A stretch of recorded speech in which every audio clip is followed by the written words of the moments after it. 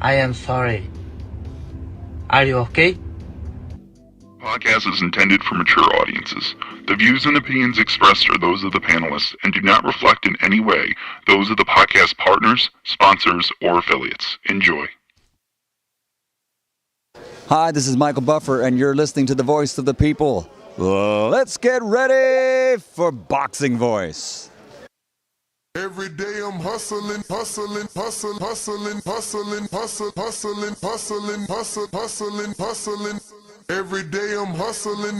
day I'm hustling. Are you with me? BoxingVoice.com. What broke him down? Was it just the body punches? I was hitting him with body punches and I heard him, actually he was crying in there.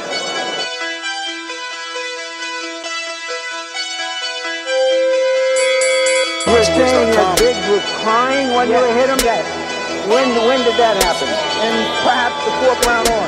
BoxingVoice.com. So that you knew you had him by that time? Absolutely, but I knew he was tough and they're taking those punches. Quality Beyonce Productions.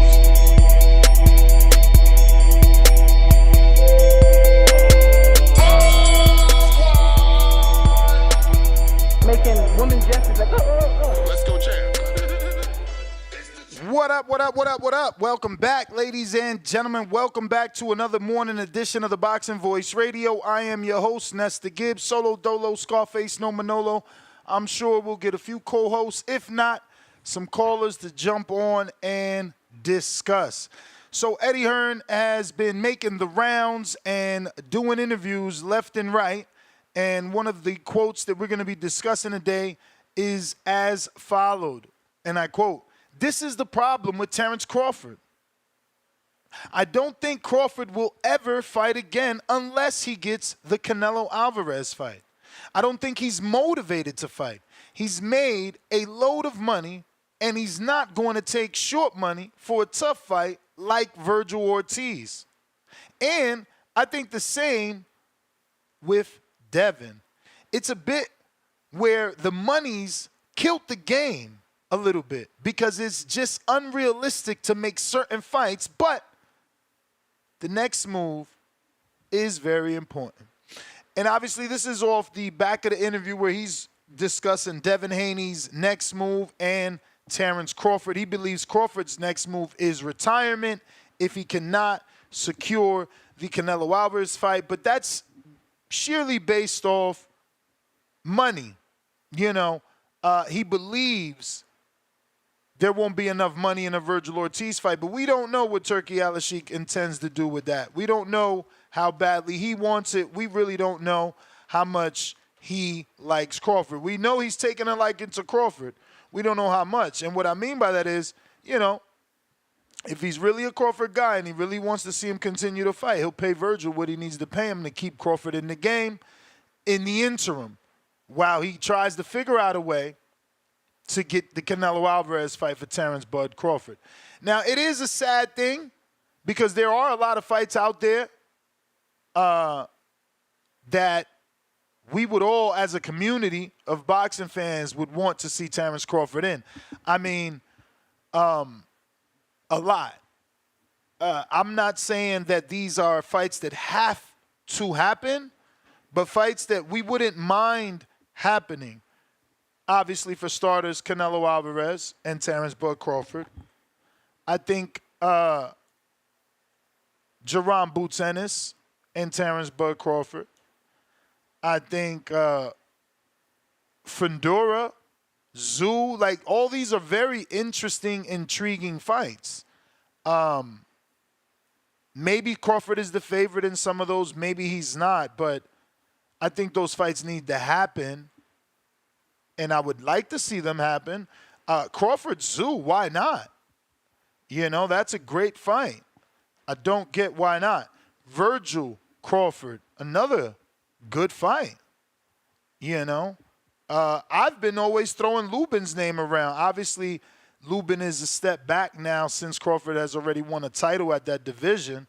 That would have been a more sensible fight to get your feet wet in the division, but he jumped straight into a champion like the champion that he is. That being said, Crawford Teofimo Lopez, if we're talking about retirement, yeah, these are all fights I'd rather see before you retire. You know, yeah, I'll take the T.O. fight. Give it to me. You know, he has a lot of fights. Crawford Jaime Munguia, Crawford Benavidez. I still want those fights. I'm not these Crawford fans protecting him, trying to only give him a 168-pounder with a lot of rounds. You know, I want to see him in a real fight at 68. If he says he could beat Canelo, you can beat fucking David. If you could beat David, you could beat Jaime. You know, a lot of fights for Crawford, man. But this is what we're talking about, the possibility of Terrence Crawford retiring. And do you believe, Eddie, do you believe Crawford would retire if he cannot secure the Canelo Alvarez fight? Eddie has gone as far as saying that he doesn't believe Crawford will fight a Virgil Ortiz. So, I don't know. I guess, do you want that Virgil fight? And are you okay with Terrence Crawford retiring? Also, to everybody on X Spaces and everybody listening, you can do this in the future, present, past. It doesn't matter. I did tweet Turkey Al-Sheikh yesterday. We got about 13,000 views on the tweet, only 38 retweets, 168 likes though. So we do need more people to retweet it, repost it, whatever they're calling it these days since they went from Twitter to X, and to like it as well so we can see if we can get Turkey's attention, because we would love to interview him. You know, we would love to interview him and obviously use the questions from the people, put out a post, let you know, like we do with every other guest that we have. Put out a post, let you know he's coming on the show, and have you ask the questions, right? Because that's, I think, the major reason people avoid some of these interviews here on this channel, because they know these questions are coming direct from their fans, and we're reading them off out loud. But if you do have the time, please retweet that tweet, and maybe we can get that interview via Zoom or one of those nice fancy things. But once again, we're talking the possibility of Terrence Crawford retiring from the sport. Do you believe Eddie Hearn when he says that he doesn't believe Crawford will ever fight again if he cannot get the Canelo Alvarez fight? And when you answer that, let me know what fights you would want to see Crawford fight before he actually retires. So, phone lines are open. Discord is available. And Twitter Spaces also available for anybody that wants to speak. Let's go out to James Benitez. What's going on? Buenos dias.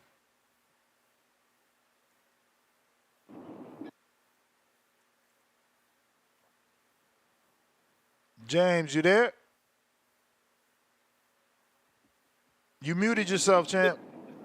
Yo, you hear me, Ness? Yes, sir. Hey, y'all need to like, comment, subscribe. Y'all need to share Ness's shit. Ness's shit is on Spreaker, Spotify, iTunes, YouTube. Y'all need to do all that, man. Because we are the voice of the people.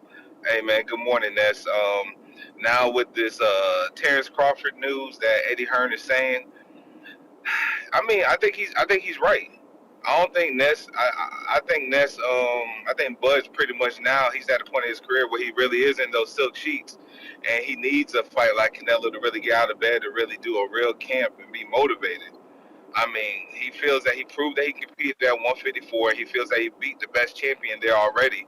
So what else is there for him to really do there? I guess just move up again, and the only test that the people want to see, not really me, because I don't think he could do it, is Canelo. But, it is what it is. Now with Devin Haney hasn't done enough to even prove that he should only fight if it's just the big fights. There's so many questions. Like, we was premature as a community putting Devin Haney on the Mount Rushmore of boxing already, up there with Bud. Bud is definitely going to get a statue. Bud's definitely going to have his, Terrence Crawford Day in Omaha for many, many years to come. But Devin Haney, I don't think so.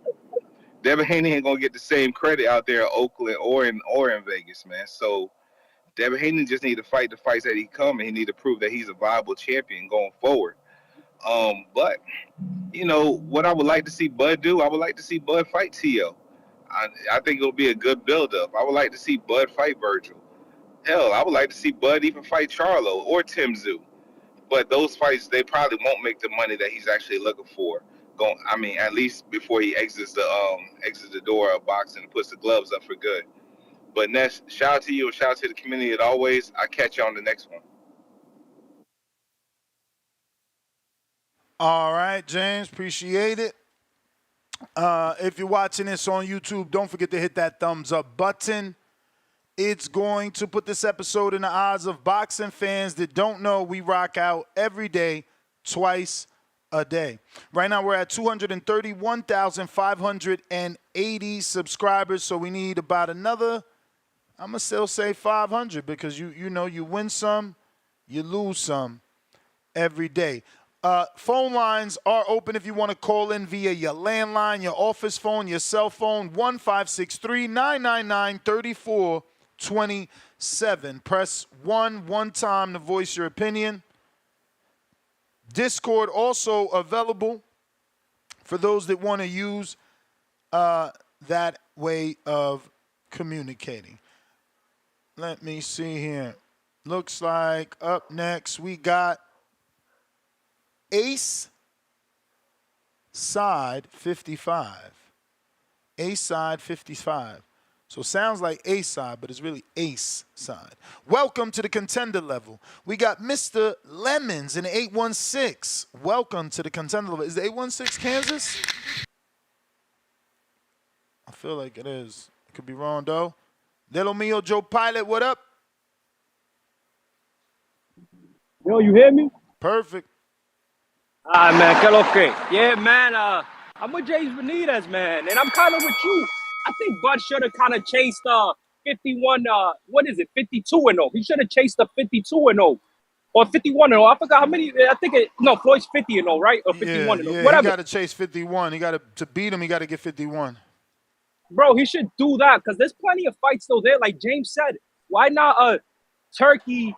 Because I don't think Al has any plans for Jamel, really. Like, what plans does he have? Maybe, what is Jamel going to do? Like, Jamel should get back in the ring on an undercard, co-main, fight somebody, a lower-level guy, just get his feet wet, and then maybe, get in there with Bud. He could sell the fight as, yeah, I lost to the guy you want to beat. I lost to the guy, they saying I ran, but I was the man at 54. I beat everybody for the belt. I took everybody's belt. They can sell that. You want to be the man, beat me. Like, that's a good win for Bud. Even Jamel's a good name, He's only got dominated by Canelo because even that Tony Harrison loss wasn't a domination. It was controversial. So, beat that guy. Fundora or Spence, I think even if Spence comes back, maybe we're selling him short, but who knows? Maybe Spence can dig deep and maybe upset Fundora, and they could sell that rematch, And Spence is his best name. The Tio, I'm kind of off the Tio bandwagon because it's just jumping 2 divisions and to fight an all-time, skilled fighter like Crawford it's a big task for Tio, I think it's different when you're fighting a Lomachenko when you're the bigger guy at 35. And then jumping a Taylor that looks suspicious versus Catterall. It's different jumping 2 divisions to fight a guy who the only time we've really seen Bud, a little wobbled was against Gamboa and Mean Machine. He's never really been dominated like that. Maybe the Porter fight, but I think it's just too big of a task for Tio. If it was 47, cool, but 2 divisions and Tio's going to be at the disadvantage of like the reach. I think he's shorter. I think he's like 5'6", 5'7", shorter. Like it's a big jump, even though that would be a good name. But would Bud get credit for it if he jumped up 2 divisions? I don't think so. I don't think he would get credit for being a Tio. The Canelo fight is probably there. If Turkey gives Canelo, I think if Turkey gives Canelo 80 million guaranteed and back end, I think Canelo would jump in the ring with Crawford. At the end of the day, I think Canelo found out it doesn't matter. You're never going to please boxing fans. You can give them the fights they want. If you don't give it to them when they want it, they'll be pissed. If you it's whatever. If you fight somebody, it's just always gonna be a thing. I think he'll get in there with Crawford. But I don't know when. That's the problem, because little by little these I don't know. You know, I just don't know when. But I'm out. But it's not your time. All right. Let's see who is next. We got Brandon in Cincinnati. What up? Yo, Ness, what's going on, guy? How's my audio? Straight. I agree with Eddie Hearn with this, and I wouldn't care if Bud did retire. I like a guy like Andre Ward and how Bud is, who retires from the sport. They don't let the sport retire them. We've seen so many legends be forced to fight way past their prime because they financially didn't take care of their money. They had bad deals where they didn't make the money they should have made, and Bud ain't in that position. So Bud is in the position to say, well, this is what I want to do. I'm a 4-division, 2-time undisputed champ. I reached the pinnacle of my career when I destroyed the guy y'all said was going to be the toughest fighter of my career and the fight of the century, and I made him look worse than Mean Machine and One-Legged Benavidez. I really ain't got much left to prove. My money's straight. Either I'm fighting Canelo. I mean, how can you tell a guy to get motivated for Virgil Ortiz, which I would love to fight. I love Virgil Ortiz fight. I love Tim Tszyu. But how do you tell a guy to get motivated for fights like that when I was coming off of the fight of the century with Errol Spence? And you kind of see that he probably wasn't even motivated for the Madrimov fight. So, yeah, man, I don't have a problem with it. If he retires, I'm cool with that. Like I said, 2-time undisputed 4-division champ. You can't deny the greatness. And that's y'all fault, man. Y'all ain't appreciate the motherfucker while he was here. All the narratives the internet tried to paint, you included, Ness, how it wasn't that good. He was fighting cans, fighting bums. And come to find out, the bums and cans he was fighting, he made them look, Errol Spence look worse than them. So you motherfuckers didn't deserve him anyway. So you're going to miss him when you're home. Y'all pathetic, man. Y'all pathetic. Y'all call in here and all you could do is repeat Errol Spence's name. That's all you're doing is repeating Errol Spence's name. That's why it is super important to have this conversation. You may be a mummy and brainwashed and following, but there are other people that feel he needs more names on that resume. You can wash it off. You can wash it off as two-time undisputed. You can believe what the fuck you want. You can wash it off as 2-time undisputed all you want, but who'd he fight? Yeah. That's what people care about, and that's what you care about as well. That's what you motherfuckers. Hold on. That's what you motherfuckers were saying before Errol fight. Keep saying Earl you name. Motherfuckers saying who did he fight? That's why you keep saying Earl name. You motherfucker. Hold on. If it wasn't about name, you won't keep repeating it. If it wasn't my name, you would keep repeating it. But that's the only motherfucking name you got to say. So let me talk. That's the only name you got to say. No. I don't. No, I don't. It's the only motherfucking name you got to say. You already said Earl name 4 or 5 times in this one fucking 3-minute call. You gonna let me talk, Ness? You was talking. You motherfucker. I remember you motherfuckers was saying Sean Porter was the junkyard dog and Sean Porter had a chance to beat him. You know how much money I made off of I guarantee you Bud stopped Sean Porter? Fuck just beating him. I guarantee Bud stops him. Make the bet. You know how much money I made off that bet? Because y'all was saying he was this tough Brahma bull that was unstoppable, and Bud made him look like dog shit. He made Errol Spence look worse than One-Leg Benavidez. Here you go. And you still don't appreciate it. Back to Errol Spence. That's all you got. That's all you got. That's all you got. Hey, it is what it is. No, it is what it is. You're right about that. When he was here. It is what it is. That's his y'all. resume, not ours. That ain't Canelo resume. That y'all ain't ain't motherfucking Mayweather resume. That ain't motherfucking Cotto resume. That ain't Marquez resume. So it is what it motherfucking is. It is what it is. Goodbye. Goodbye. You can say whatever you want. You could blanket it over in 2-time undisputed. When they put them names of the greats, we gonna see where they put his at. That's just the bottom of the fucking line. When we gonna see if they call him a legend as soon as he retired, like they call Cotto a legend, like they call Tito Trinidad a motherfucking legend, like they call Mayweather a legend. You desperate ass Crawford fans, man, you're silly. sitting there, oh, well, he should retire because y'all ain't appreciating where they want him. But he kicked everybody's ass, Earl Spence. Everybody name ain't Earl Spence. Just silly ass up out of here, man. You dudes pathetic, man. Hanging on one fucking name for your whole goddamn life, man. Kick rocks.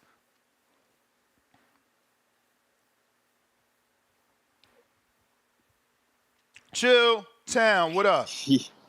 Yo, what it do? What's up, man? It's just getting heated this morning, Ness. Bro, these Crawford fans is fucking, he talking about, oh, how's he going to get motivated for Earl, but in the same breath say, I want to fight. So you just a fucking mummy. You just going to repeat any talking point your favorite fighters say, but in actuality, you don't want him to retire. In actuality, you need more names on that resume. That's why you keep repeating Earl Spence's name. I heard him say he didn't think he was motivated to fight. Yeah, another excuse. How are you not motivated? Another excuse for the performance. That's what he doing. Nah, well, let me say this. When it comes to the light middleweight division, 154, I personally think 154 might be the best division in all of boxing in terms of the amount of talent and how stacked it is, right? From 1 to 20, from 1 to 25, the names. And in all those names, there's a chance Majumov might be the best at 154. That's an argument. But, you know, you named some really good names before, and two of them happen to be my favorite for Bud next. One is Tim Tszyu. I love the Tim Tszyu fight, and I love the Teofimo Lopez fight. And he could do the Teofimo Lopez fight at 147. You know, Bud's not big on 154. I'm sure he can make 147. And also, after Teo beat Claggett, out of his mouth, he said that he might not do 140 again. He might jump up to welterweight. So that would be a mega fight in itself. But, you know, the Lubin fight would be good. And the Canelo fight, personally, for me, I don't have much interest in it. But something I'll leave with this that no one's really talks about is either 154 or 168. He could go 160. I mean, 160 would still be a big fight if he could grab the WBC belt off of Carlos Adames. That would be a great fight, in my opinion. He could grab a belt off the winner of Lara and Danny Swift Garcia. That would be a big fight. What do they have? The WBA belt, and then Zanabek's got a belt. And if you really think about it, Majumov might be better than all those guys. 160 is kind of weak. But if he could grab another weight class before the 168 jump, that would even make more sense. So I'll leave you to think about that. That's my thoughts. If Majumov could beat those guys, then Crawford should fight Johnny Beck, who already asked him to fight, who already offered him a 2-belt title shot at 60. You know, these dudes going to make excuses as to why none of these fights is good. Only Canelo fight is good. You understand? If this was any other fighter, they'd be saying, oh, this motherfucker chasing the bag. That's all he want. He looking for a payday. We'd be playing the Canelo soundbite. Everybody be calling and singing. It's Crawford, he get a pass. Crawford somehow beat Earl, so he deserves Canelo or nothing else. Hilarious. Gavin Goins, $5. I would rather see Bud go 3-time undisputed, ideally versus Fundora and Tim Tszyu. Modern King Boxing, $2. Only Usyk and Inoue are cut from Crawford's cloth. We got Bo Rogers check in.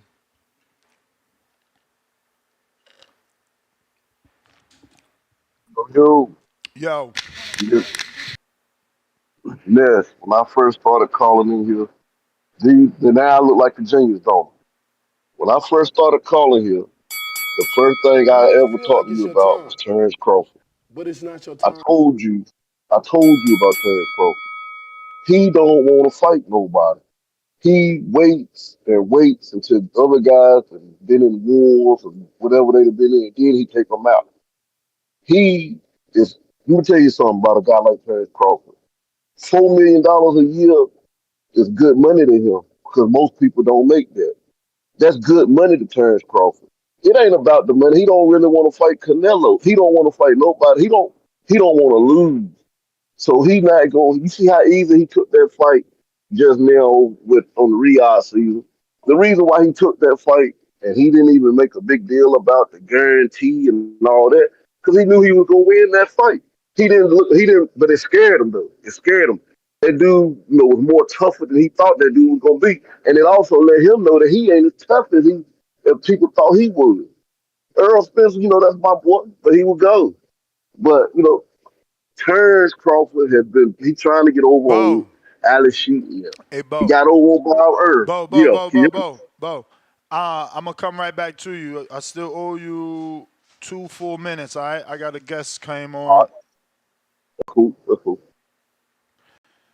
Coach J. Morning. Honda Nahara. How are you, man? Good, man. Happy to Enjoying have the you. weather here. Where are you at Thank now? you. I'm at home. I'm home in Sinaloa, Mexico. Oh, nice, nice, nice. So we wanted to get you on, obviously, just to see if we can clear some things up. You are still with William Cepeda, correct? Yes, sir. And there seems to be some confusion. Shakur is saying online that Cepeda wanted the fight pushed back, but we seen you do an interview that went viral where you said you were already negotiating with Shakur's team. You received a call from Turkey Al-Sheikh, and you explained to Al-Sheikh that y'all wanted the fight, but you wouldn't be available till November. Now we hear that William is coming back in November. So was it that Shakur didn't want to wait to fight you guys till November, or you guys wanted a tune-up before you fight Shakur? What's the true situation? No, we don't want no tune-up. We were just William just had his baby. William's baby was just born yesterday, so we knew that was coming. So that's why we asked for November, and just like we're fighting in November, it's not about a tune-up fight. It's not about nothing. At the end of the day, we just even know why. All of a sudden he was fighting a different fighter, which he has, he can do so. He's the champ. That's what he chose. But yeah, we were willing to fight in November. So as far as you're concerned, you were available, but he chose to take this fight with Cordina for a lot of money is being reported. And the fight with you guys is allegedly scheduled for February if everyone gets past their fights. Yeah, that's what we heard. That's what was told to us. But as far as us looking for a tune-up fight, as far as us looking for something in between, no, that's not the issue. The issue was, we just asked for it to be November. William took something that he's never done was take a break, to be with his wife, with his family. His son was born yesterday, the day before yesterday. Sorry, so I mean, that's what we were looking for, just to have a fight in November. Now, there's been some potential rumored opponents. I don't know what you can and can't say. I will just say that I would prefer you choose Tevin as he's a southpaw. You guys already have fought 3 southpaws in a row. It seems like you were getting ready for a Shakur or a possible Tank, fight. So why fight George that is a orthodox fighter? It's not George. George already is moving up to 140 pounds. That was his response. He's moving up to 140. He was just in the book. Right now, you're looking at probably a 95% chance that it be Tevin Farmer. Yeah, I think that's a great fight because, again, Tevin may not have the power of Tank, but he's slick. He's still a slick black fighter. He's very educated in there, and it can give Cepeda the look to prepare him for both Tank and Shakur. Is that how you're looking at it, or are you just taking what's available? Look, this was offered to us by the promoter. This was offered us, these were the names given to us that I guess that they're willing to take to Saudi. So I mean, it was Cambosos. At first, I liked Cambosos just because of what he accomplished, and that he's fought everybody and that his losses, are to big names. But Tevin Farmer is a good fighter. They offered another name out there. Um, I don't know. I didn't really like it. He's not a southpaw. He's not. I didn't really like it. So myself and my team, we agreed on Tevin Farmer. So we're just waiting for confirmation. But that's why I can tell you it's probably a 95% chance that it's him. We should hear back on Saturday, and it's Thursday today. Now, obviously you can't give away game plan and strategy, but why is William the guy to upset Shakur? I mean, it's just Williams not going to be bullied. Williams not, gonna fall into game plans. William has one plan, and that's just to go to fight. He's gonna come and give you a fight. So I mean, Shakur's not coming off the best performances off his career. Something that I don't focus on because I know that style makes fights. William is a fighter that's gonna come fight Shakur, that's gonna come and you know it sounds horrible, but William is willing to take a punch, to give six. You know what I'm saying? So William is just a fighter that is just gonna try to outwork you. That's gonna try, you know, to bully you. He's a fighter that touches the body. I don't think Shakur's ever fought a fighter like William Zepeda, and I don't think William Zepeda's ever fought a fighter like Shakur Stevenson. So I think this is probably the best fight for both. But I know the mentality of William Zepeda, and that's just to win by all means. We got a couple questions here from the people before we let you go. First one is coming from Oscar from California. He says, there are rumors that Morataya was on the table for a fight with Zepeda instead of Farmer or Cambosis.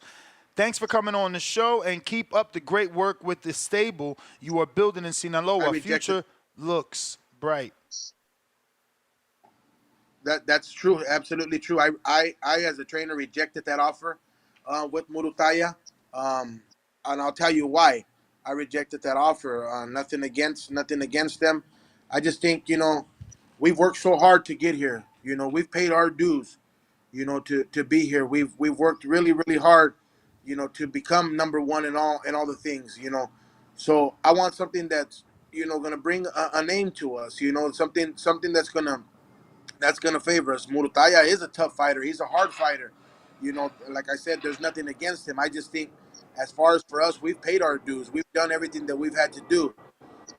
He's not coming off the best performance off his career with Tevin Farmer. So why not give Tevin Farmer the opportunity?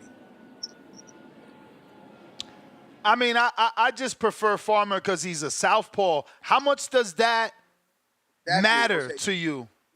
It matters a whole lot. I like his style. I like that he's, like you said, he's an African American fighter who's going to be slick, who's gonna make us, it's a similar style. I mean, not the exact same style as a Tank or a Shakur Stevenson, but like you said, he's a fighter that moves. He's a fighter that's going to make us work to our next goal, which is Shakur Stevenson. Absolutely. Next one here is from Huang in Houston. Are there any up-and-coming, unnoticed fighters you see had potential and would like you to coach if you had your pick?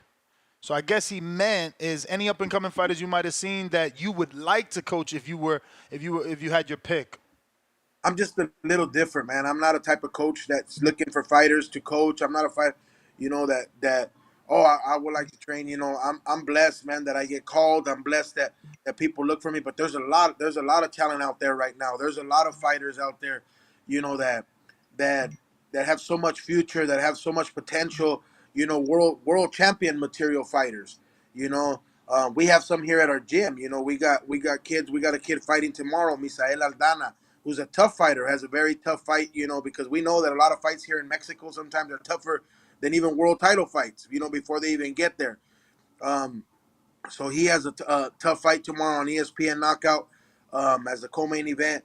He's a fighter that's been with me since he started. He's a great fighter. I mean, we have Celix Castro, who's unnoticed yet, but he's just a great fighter.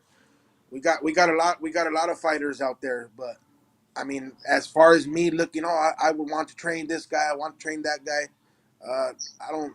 That's just not my style. Next one here is from Years of Lurking from Tampa. What up, Panda? You always down to earth. With that said, I'm here to ask the tough questions as usual. Whatever happened between you and Matias? One loss, people split. That's crazy.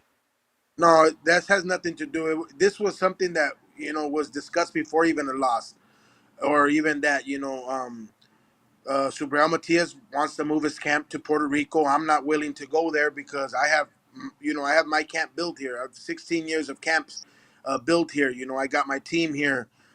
So that was just something that I had to to look into, and I decided that I didn't that's not what I wanted to do. I didn't want to do camp in Puerto Rico, but me and Subrea are still great friends. Texts me almost every morning. We just talked this morning, you know. Um, so I mean, there's it's not about a loss, or it's not about a win, or it's not about that. It's just that I, just he wanted to be close to his family, and I'm not willing to take my work to Puerto Rico. We got James Benitez. He says, has any fighter in your stable ever told you they had a dream to fight in Wembley Stadium in the UK, or do they dream of fighting in Las Vegas and New York City? No, William Cepeda. It's crazy that this person said that. That's weird. I don't believe in that type of stuff, but Williams told me, that he was like to fight there and in Saudi Arabia, and it's crazy because probably literally about 3 weeks after he said about Saudi Arabia is when we got called that we were fighting in Saudi. Nice. Wow, we were having a huge debate. At least I'm still right, because I said out of every 24, you'll probably get one fighter that said his dream is to fight in Wembley. Usually the fighters dream of fighting in the Mecca of boxing, New York City, or Las Vegas, the fight capital, right? Even UK fighters dream of fighting here in America because of that. But that's interesting that William broke the mold. We have Pristine Sports Network from Virginia Beach. Has Shakur fight been offered in the past? Has the Shakur fight been offered in the past? Yeah, but we got to remember he was with Top Rank. Things there was nothing ever, nothing formal, nothing. Just internet talk. And I'm not saying offered. We never got an offer. At least we did, and I can't tell you if Golden Boy got it, but at least as part of his technical team and managers and stuff, we weren't ever offered. Or if it was never anything serious. This was a serious offer. I got a call personally from Jay Prince himself. So now this makes it official. This makes something, you know, um, official when Jay Prince calls you, and then we get called by Golden Boy that they were getting called offers, and I said yes, automatically. And like I called William, I knew he was going to say yes. I called him. I said we just got called offer for Shakur. He told me, tell me where to sign. Speaking of offers, did William ever receive an offer for Tank? Because Tank still hasn't announced an opponent. William's #1 in the WBA. No, not for Tank. We've never been offered anything for Tank. And they never even called you to see, because obviously Shakur made it public knowledge that Tank's team contacted him and said, would he be available for a fight, but then never called him back. They never even contacted you. No, they've never called us. And I know our offer was to Lomachenko. Lomachenko said he would want to fight till next year, and then we were this guy from the WBO, Bordacek. Baranchek. Yeah, and so he has 2 fights lined up already. So that it was kind of impossible. So it kept us, our back to the wall. So our only option there was Shakur Stevenson. We have Treese in Toledo, Ohio, that says, would you ever train a bare knuckle fighter? Not something I ever thought about. I mean, I just think, man, it's a brutal sport. And I don't know. Do they even box in bare knuckle, or do they just go out there and just tear each other up? But I mean, it's something that we can look at. I got a call the other day to train some UFC fighter. So we'll see. Ese Morro from PA. Hey, Coach. Being from Sinaloa, what did you think of Rayo Venezuela's win against Pitbull? Appreciate you being on the show. First and foremost, I'm happy. That's a young man that's from here, even though he wasn't raised here, but he's from here. It brought joy. I was there front row, watching the fight. I think his humbleness, got him that victory. He had a great game plan that day, and man, just excited for a fighter like Rayo. Young men who are hungry, and to see their dream fulfilled. And are you still with Yocasta? Yes, sir. Yocasta will be in camp. She starts on Monday.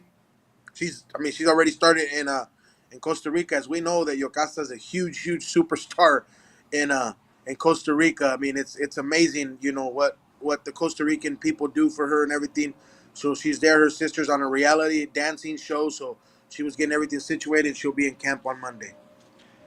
In Sinaloa. No, no, I'm going back. I leave back. I leave back to camp on Sunday. I'm here. We had fights here in my hometown last week, and then tomorrow. So I'll be home on Sunday. I'll be back. I mean, Home. I'll be back at camp. I already called it home. I've been there 3 years. So Okay, so you're going back to Costa Rica. What part does she stay no, at? It's no, so funny. we're going to Jiquipilco, Mexico, where I do the camps in the high altitude. Oh, okay, okay.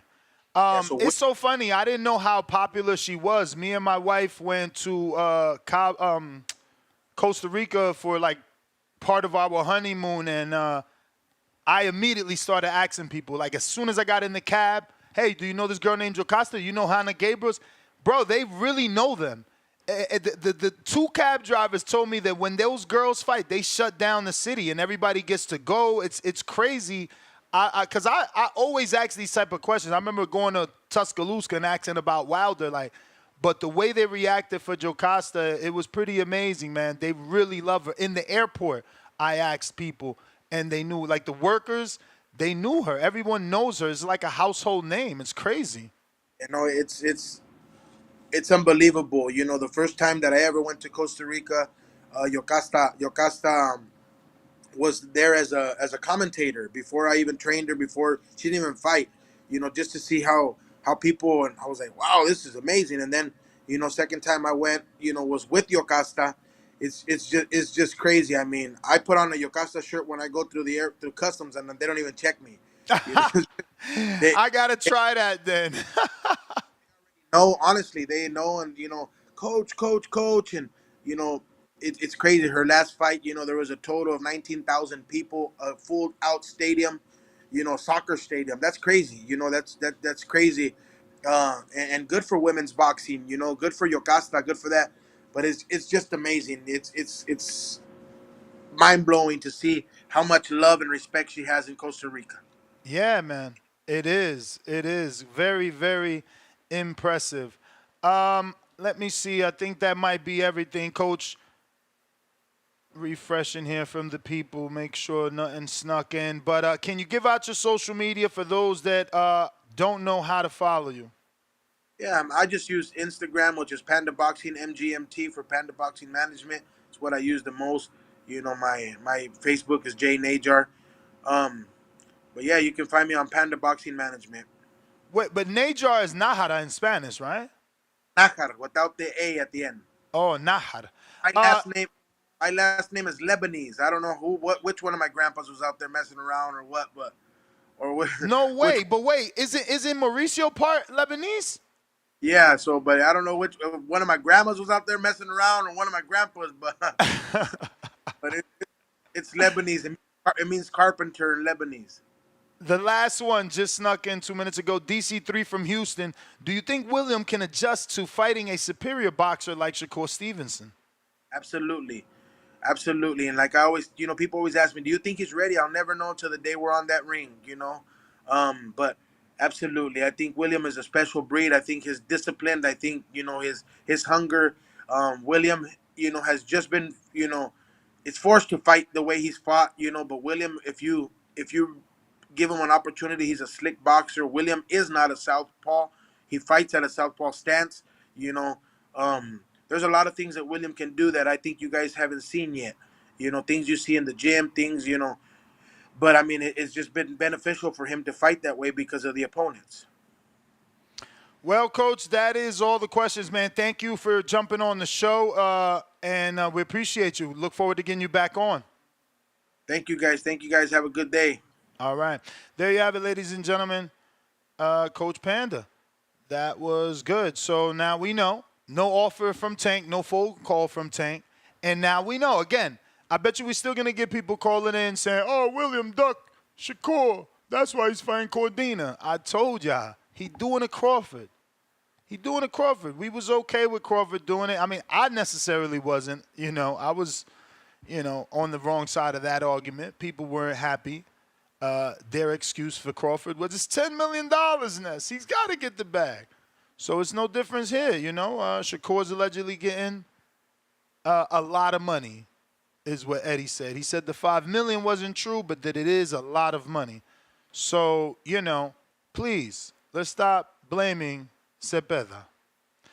We got Bo Rogers wrapping up with his 2 minutes. You know, yeah. I told you this too also that I got Zapata against Shakur if they do fight. I got Zapata. Uh, too much, too busy. He know what he doing. Shakur, you hit him one good time, he gonna ball up.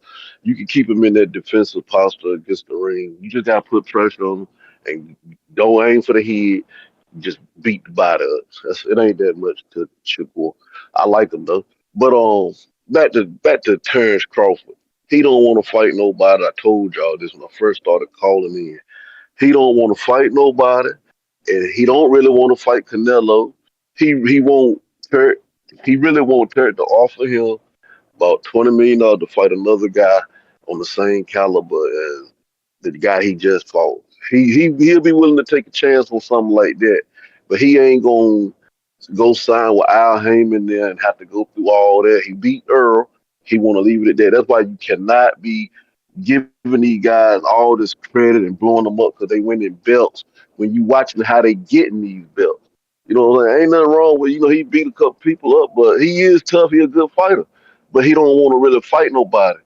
And he making Turk and Eddie Hearn is making Turk drop the ball. When he started doing that the first fight we should have got was Anthony Joshua and Deontay Wilder. And this fight right here, we should be getting uh Terrence Crawford and Jamel Charlo, or Terrence Crawford and maybe even Boots. I don't care about that. But with the Boots, the situation, uh, I don't even care about that shit right there no more. I just told you, I'm a genius. Give me my credit. I told you about Terrence Crawford from day one when I started calling him. He don't want to do nothing. He don't want to fight nobody. He a chump. He's scared. He's scared to test himself. He just looking to get about $4 to $5 million. That's what his real number is. If he can get that every year, he winning. He winning in life. He don't spend a lot of money like a lot of people do. He winning. So that's all he want to do. And then he got Shakur trying to do that shit too. But Shakur ain't gonna be able. He gonna do it for a little bit. But when they go to Eddie Hearn want to get paid off of those little small fights too. He don't really want the big fight as bad as he act like he wanted. He just doing a whole lot of getting in the way, stopping these guys. If Eddie Hearn get out the way, we would have been got a whole lot of these fights we were trying to get. Eddie Hearn be stopping a lot of shit because he getting in the way, trying to buy this fighter out, buy that fighter out. Man, sit your ass down and let us goddamn watch these damn fights. You always come in there and get these guys a motherfucking out. He gave Devin Haney an out. Now he ready to drop the ball again. The fight he should be making is Taro and Sabrina Matisse Part 2. He should be doing that right now and doing something. All right. But I'll holler at you. All right. So, you know me, man. I like just telling y'all what they tell me, right? So I'm trying to do my research and confirm this. I've reached out to Charles Conwell, no response. So I reached out to the manager, still waiting. But Lil Birdie told me they've offered Conwell six-figure offer to face Jerron Boots Ennis at 54. So, Treese, I was going to text you last night to see if you had somebody to reach out to his ass because he didn't respond. Now, the number, I don't think he going to take it. The number is ridiculously low. That's why I'm trying to get it confirmed. I mean, especially when you consider the number that was rumored for Norman, right? Not rumored, the number that's public for Norman. So we'll see. I hit up Sarafina from, she worked for Split T, who manages Conwell. So we'll see, could we get her on. Oh, there you go. She just replied. Brandon, what up? Counter. Yo, Yo, how's my audio, Ness? clear. One call after me, man. It ain't take long for my point to be proven. Y'all don't deserve this man. It's a million country mush mouth niggas like Bo Rogers, who was rooting for Earl Spence. It's gonna be like your favorite dog getting hit by a truck. When we decapitate him, whoop his ass. He just said, "Oh, he just want to fight caliber guys like the guy he just fought." You mean the guy that went the distance and had a debatable fight? What the fuck are you talking about? The guy that you said is a caliber lower than Errol Spence, he just did better than Errol Spence. But I digress. Like I said, brother, you motherfuckers didn't deserve him. For years, I fought the good fight, telling y'all how great this brother was. Y'all seen the duck tactics. You heard from Fox vice presidents. You seen the no guaranteed offers PBC. I seen the games that was being played. The biggest fight of the century, and Al Heyman off this man a fight with no guaranteed money. He asked Errol Spence, was he in the plans? There's no, you got to be on PBC to get the fight. Y'all talking Tim Tszyu, but Tim Tszyu just signed a 3-fight deal with PBC, and they got 3 fights lined up with Bakram, Lubin, and Fundora, so he got to do the same song and dance again with fucking Tim Tszyu. Ain't nobody got time for that. I proved my greatness. If Berlanga can get the Canelo fight off, God knows doing what. For you to say it's a cherry pick, it's a money grab of Bud, a 2-time undisputed 4-division champion to get the fight. But Berlanga can get it. Rocky Fielding can get it. All of Daniel Jacobs can get. All these guys ain't accomplished a third of what Bud has. It's a money grab for him. But they deserved it more. You motherfuckers are funny. I hope he retired. I hope he retired, man. Like I said, me and a few other good brothers was trying to explain to you how great this cat was. Y'all didn't want to believe it. He destroyed your favorite fighter, made him look worse than fucking Jose Benavidez, Mean Machine, and the rest of them top-ranked bums y'all was saying he was fighting. Made your favorite PBC fighters look worse than that. Both of them. And you're still complaining. Yeah, I hope Bud retire, man. Take your winnings and go out on top as one of the greatest fighters of all time. Now, in regards to that Boots and Charles Conwell, that's a damn good fight. I hope they get that one right. That's a better fight than the Norman fight, in my opinion, without the belt. Because Charles Conwell, according to that offer, I highly doubt it. There's no way Conwell takes that fight. Make it. Well, you know how it go. You start low, I start high. We meet in the middle. So hopefully that's what they're doing. I think what Eddie is doing is I think he looks at your last purse. He probably seen that Charles Conwell probably didn't make much for his last purse. So he's probably figuring, damn, if he made that, let me offer him 10 times what he just made. Hopefully he'll take us. Hopefully they make that right. Because Conwell's a bad man. He got a hat on his record. And if you got a hat on your record, you all right with me. So let's get that one cracking. Like I said, he's better than Norman. He's way better fighter than Brian Norman. So I hope that's right. But yeah, I hope Bud retire, man. Because mushmouth niggas like Bo Rogers don't respect it. After whooping your favorite fighter's ass. I know you're an Errol Spence fan, Bo Rogers. I know you country mushmouth niggas is rooting for Errol. And you got your heart broke. But it's all good. Yeah, retire on your shield. Feel like it's your time. That's my call. But it's not your time. That's what Errol Spence did, man. By losing, look at the confidence this young man has because of what Errol Spence done did. You know, how many times did he say Errol Spence in that one call? This is exactly why Crawford needs another fight. But he's so high on Crawford he can't see it. But he came in here speaking about Crawford, and really all we heard was Errol Spence, Errol Spence, Errol Spence, Errol Spence. Mushmouth Errol Spence. We beat the shit out of Errol Spence.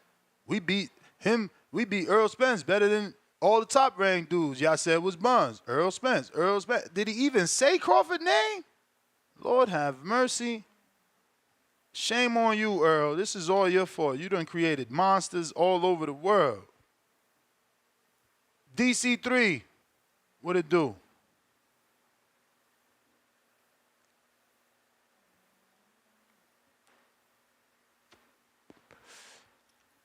Years of lurking, $2. Y'all defending him from running from Boots fight. Nick, Yes. you can hear me? Yep. Yeah, man. It looked like tell Brandon, man, stop bringing up that Jose fight. That man was shot, and he put up a good ass fight, man. So stop, Brandon. I get it, man, but Brandon, come on, man. The guy was shot, man, and he almost took Bud to the card. So I'm not saying Bud not a GOAT, but come on, Brandon. That's out of every fight you bring up the man with a gunshot wound and that was getting with him. You know what I'm saying? But nah, though, I'm gonna say this, Nancy. I think he probably gonna retire because the guy 36. He say he made a lot of money outside of boxing, and he want that Canelo fight. And I get once you get a certain age, bro, it's only certain fights you want to take, and it got to make sense. This guy got a family. You know what I'm saying? Like, when you get to 36, bro, but then again, like you say, let's go break that Mayweather record. But I think, Bud gonna do good because he not in the spotlight. That's what I can respect about him. Like, he don't care about the cameras. He don't care about, the jury and all that. He just want to, be great and all that. You know what I'm saying?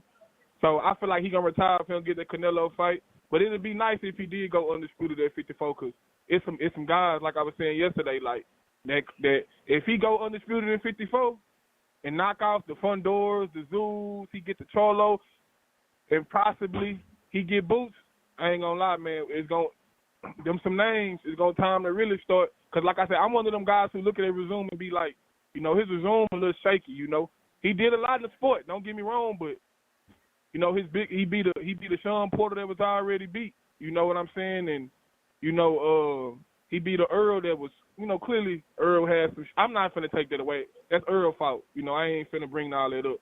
He beat Earl, but his resume a little shaky and all that. But I think he gonna retire. I'm up. All right.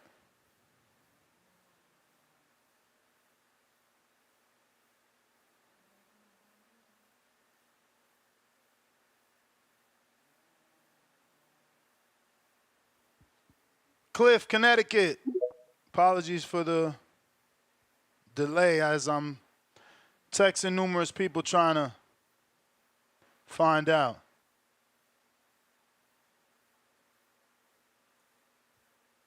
About that tip, which is funny, right? Yeah, give me a minute, Cliff. Which is funny. Remember the other day I said I was in wherever I was and I got that anonymous tip about Shakur's press conference. And I didn't run with it. I just told y'all, but I didn't really run with it. And that shit was true. So I had hit the number back like, yo, that was actually a good tip. Thank you. And it's like, yo, I'm never going to steer you wrong. And then, bloop, I get this tip from yesterday. So we'll see. I reached out to my peoples at Matchroom, too, to see can we get some confirmation. But the last time I tried to do this, they like keeping offers personal. Because once it gets out into the internet, you get the Ennis Norman situation where numbers are being blurted out and maybe even exaggerated, right? But hopefully it's true. And what's not true is the number, because I'm telling you that number's disrespectful when you consider what they offered Norman. But go for it, champ. Hello? Yes, it's on you. Ness. Yes. We hear you fine, Cliff. Just Hello? talk. We hear you fine, Cliff. It must be your Bluetooth. We hear you fine. Hello? Okay. We hear you fine, Cliff. All right. Copy cool. What it do? Space is froze on me. It's you that's froze, my brother. We hear you. What's going on, champ? What up? That was good. Yeah, man. I honestly, I would love to see. There's two fights that I would love to see Crawford fight in before he goes. And only reason why I say that is because this is the old timers. As an old head, I felt like he should have fought Danny Garcia and also the Charlo brother. That's at 54. Those guys came out around the same time he did. Sean Porter and all of them, they fought each other, the Thurmans, the that everybody has fought each other, but the Crawford. So I feel like he's a guy that needs to fight those two names at least. He already took care of Spence. He took care of he took care of Porter. At the end, uh, at the backside of the career, but he did what he had to do. Now I feel like the missing piece to that puzzle is Danny Garcia, and if Danny Garcia could win against Lara at 160, I think that's a great fight for him to go after. I know it's at the tail end of his career, if you want to consider that after the break, but I think that that's a fight that could potentially make money. Will be fan friendly. Also, the Charlo fight I feel like that's like needed, right? The 51 at 154. So those two fights I feel like are definitely needed. I don't see why he should retire. I think he can still make some money off of those two fights. If he can't land the Canelo, the Canelo is a big reach. What's appealing about the Canelo fight is that Canelo is a small 168, so that is an opportunity that Crawford may potentially be able to take advantage of, But we all know Canelo's a big dude, like he's stocky, he's like a running back. But I don't know, man. Like, it's just interesting that this will be, that everybody's kind of pricing themselves out all of a sudden, like the whole Brian Norman thing. I know that's your boy and everything like that, but he should have jumped on that. It's real, and I'm gonna put this, for instance, you had a guy like Sosita, right? Jason Sosa, defending champion, defended his belts multiple times, won against Lomachenko. Lomachenko was the A side of that fight. He had a title. Sosa had a title. Sosa took $400,000 to Lomachenko's 1.3 to defend his title. So why and what case do you see that this not happening? Brian Norman has not done nothing in the division but have one spectacular performance. And you're telling me that you're worth more than $1 million? I don't care what the payout is, who you got to pay off. That's part of the game. And for you to say here that's it, you have to earn your shot. You know what I'm saying? And for me, this is ridiculous how fighters are starting to price themselves out. It's not really like that, is it? Like, anyway, go ahead. Say again. I'll just wait for the bell. But I was just saying it's not really like that, right? Like, Berlanga didn't earn his shot. It's not what you deserve. It's about what you can negotiate. That's it. It's what you can negotiate. That's it. But that's my point. That if you don't deserve it, and an opportunity comes in front of you to be great, why are you going to push it away? Again, like the honor in the fight game has diminished. Because you still have the right to negotiate. Yeah, an opportunity came and you want me to jump on it, but this is also my opportunity to negotiate my highest purse ever. And if it don't happen, then you miss out on the greatest opportunity of you potentially being the greatest in the world. Yeah, I mean, I missed out, but I'm 23. That's what y'all don't get. Boots is 27. Boots needs Norman. This kid is 23 with top rank. You think they gonna rush him or they gonna fucking build him up? Top Rank is infamously known for building up. Exactly. So they're going to keep their champion, and they're going to make him sound like the best shit in the house over there on ESPN. You're going to hear Tim Bradley talking about him, and then, they're going to build him like they did Crawford, bro. It's no different. They're going to use that champion. And now that champion gets a different purse. So, I don't know. He's entitled to negotiate, man. You can't tell a brother not to negotiate. I'm not saying he's not entitled to not negotiate, but I'm saying if the opportunity comes across your like you had Shane Mosley Jr. in here. He says, listen, if an offer of Canelo comes in front of me, I'll take it. Doesn't mean I deserve it, but I'm going to take it. It doesn't matter what I get paid. Yeah, but that's him saying it tongue-in-cheek because he ain't getting no offer yet. When he get the offer, then that offer's significantly low. Is he still going to feel the same? We don't know. These dudes saying that because they ain't get the opportunity. When you get that opportunity and now you're just going to jump on it, or you're going to take your other opportunity, which is to try and negotiate? I mean, I guess it's in the situation that you're in. If you feel like you're in an opportunity where you need to become great and you feel like this is the moment, then you're going to take whatever they put in front of you. If you feel like this is a cash out, then you're going to try to negotiate and try to get top dollar. That's cash out and taking opportunities in front of you is the same shit, bro. Because you take an opportunity in front of you, daring to be great, but if you lose, you ain't great. So but you just said you're young enough to rebuild. Yeah, So but you why took the not have the opportunity, took good paycheck? money, and you rebuild. But why not take the paycheck too, though? You want me to take the chance to beat Boots, and if I don't, hey, I'm young enough to rebuild. So I'm taking the chance. Cool, I'm taking your chance just smarter. I'm trying to get the money I want now, and if not, guess what? I'm going to go rebuild undefeated with a belt, not with But a you're not going to make loss. that money anytime soon, is what I'm telling you, Ness. Bro, they just explained it to you that they will. Don't you get it? If you're making $1 million, Uncle Sam is taking 40. So they making 600,000. If you're making 300,000, if you're making 300,000, they not taking 40. So if you make 300,000 3 times, they told you clear, we make more than the offer we was receiving. That's their words. I'm just listening to them. I'm not saying they right or wrong. I'm telling you what they said or live on this interview. But anyway, that was the bell. I got to go. I appreciate you, Chad. Yep, you the man. Let's see what we got here. Years of lurking, $2. Y'all defend him from running from Boots fight. Yeah, that's Brandon and them. They say Boots, you know. Again, Boots needed to do more to make a case for himself. It's hard to defend Boots. You know, you can't really say Crawford's ducking Boots when, you know, Boots' biggest name is like Lipinets or Roman Villa, which is difficult to say because even though Roman Villa is probably a better version of himself compared to when he fought Lipinets, Lipinets is the one with the accolades. He's the one who's the former champ, you know. Villa is not, you know. So, yeah. We got Neil Loris, $2. Farmer going to win that fight. We'll see. Farmer is blessed. He had the Murataya fight, and now he gets this fight. He is super blessed. Shout out to him, man. Shout out to him and his slogan, right? Never too late. He even got a chain with that shit. Gym bags.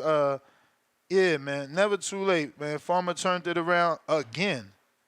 You know what I'm saying? He getting another big shot.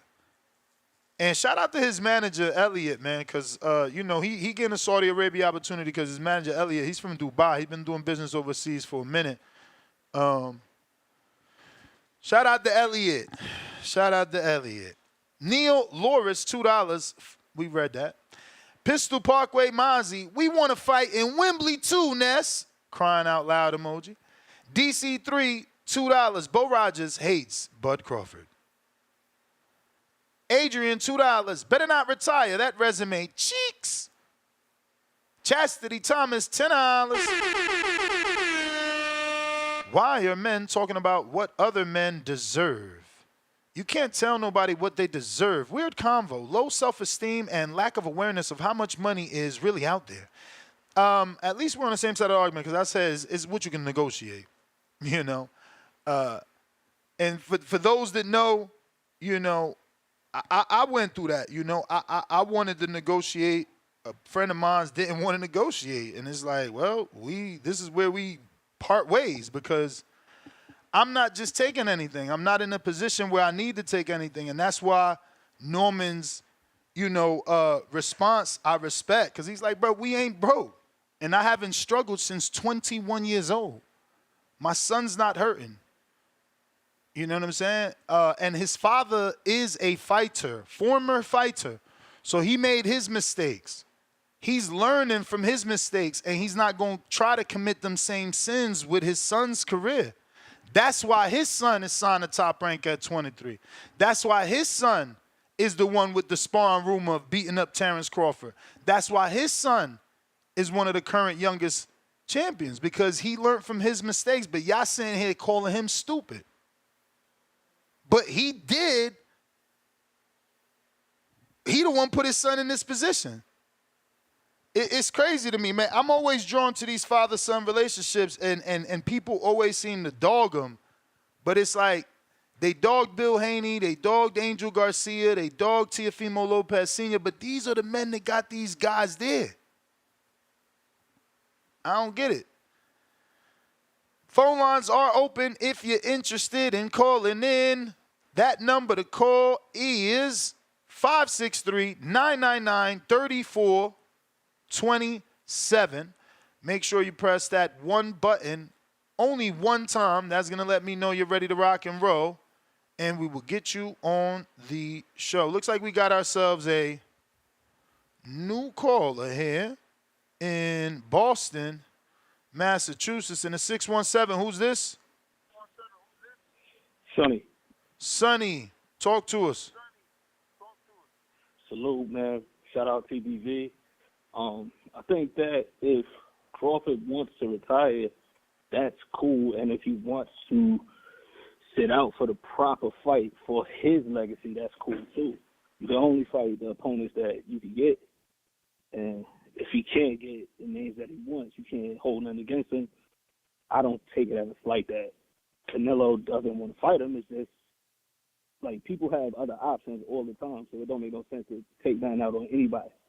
You know, Crawford's resume is strong as it is. You can argue about it if you want. The belts, they already in the books, so it don't make no sense to make an argument about it.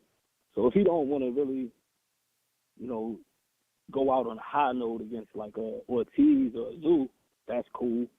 I don't see any of those guys at 54 beating him, whether Charlo comes back or whoever you want to put in front of him.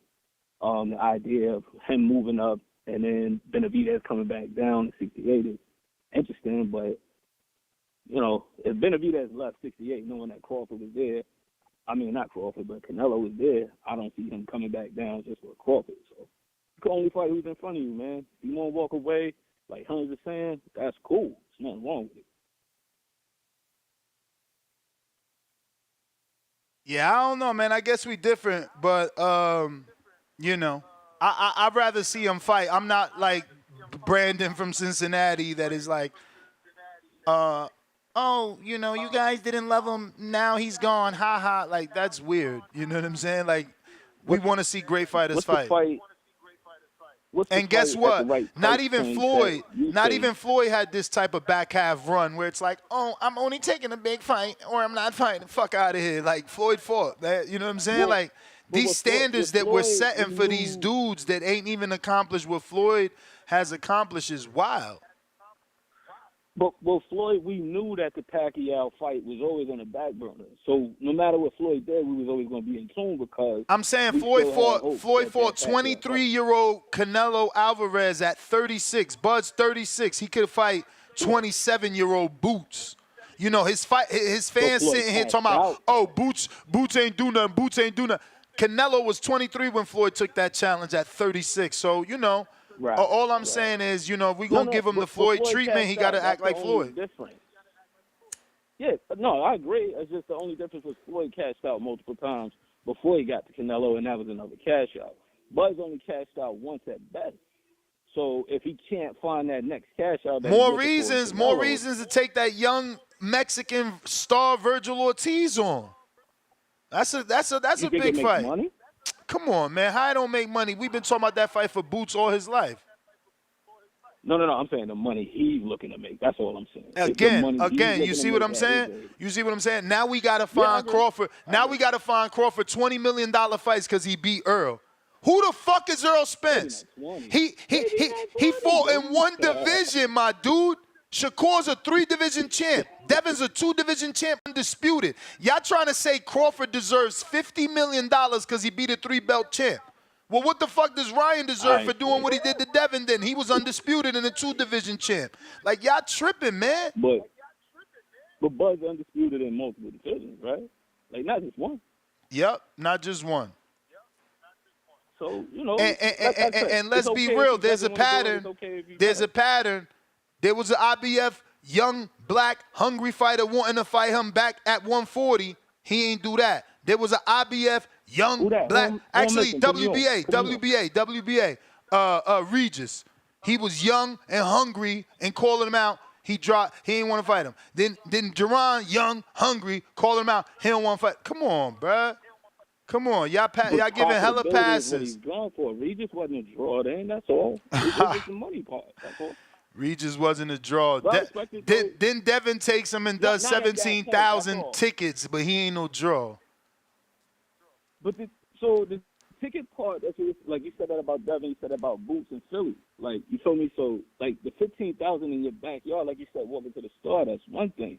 You feel me? Like, walking to the store is one thing. Yo, he's from Omaha. He's done his numbers in Omaha. You can do bare minimum 10 grand at home. Can you do 200,000 pay-per-view buys, which pushes the price even higher for the fight. And I don't think Man, Regis was that I great. just hate that this is where we at. Like, we talking about boxing and Crawford fans calling in to tell Yeah, us the fight part is losing to the business.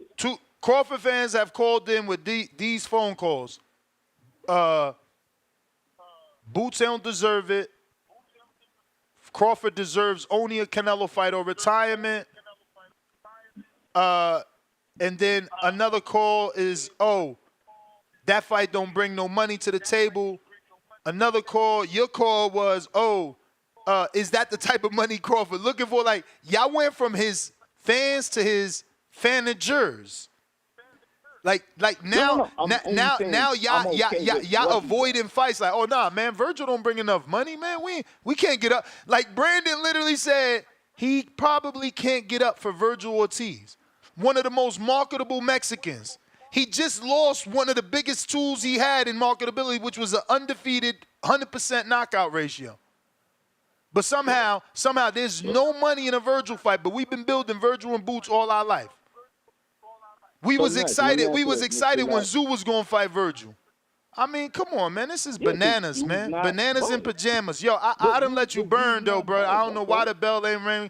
But I done gave you 30 minutes. I got to get to some other callers. Bro, I don't want to hear nothing about, he would have stopped and all this shit. Motherfucker, y'all said he was about to stop Masvidal, man. Get the fuck out of here. Like, how many times I got to tell you, fights need to take place. Look at how many Earl fans thought Crawford was going to lose. Even the Crawford fans ain't think Crawford was going to win that fucking well. Very few, I ain't going to say none of them, but very few expected Crawford to get that many knockdowns and fucking the ass kicking like that. So knock it off. These fights need to happen. They need to happen. So persistence paid off. We are going to get McKellar. Should we do Thursday of next week or Tuesday? We're going to do Thursday to allow you guys more time to drop your questions for her.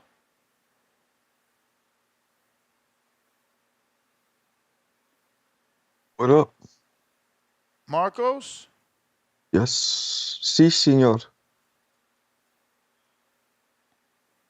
How are you, buddy? ¿Qué pasó? Let me bring you up on stage here. How are you? Everything well? Chilling. So, do you know the conversation or you need to be brought up to speed? Well, it appears as if Eddie Hearn doesn't think Crawford will fight again. Is that the conversation? That is the conversation. Unless it's Canelo Alvarez. Do you feel he shouldn't fight if he can't get... You think he should retire if he can't get the Canelo fight? No. Okay. But I agree that he won't fight again. If he doesn't get the Canelo fight. Well, I mean, that's tough because, what is he, 37 now? Right? Yeah, he'll be turning 37 soon. He might be 37 already. Really? I'll double check. I think he is. I think he's 37. I'm pretty sure he's 37. Nah, September 28th is his birthday. Oh, so he will be. Okay. So he's basically 37. Okay.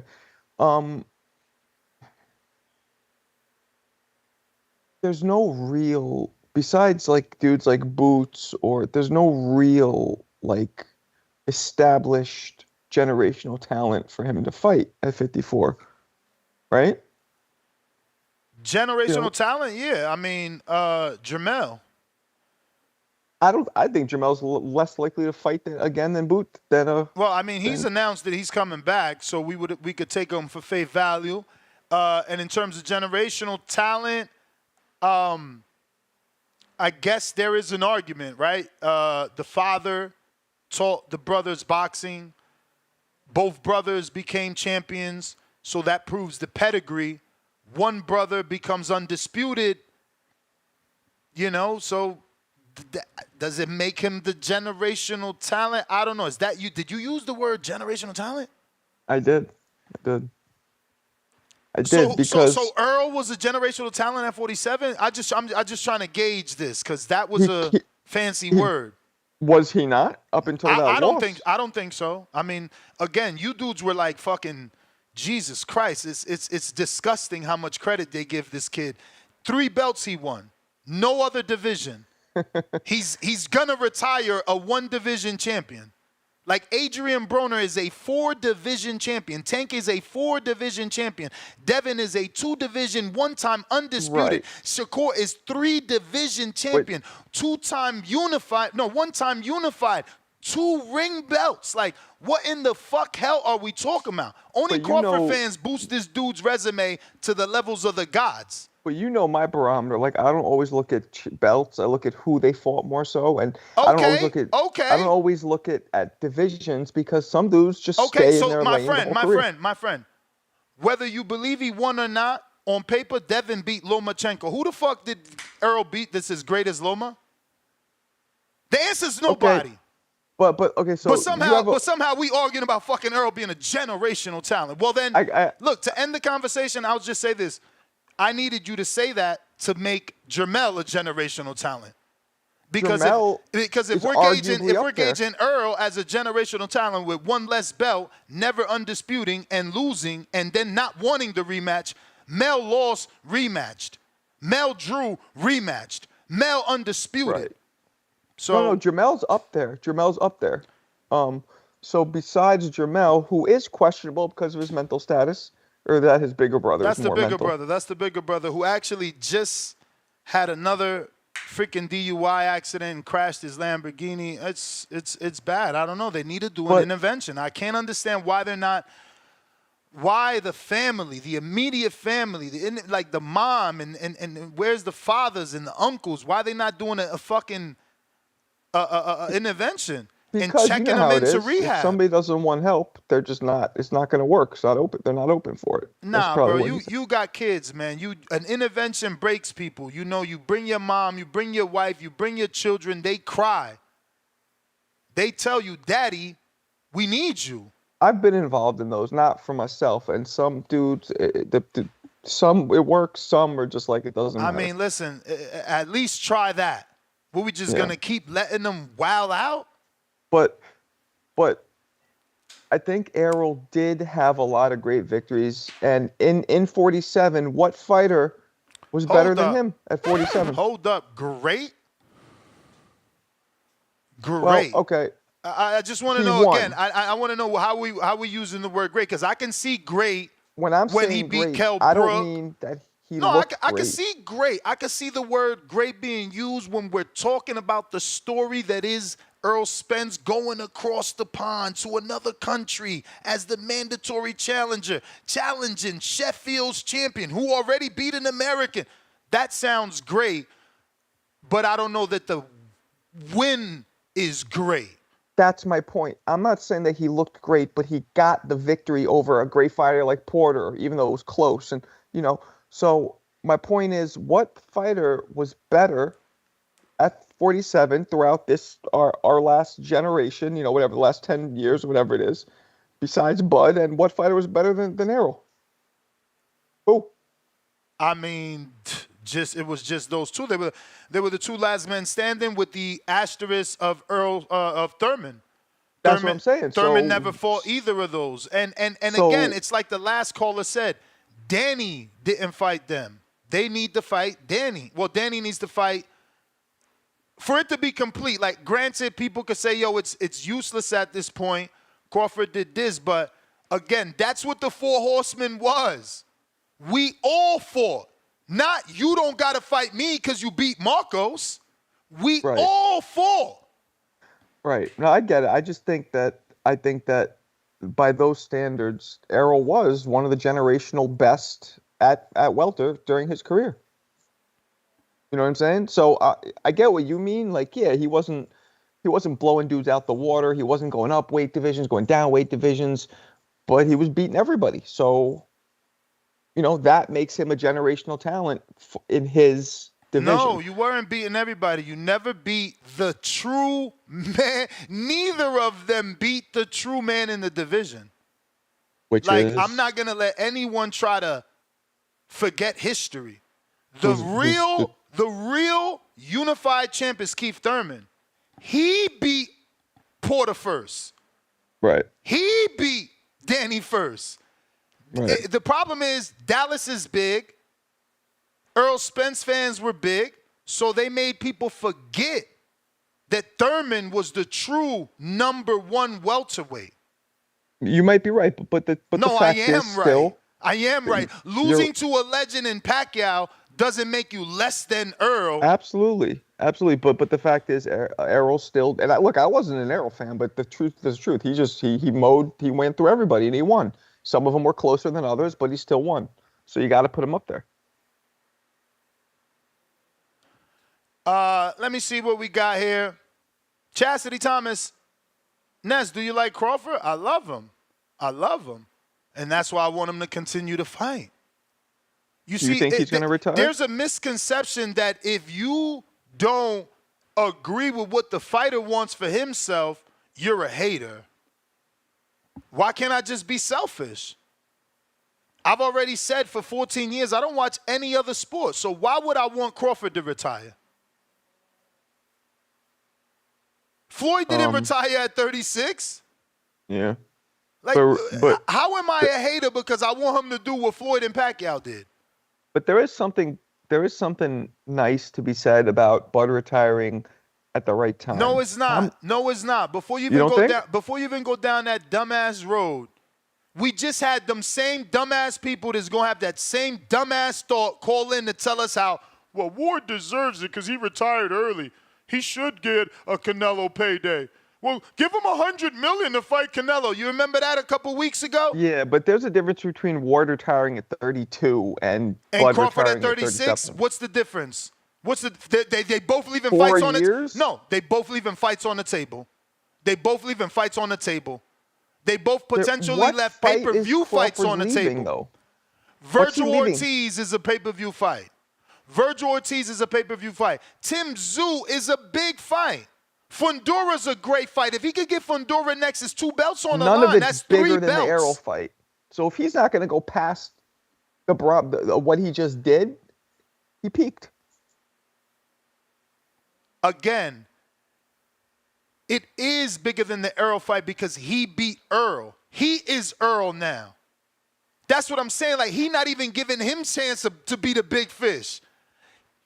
Earl's win for him is so big because Earl was the man. Because Earl was beating everyone. When are you going to do that?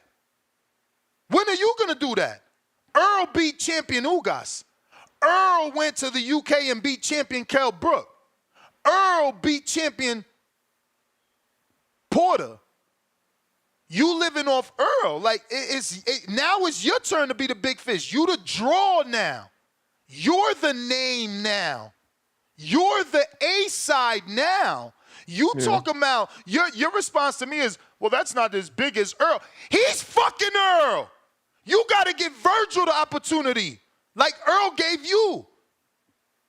You're Earl now. Bring him back to Omaha the way Earl was taking him fucking Dallas. Be the A side. He's also put years and years into this sport, and this is a sport that you can't overstay your welcome. But he never got the chance to be the A side. You never got to draw the fucking car. It's your turn now. He doesn't have the personality to hold the A side. Oh, you're wilding. You're kidding me. Come on, bro. The dude's he's on GQ. They got him SPs. Like, this lack of personality is bullshit. It's bullshit. He doesn't play celebrity basketball games.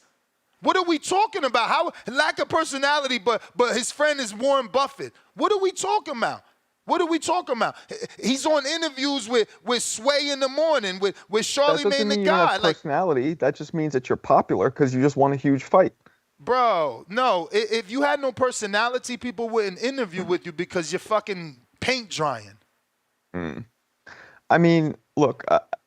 There really is no huge fight for him out there. He's the huge fight. What is wrong with y'all? Which one?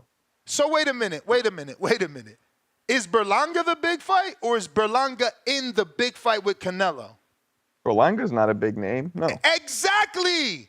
Crawford is the fucking name now. He got to take his Canelo role. Canelo's also, 3 years younger? Y'all sitting around here looking for bigger names than Crawford for Crawford to fight. Yeah, but I think you're not. You're the name now.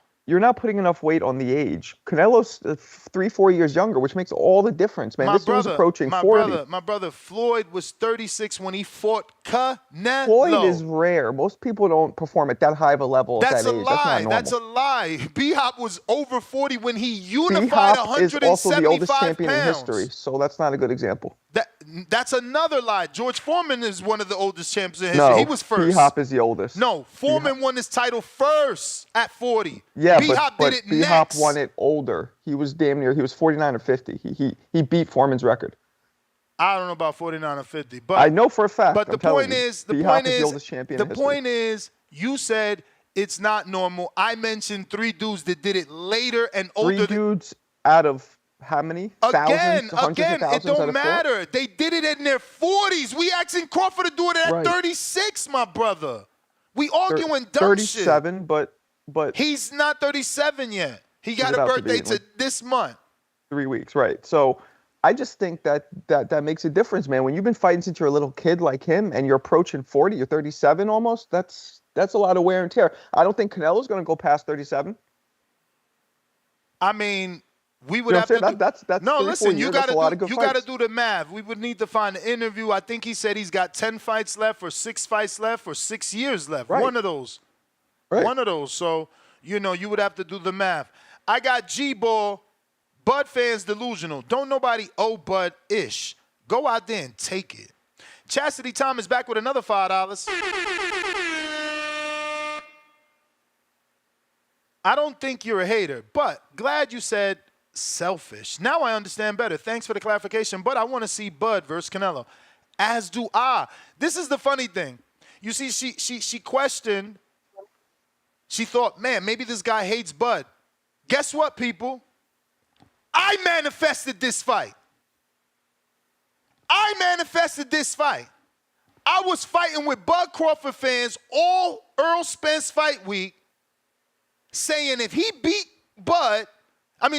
Earl, he needs to fight Canelo. And all his protectors, because that's what they are. They're a bunch of Bud tenders. They fucking scared as hell for him to lose. They called in right away. Ness, you always trying to get him beat. Fuck out of here. This weight class is for a reason. Then Bud gets interviewed fight week, and he says this weight class is for a reason. They call in with more enthusiasm, even happier. See, Ness, weight class is for a reason. Now Bud changes his mind. Oh, we'll fuck Canelo up. It's Canelo or nothing. Before Earl lost, it was Jermell. Who's still there. Now, today, they fake Bud fans. Real fans don't want you to retire. They fake Bud fans talking about, it's Canelo or nothing, man. He should retire. He deserved the Canelo fight or just walk off because you know what? Y'all ain't appreciate him when y'all had him. You know what I'm saying? Fuck out of here. Y'all ain't like him when you... Bro, just get the fuck out of here. Like, y'all not real boxing fans. You just want to be arguing on a talk show. Real boxing fans want to see their favorite fighter fight. I wanted to see Mayweather fight fucking Triple G. But guess what? I'm the same dude that said I want to see Crawford fight Canelo. But these fucking ussies, they ain't want that. They was afraid of that. But the minute they seen that now Bud changed his mind, oh yeah, let's talk about Canelo, and if not Canelo, we retiring. Virgil why do you Ortiz censor was so the good. word pussy but not the word fucking? That didn't make any sense. You know what I'm saying? Like, these dudes, they was dying for Virgil Ortiz before Canelo became an option. We've talked about Crawford and Ortiz. Now Ortiz ain't good enough. I mean, I can't stand it, man. Despicable. Tone, what up? Oh, what's happening? What's good? Andy and man. Big Marco in the building. What up, Tone? What up, man?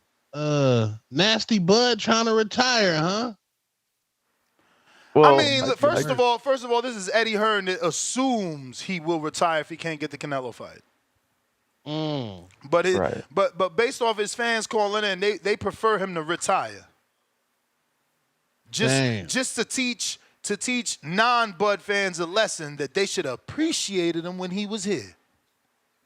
Yeah, man. Bud, I don't know, man. I think Bud should fight a young lion Floyd Money Mayweather fought a young lion, and Canelo Alvarez. We got Jerron Boots in us over there, which will probably be an easy fight for Bud. Basically, I don't know why he ducking that smoke, but yeah, man, run them fades, Bud. Go. Why won't Bud just try to beat Floyd's record at this point? What you think, Tone? You think he Another should thing we quit while he's said- ahead? Hell no. Bud should quit. Yeah, while he's ahead. No, man. Bud got some more magic to do, bro. Y'all giving Bud a pass over there. Bruh. Y'all won y'all first Super Bowl with Earl the True Spence, and y'all cool. Yeah. Nah, we Tom Brady, nigga. We got 7 of these things, bro. 7. And that's what I'm saying. Like, look at Floyd. He's still beating on people. Why? Because he could. Dude sitting around here talking about, why should he fight? Why should he? Because it's free money when you that good. If you that good, they can't beat you. It's free money. Now, obviously, it's still a job. You still got to put in the work in the training camp and all that, the things that fighters truly hate. So, we would never be able to factor that in emotionally the way that they do, because they the ones put in that 8 to 10 weeks of strenuous training camp. I mean, and Floyd at least is doing it. He's minimizing his damage and his fighting guys like God. He's not, he's doing exhibitions. He's doing it the right way if you're going to still be fighting at this age. But again, Crawford could too. He's the A side now. He gets to pick now. So you'd be okay with Crawford just doing exhibitions and stopping his pro career? I ain't saying that, but I'm saying that can Crawford not pick off Mantis Thenonius? That's not an easy fight for him? Yeah, I mean, he'd win. Yeah. Okay. What about Erickson Lubin? Yeah. Okay. Yeah, he'd fuck Lubin up. Okay. So why can't we just get these bags? Why can't you just pick up these checks? Because, unfortunately, fighters don't look at it from the lens of you and the fan. They look at it from the lens of the dude who's swallowing those grenades. Yeah, and sometimes they need a dude like me for his audio to get clipped and to get sent to Crawford and be like, yo, don't forget you got Steven Nelson. If you don't fight, he don't fight. Go ahead and take that motherfucking Lubin fight so that Nelson can fight Pacheco on the next undercard. Let's get the fucking ball rolling, because guess what? When Floyd fought, Carmel fought. When Floyd fight, his fighters fight. Like, let's boss up, man. You the A side now. Because when Canelo fight, he put together the whole goddamn undercard. I see Keyshawn fighting, and he put together his card. His brother and his other brother. And guess what? His brother from his other mother, Troy. You just don't want to see one of the biggest talents stop fighting, right? You want to keep that going. I mean, yeah, because Bud hasn't maximized his greatness yet, bro. Why are we trying to turn off his light? His light is shining now after Earl. Now. But we talking about time to shut it out. Let's put the little candle in the cupboard. What the fuck is we talking about? I mean, he didn't look that great his last fight. He didn't look great at all. Man, he looked good to me. He looked good to me. A4 to me. Good. A4 to me. A4 to me. Listen, that's the thing. I'm not just a Wilder fan. I was a Floyd fan, so you ain't got to knock everybody out. I got 20,000 8-4 fights from Floyd. How many 8-4s did we get from Floyd? So now I'm disappointed because Crawford went 8-4? No, I'm not disappointed. No, I'm not. And as he got older, those 8-4s were more acceptable. Like, okay, he's old. Man. We gotta stop, bro, with comparing people to Floyd Money Mayweather, man. That man was different, bro. I mean, like, you have to compare. He's the gold standard. So that makes it easier because he's so much above everyone else that you're not really failing. It shouldn't even be in the same sentence, bro. Nah, of course. Floyd said records is meant to be broken, though. How can it not be in the same sentence? Like, that's the objective, is to beat better than Floyd. They got to try to be better than Floyd. I know, but at the same time, we know Floyd did a lot to help boxing, and he did a lot to hurt boxing. He made young fighters believe that you protect your own, you don't fight for legacy, when Floyd Money Mayweather did the complete fucking opposite. He did the complete opposite. Floyd fought for legacy, then fought for the biggest prize. Floyd told all the young fighters, yo, just fight for the prize and protect your O. Champ, listen. Yeah, that's a good point. Floyd got his Showtime deal at 36 years old. Facts. Bud is 36 years old, coming off the biggest win of his career. He got a Turkey Al-Sheikh deal. And he about to fucking retire according to his fans. That's what his fans want from him. You just got the biggest deal ever, and you're going to retire because your fans want you to be kept away because we didn't appreciate you when you was are here. fans saying he should retire? I mean, you ain't here to call us. I got one of the main people that want him to try. He sent another counterpunch. I just seen it. He said another counterpunch. MFR. Damn. Yeah. Let me get to these, though. DC $32. Let's keep it 100. Bud didn't go through the fire. Through the fire. I don't believe in that. See, people. That's why people are like, yo, I don't fuck with Ness. He's contradictive because they don't know how to divide arguments, right? Like right now, my argument, I don't want Bud to retire. That got nothing to do with his greatness. And it has nothing to do with him going through the fire. My perception of him going through the fire is he beat the man. Earl went through the fire. Earl was perceived as the man. And Earl was perceived as unbeatable, and I beat him. That's the definition of going through the fire because I beat the warlord. I beat the dude that beat everybody. So what do you say to people who say you're being selfish because you just want to keep boxing going? You don't care that Bud's getting older. What do you say to that? I already said during this conversation I'm selfish and that I only watch one sport. Okay. Well, there it goes. I'm sure there's people that didn't want Steve Young to retire, right? I don't know who the fuck that is. Oh, shit. I mean, I know who it is, but I can't picture who that is. Is it not a person? I thought that was like a 49. Quarterback for the San Francisco 49ers Thank after you. Joe Montana. This fucker made right after Joe? He made me feel like I didn't know what the hell I was saying. I'm like, shit. Why are you pulling out football references? You don't even watch it. Oh, yeah. Dog, I'm a Green Bay Packers because- fan, but that's another story for another day. Again, the reason I'm pulling up the football reference is because that was an all-time great San Francisco quarterback. So, in fantasy football, people go for their greats, right? Like they pull them up. So that's what I'm saying. Like this is what we would do. We don't want these guys to retire. People don't want Brady retired. If motherfucking winning, they're going to keep winning. Like that's what you want. I ain't want Jordan to retire. Not that I watched the game, but my man has 6 rings. Put him on all fingers. Keep doing the unthinkable. Jordan can't cause irreversible damage to his body in basketball like a boxer's can. So that's why people focus on it. Bud is a next level talent. He don't be taking that type of punishment. See, we keep trying to put Bud in the regular category. Then when it suits us, take him out of the regular category. Either he's a generational super talent or he's not.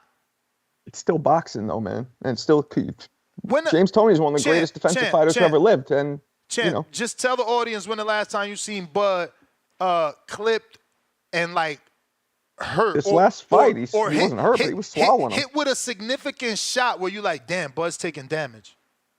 His last fight, he was getting hit. I don't know about significant, but he was getting clipped. All right, but my question was, hit with a significant shot where you felt he's taking damage. Yeah, but okay, I haven't, but Ness, that damage is accumulated mainly in sparring over years, mainly.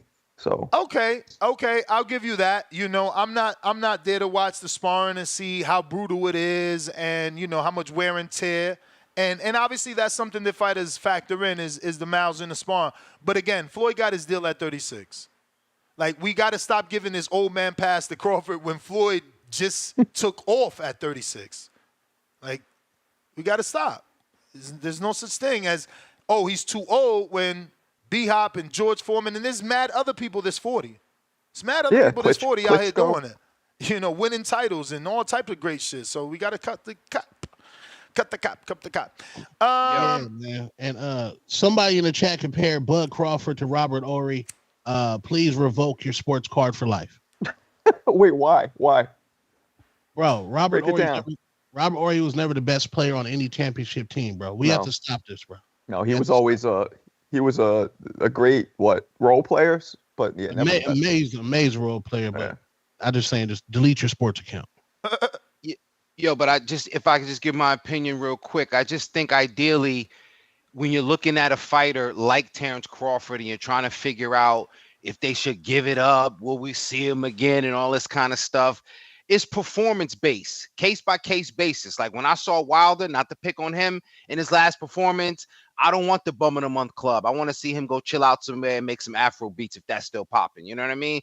Earl Spence, same thing. I want to see him on that farm in Dallas. You know what I mean? I don't want to see him back in the ring taking shots in another division, no matter if he was dying, he was hurting himself to make 47. All the more reason to go chill out with the money somewhere. Again, maybe I'm a little bit punani. I don't know. But based on their performances. Meanwhile, if I got to swing it in my direction, you got Cecilia Brækhus, former undisputed welterweight division champion, and she looks pretty good at 40. Just won an interim WBC title. So, I think it's how you perform at whatever stage. I don't think you can just put a number on it anymore. By the way, first day of school this week for a lot of people.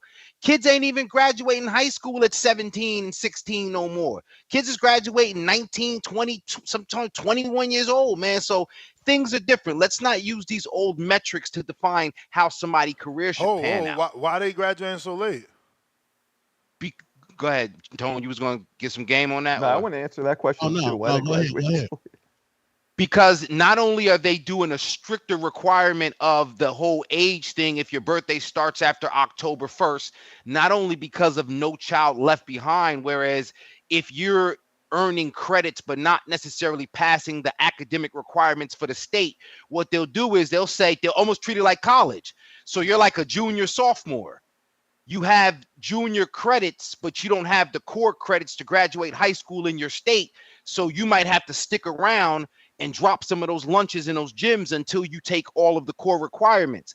Because of educational modifications, kids are being allowed to stay in high school in New Jersey, something called an educational entitlement until age 21 if your child has a learning disability, IEP, or special needs. So it's a lot of reasons why kids are literally in high school until they're 18, 19, 20, and sometimes 21 years old. Got you. Let me get to these callers here. Got a couple super chats. Chastity Tom is back with another 5. I got you, Ness. Bud is that guy. Now I see why people call him for boots. Lil Zooted, $2. Ness, Marco cooked you, yelling, don't win convos. I didn't even know me and Marcos were debating. Power Phil, welcome to the prospect level. The Pullout Bandit, that's facts. After Bud beat Earl, Ness suggested he fight Nello or Tank next. I thought it was nonsense. Exactly. And look, they laughed at me when I said he should fight Tank, and Tank should be our generation's Roberto Duran and move up 2 divisions. They laughed at me. Then Bud goes on the radio station and says the only fight I'll stay at 47 for is Tank. Then they all changed like little fucking puppets. Oh, yeah, we'll beat the fuck out of Tank. He was talking shit. Didn't he say he'll knock out Bud? Come on, fighters, come and fight. They like little parrots, bro. They wait for Bud to say something. They can't think for themselves because, you see, I think outside the box.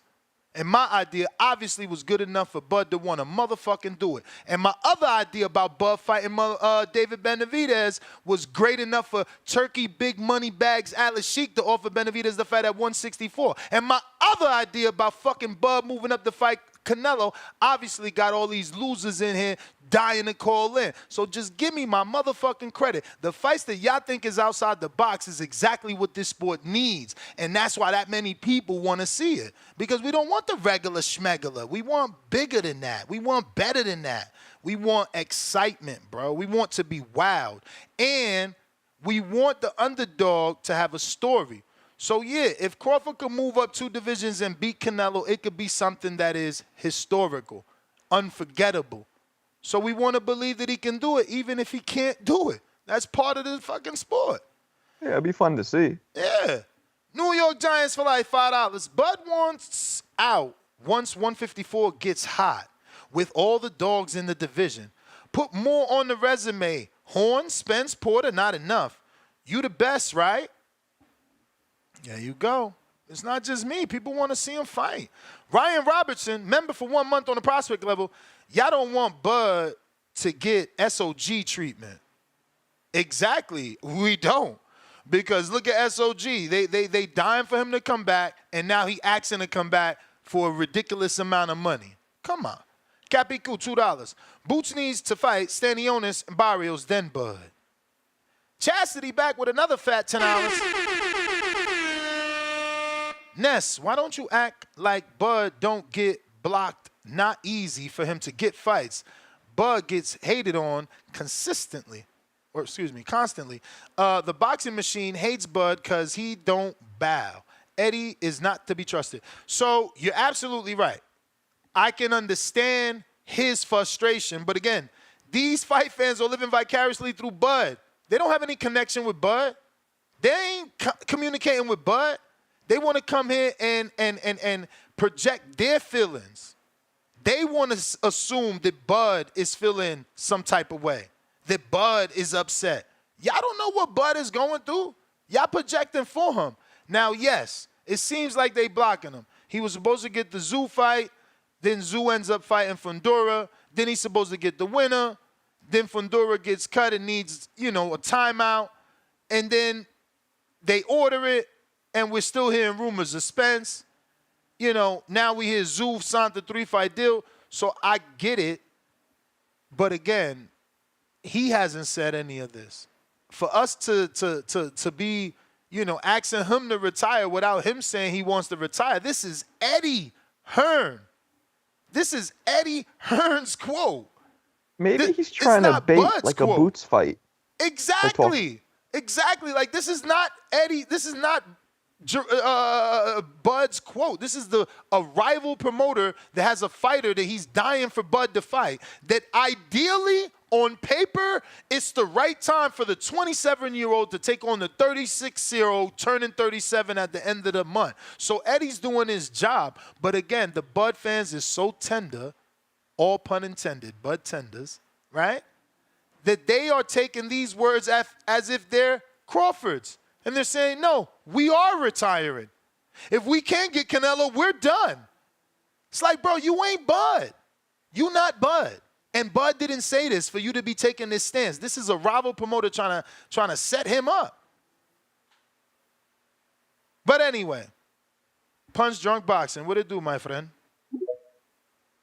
What up? Oh, man. OG Punch.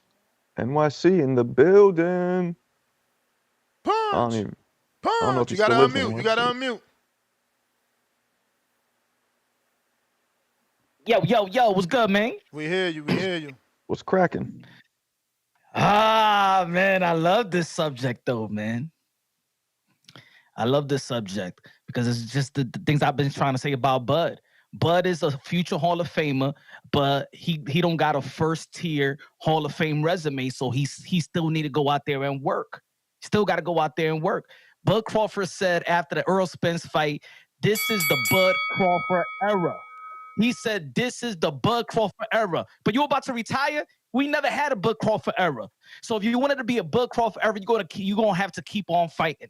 Bud Crawford, he's never gonna be, I don't know, he's not that Hoya Mayweather cash cow.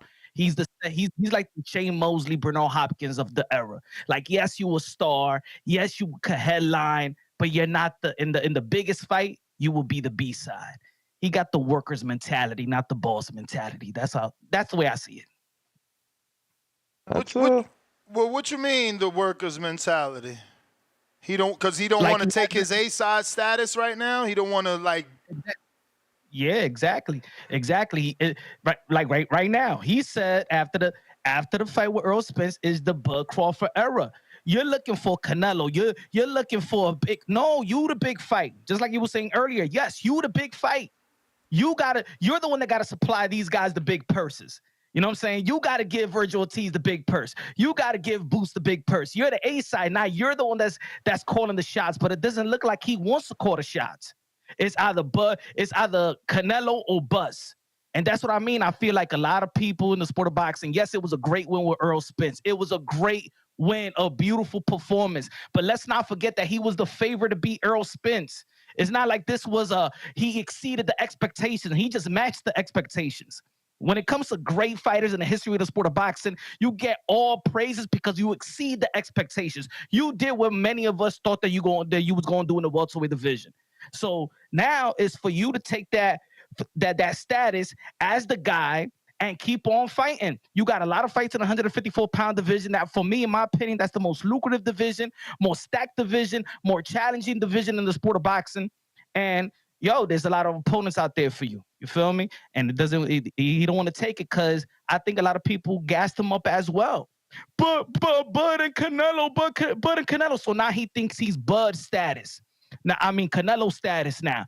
I don't need to face nobody at 154. I don't need to face nobody at 160. Everybody say that I could fight Canelo. It's only Canelo, and that's it. Everybody is just, they play 3 division NCAA, 2 division. I'm a 1 division. I ain't going to fight nobody but Canelo. Nah, man, put in that work, man. Put in that work. Floyd Mayweather just didn't fight a young fighter in Canelo Alvarez. He also fought Victor Ortiz as well. You know what I'm saying? Fight some young fighters as well. Establish yourself as a Hall of Famer and a first-tier resume Hall of Famer. Facts. That's a chilling killings right there, man. I agree, bro. It's like you the big fight for. You may feel like it's your time. You the big fight for Jaron. You know, you're Jaron's Earl Spence. You're Tio's Earl Spence. You know what I'm saying? What Earl Spence was to Crawford, that's what he is to these guys now. It's difficult that it's not difficult. It's sad that we as a community don't see that. Like Floyd didn't pass the torch, but he also didn't retire at 36, bro. Yeah, I mean, Crawford's resume is good, but when you really break it down, besides Errol, the Khans, the Kell Brooks, the Porters, all those dudes had already lost.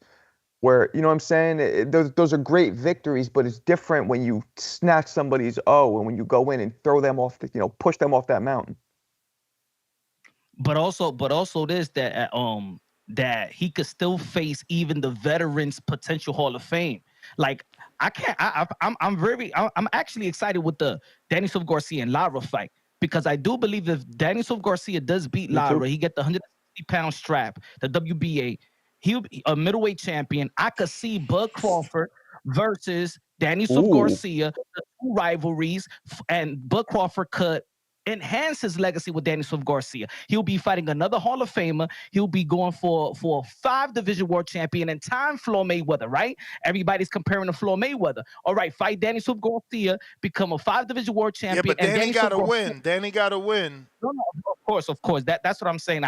That's why I say I'm excited for that fight, and I hope it's Danny Silva Garcia, because they got history. It's a storyline. The same reason why we wanted to see Devin Haney and Ryan Garcia is what happened in the amateurs. Yeah, Bud Crawford and Danny Silva Garcia, that's amateur rivalry. That's 2 future Hall of Famers. And Danny Silva Garcia, if he wins, will be going for the WBA strap of Bud Crawford's 154, just like Leo Santa Cruz and Gervonta Tan Davis when they was fighting for the 126 and 130. There's a lot of fights for Bud, and legacy fight at that.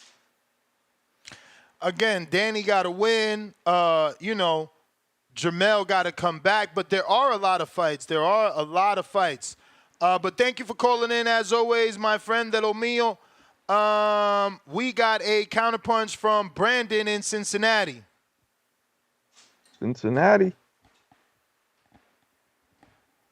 Yo, Ness. You. I mean, you still in the building? Yes, sir. I mean, still in the building. Brian, I know you was a Green Bay Packers fan, man. My fellow cheesehead and Leo brother. Knew it was something I fucked with you about, bro.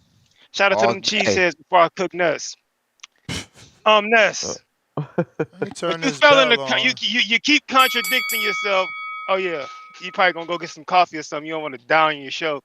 What you keep failing to realize is you keep saying now that he's in the driver's seat.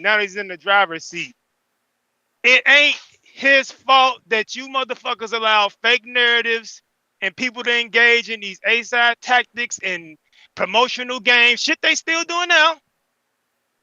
You fell for the bait all them years, and once he proved y'all wrong, and y'all finally seen the fucking light, it's too late, bro. Bro, it's one fight. It's too late. Man. No. This dude found the pot of gold at the end of the rainbow, man. This is terrible, can you listen? Man. It's too late, champ. When Danny turned down $3 million to fight Bud on the ESPN pay-per-view, and when it turned around and fought Granados, where the fuck were you at? It You're on wasn't. the Danny Garcia It side. wasn't a pay per Listen, view. Stop lying. it Don't was come on no. here Oh, you lying, want to bet, man. motherfucker? You gonna really do this? It Yep. was a $3 Yep. million Yep. guarantee for a pay-per-view, Yep. and he fought Danny. Amir Khan Danny. I've instead. interviewed. Don't I've interviewed you Danny want to bet? plenty of times, and he said plenty of Stop it, times Ness. that that shit's fake. Plenty of Stop it, Ness. times. No, you Stop it, stop Ness. it. You You stop it. hold on. Don't talk over my call, man. Like I said, you should have been fighting this good fight 5 years ago when motherfuckers was Ain't playing nobody promotional trying to fight games. no fight, Yeah, man. We want to see fights. hey, You see stop what I'm it. saying? Let me You get my want to play call, fight. Ness. You want to play Let fight. me We get want to my see call, Ness. fights, man. No, let me get my call, Ness. When like I said, when the nigga was in his prime, you was fucking meat riding the PVC, going with all them fake narratives. He whoop ass. You become a believer like the rest of you motherfuckers. Now all of a sudden y'all want him to do all these fights. Now all of a sudden, where was y'all at when he was top ranked Toby? And motherfuckers was sending out contracts with no guarantees. Why weren't y'all lobbying for him then? It's too late. It's too late. And then you gonna have to go through this shit again. When the tall nigga Fundora just won his fucking belt, did they mention Bud? No. What did they do? We want to fight the loser of the fight. We want to fight Earl in Dallas Stadium, same side of the street. Timmy Zoo's got a belt. Oh, we want to fight this guy in Lubin and then fight Fundora, same side of the street. So this A-side driver seat shit you talking about is irrelevant because they doing the same shit at 154 that they was doing at 147. He ain't in the driver's seat when motherfuckers want to have a PBC circle jerk and stay on their side of the street and fight each other and try to freeze them out because they know he gonna whip their ass. So basically, why you mad is because you saying that the biggest fight of his career didn't make him the A side. And that's fine with me. He was the A side giving out A for ass whooping, and I tried to tell y'all he was gonna whoop this nigga's ass, and I won a lot of money because you dumb motherfuckers didn't want to listen to me. Thank you. So you still Thank talking you. Keep about going one with fight? the narrative. You still talking Keep going about with one the narrative. fight? Hey, one fight enough. Chuck Wepner lost to fucking Ali, and he got a whole fucking movie series based off him and Rocky. So one fight does mean a lot, nigga. That's what you want. You want a movie. But it's not your time. He wants a movie or a TV series. Like, this dude has spent $15 to say Earl's name more than he say Bud's name. Have y'all noticed? And I challenge you to play his calls back. He says Earl's name more than Crawford. That is exactly why the man shouldn't retire. Because all you can say is Earl Spence. I challenge the next Bud Crawford fan not to say Earl's name in their call. What if I told you about Felix Diaz was a great win? Then, at least it's not saying motherfucking Earl Spence's name. Okay. I'm just because I'm on the side of things where I believe that Bud had it tough, as far as not being able to get opponents on his way up. And so, it's hard not to mention Spence because that was the only opportunity where it finally became, well, it should be Bud and Danny. Nah, because Danny getting ready to fight Earl. Okay, cool. It should be Bud and Keith. Nah, Keith is doing this over here, yo. It should be. Those fights never happened. So if the only one that happened, now we did get Porter, but again, Porter is, the most respectable. I think I'm using the term gatekeeper for that division at the time. We got that fight, but like, what was Bud supposed to do? He stayed at Top Rank and made them, if I'm wrong, somebody correct me, made them pay him a little extra something because they supposed to have guaranteed him the fight. And then when it didn't go down, he sued them. So the man tried to ask for the fight. We got one of your most famous sound bites. I bet $1 million. He's been betting $1 million on himself all this time. Is those that have been afraid to bet on themselves. So I'm just saying, let's have some perspective about his ability to demonstrate beyond the eye test. Now again, at this point in his career, do we want to see him? Are we giving him credit for fighting Stanionis? We want him to fight Boots, of course. So I'm not gonna act like we don't want or need to see that happen. But I don't know, man. Bud knew the welterweight smoke was over there in the PBC. That's where the welterweight smoke was at. You could have been over there. That's where the smoke was at. Wasn't he obligated to Top Rank at the time, though? Yeah, but didn't he do like a re-sign to them?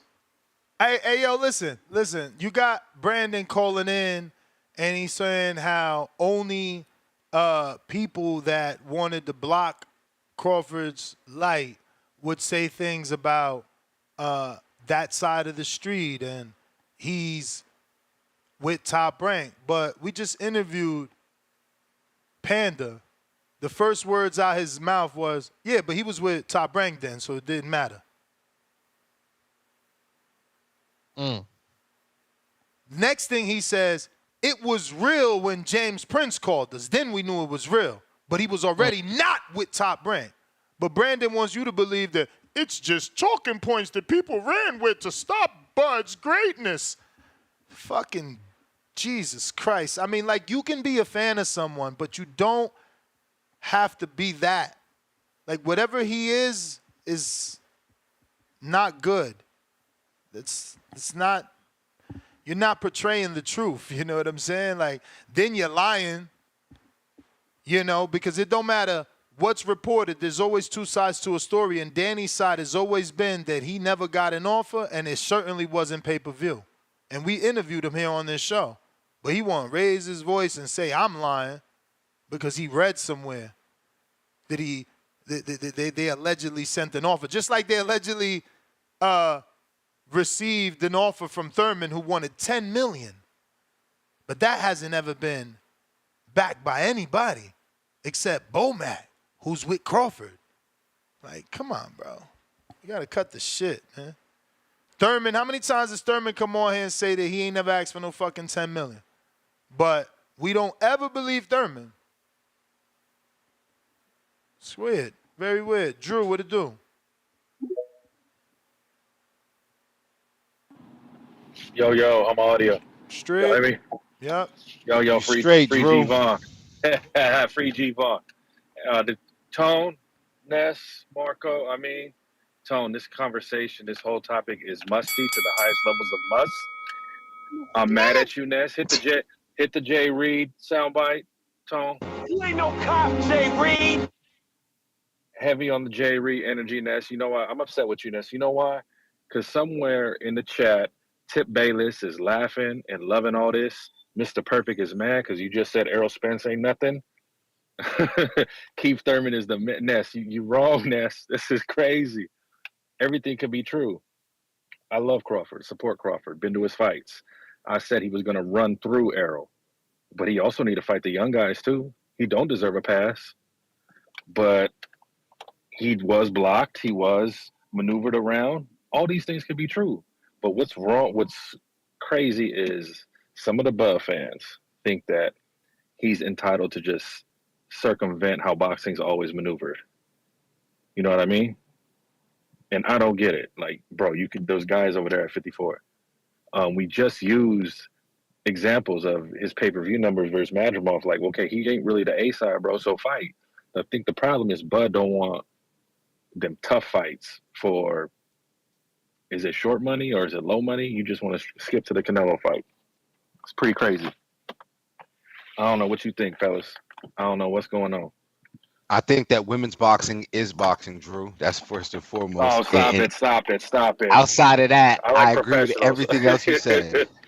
It's just it's the highest levels of must. We just want to see Crawford do the big fights and be in that all green like two-tone, looking like Gumby. We want it. We want to see him fight. We want to see greatness fight. We don't want to see Mariano Rivera retire. We don't want to see the greats fight. We want to see greatness displayed. And I'll close out of here on this. Marco, the community owes you an apology. After your little fiasco last week with Floyd, the Miami Herald put out an interview and an article saying Floyd is being sued by a jeweler for not paying millions of dollars in debt. So you're vindicated, Marco. That's not a vindication. That's my call. A lawsuit. You vindicated, Marco. A lawsuit. Don't listen to that nonsense that Dominican's talking about. Whatever. A lawsuit that hasn't even been, there's no verdict. Like, I can allege that Marco slapped me, and now he's going to court for assault. Might happen. Again, I can allege it. I have to prove it. You have to prove your innocence. It's no different here. Anyone can allege that Floyd did something. He's a high-profile person, Drew. That's a cheap shot. Very, very cheap shot. Allen Day, $5. I don't believe they're first-tier talent that could give him the first-tier resume. Shh. I'm not that impressed with Floyd's resume. That back half, poop emoji. What? Wow. Who did Floyd cherry pick? I know he ducked the great Nah, he fought Margarito. everybody. But it's not your time. Everybody. Literally, people he didn't even have to fight. He fought. What are y'all talking about? Canelo has given us 154 Jamel Hypnotic Charlo, Jaime Wet Behind the Ears Munguia, and now Edgar Fat Joe Remix Berlanga. What did Floyd do that? When? Yeah, nah. The worst Floyd did was Berto? Victor Ortiz and Conor McGregor. Yeah, Berto? I don't even count Conor. No, excuse me, Berto's what I meant. Yeah, Berto. And Berto's still a former champion. He was just at the end of his career. Yeah, Floyd. That's what I'm saying. Berto. Floyd, I mean, the lowest tier, if you wanted to make that accusation, would be, I guess, the combination of Berto and Ortiz. You know what I'm saying? But like, that's still world champions. You know what I mean? Like, and Conor, but that was his last fight. Fuck it. I mean, yeah, it was counted, but you can't even count that. Like, I don't even count that at all. I don't even. that's what I'm. That was when he started this exhibition shit, as far as I'm concerned. Yeah, technically, yeah. But you know, nah, his resume is no joke. I think he beat the most champions out of any other champion in history, I believe. Well, the one thing I'll say is, and Drew hinted on it, and you guys have said it, is that if you're a fan of boxing, then you can agree that Bud does need to fight the young lions. It needs we always call him for that, the changing of the guard. You know what I'm saying? But if you're a fan of Bud, maybe you see differently, you know. But I definitely think I would love to see him fight, you know, Boots Ennis. But you know, is Bud? I think he's done with 147, and if they meet at 54, which I don't know if Eddie has enough going on to not make that play eventually, even though Bud is not technically down with him.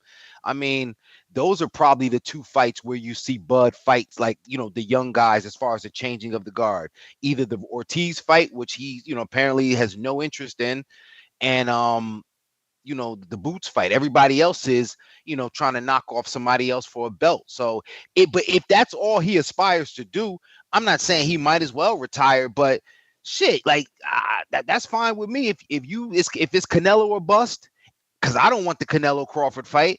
Shit, retire. I'd be disappointed, but again, that's where the line between the fan of boxing and the fan of the man has to end. And to bring my Packers back to it, I had to go through the transition. We lost Brett Favre, and we had Aaron Rodgers. I had to believe in Aaron Rodgers, right? All right, now Aaron Rodgers out the door. So I'm a fan of the Packers. If I was a fan of Brett Favre, I would have switched sides like he did. So, I mean, you know, people are allowed to be a fan of the man, but, you know, you got to be more objective if you want your passion to sustain. So I'm riding out this. Go ahead. My bad. We've just seen so many fighters get old overnight, right? Like Roy. And while there's been fighters who can sustain at the championship level in their late 30s, early 40s, the way more times than not, they'll be old by then. And I think people don't want to see that happen to Bud. It might not, but people don't want to take that risk. Maybe he doesn't. Yo, I think Danny Garcia, with all due respect, is past his sell-by date. You know, he's lucky to me, you asking me, I don't know nothing, but I would think he doesn't need the money. You know, is he that passionate about it? He can't just continue his promotional outfit, hang out in Atlantic City. Does he need to be in the ring? Maybe he just sat down and when he first thought about it, said, yo, I'm good. I got the bread and I'm a Hall of Famer. Then he looked around, he listened to the boxing voice. Motherfucker said, Danny, you ain't no Hall of Famer. What can I do? You know, called in the favor to Uncle Al and figured out this is his last ditch, you know. So I don't see the need for this fight against Lauder. You know what I mean? Like, come on. Like what about Adames, or did Adames fly? Nah, you tripping. Definitely Danny needs this fight against Laura. Like for Hall of Fame? He needs a back half win, bro. He needs a big back half win. He doesn't have that. Like, his last great win is Matias, man. That's his last great win. Like, what are we giving him? You know, like, maybe a purist the purest of purists, boxing pugilists, is going to give him credit for Robert Guerrero, but that was a vacant. I He don't beat know. Zab Judah. Bro, You said we talking about 47. The Like you did what you did at 40, and your greatest win at 40 is Matias. After that, you beat Paulie and Robert and Granados and Ivan Redcatch and Rod Sauka. Like, he needs this win, bro. This is a win that he needs. Is Danny's legacy not at 40 and not because he lost to everyone at 40. He lost to Keith. He lost to Sean. He lost to Earl, my dude. He needs this win. Yeah, I mean, I guess I was giving him I don't want to say too much, but I was giving him mostly the credit for what he done at 140, and winning a world title at 47. And maybe that gets him into the Hall of Fame after a couple of years and votes, but a win at 60, a belt at 60 ensures that first ballot. I agree. Ryan Robertson, member for 1 month on the prospect level. We read that. Modern King Boxing, $2. Workflow, listening to TBV for life. Appreciate you, champ. Malcolm Flex, member for 12 months on the prospect level. Ness, only big up Earl's resume when it's convenient. I mean, when I have to tell the truth, like, he beat champions. I said that today. I said to use the word great for the wins is crazy, but to use the word great for the story is perfect because it was great to go to another country and take the belt from the champion as the mandatory challenger that got avoided. And Eddie asked for 3 extensions with the IBF for that fight. That was great. You know what I'm saying? Zorro de la Vega, $5. Can we name 3 opponents that Bud would, for user, be an underdog against? I guess he meant to say for sure be an underdog against. Yeah. Make sure y'all tune in right here on September 14th, Border Wars 14. I'm getting the KO. 3 fights that he would be the underdog in. Canelo, Benavidez, Jaime. Caleb Plant.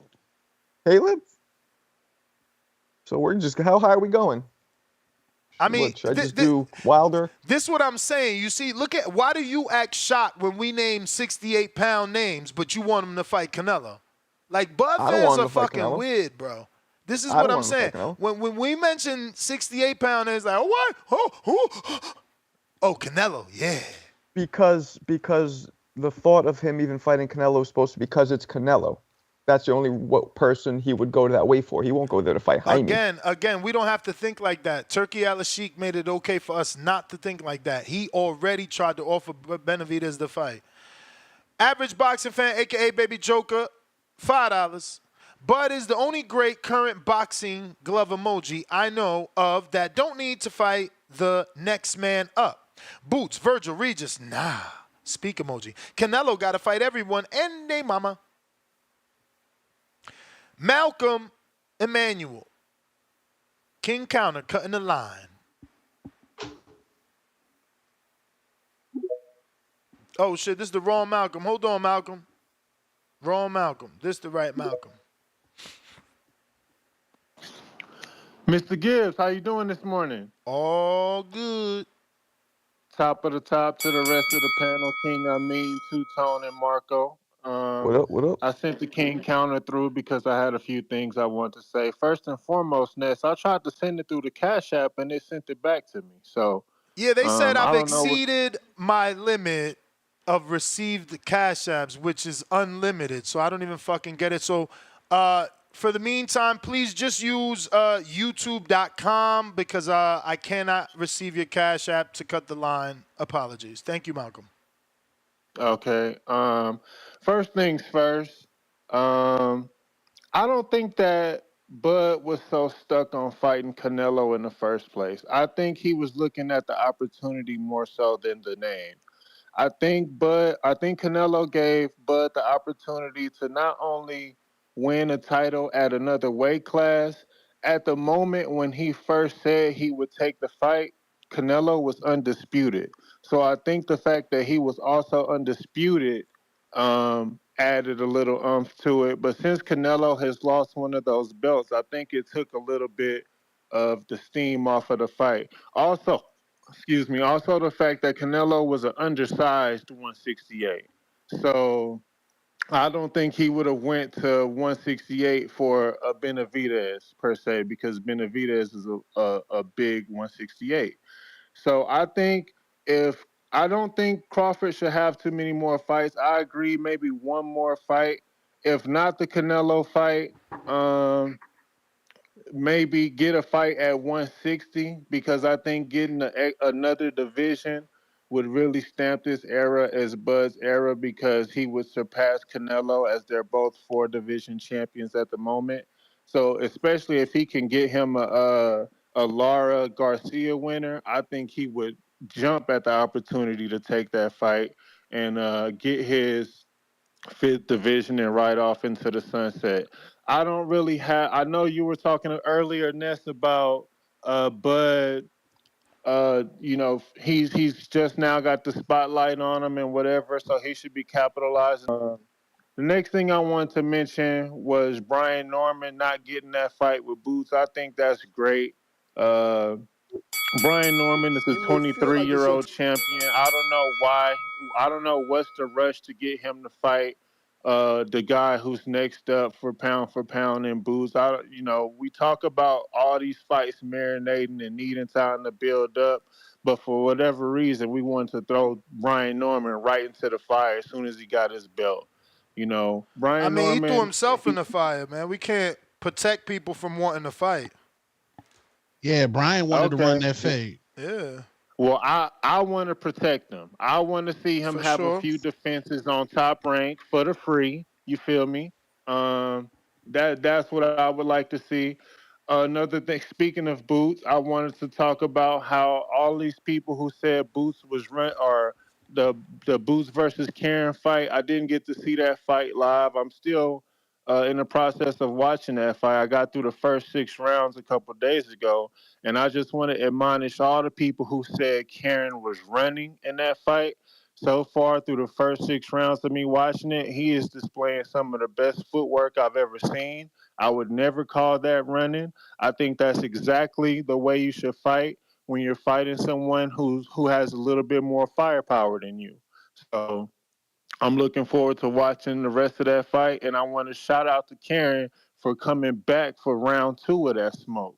That's nobody's giving Karen the credit for that. Um, the next thing I want to say, the previous caller brought it up about vindicating Marco when I came on here and said Marco's only using his brain. We wasn't saying that Floyd Mayweather was broke. All me and Marco was saying is just as much as y'all don't know, or y'all was saying just as much as we don't know that he's broke, y'all don't know that he's good. That's all we were saying. No, we don't know. That's it. And I don't want to stay on that. I admire Floyd Mayweather, so I don't want it to seem like I'm, trying to throw dirt on his name or whatever. Um, and the one more thing I want to say is, am I the only person who wants to see Bam Rodriguez fight in Norway? I don't. I think they're at the same weight. I want to see those two fight. Has They're off, anybody but else close. mentioned? Huh?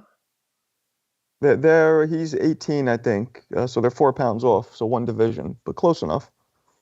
Yeah, I want to see that. I want to see that fight, man. I don't know why that's not being a big deal. I don't know why nobody's putting no buzz on that. But I want to see those two fight, and I want to see Keith Thurman fight Errol Spence. If Errol Spence coming back for a fight, I want that Keith Thurman smoke. And last thing before I go, I haven't heard from Fats in a while. I want to put an APB out on Fats. I miss hearing your calls. I miss hearing from you, good brother. So if you hear this, You come may on, feel give us like a it's your call. time, And that's but all I it's got not to your say. Y'all time. have a good morning.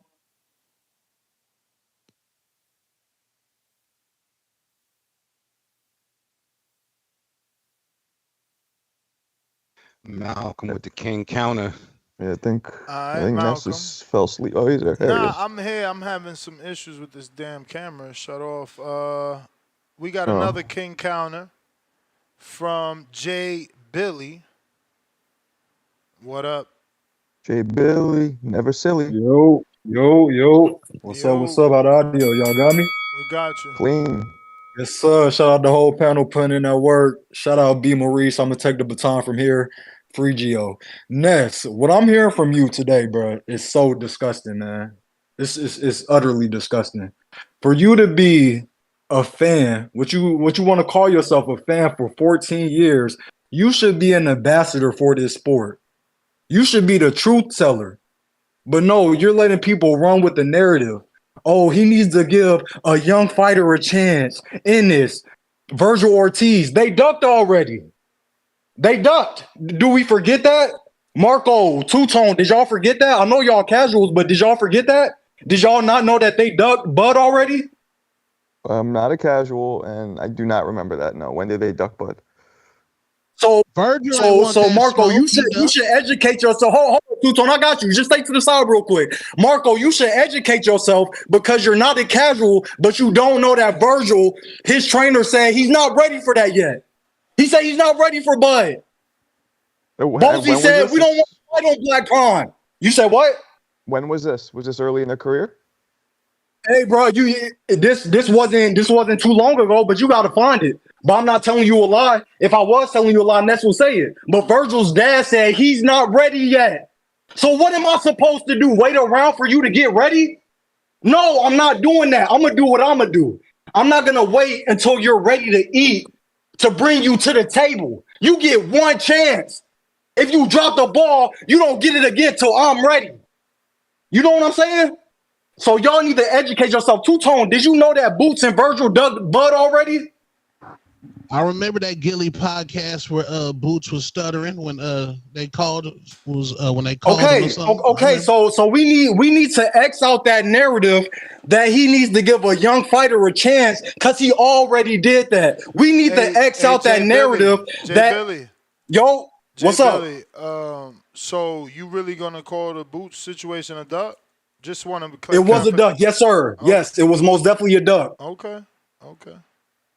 So, boom, we have to X out that narrative that, oh, everybody got to fight each other except for you, Thurman, Porter, EJ, they got at it. Do we not remember that it was a Showtime or Fox pay-per-view and they had 4 belt holders? They had the pictures of the 4 belt holders and 2 of them had the WBA. Am I wrong about that? Let me break that down for you. They had the IBF. WBC, WBA, what's missing? Can somebody tell me, hardcores, what belt is missing? WBO. Okay, thank you, Two-Tone. The WBO, so is that not showing that he's already X'd out the picture? Literally. So what are we talking about?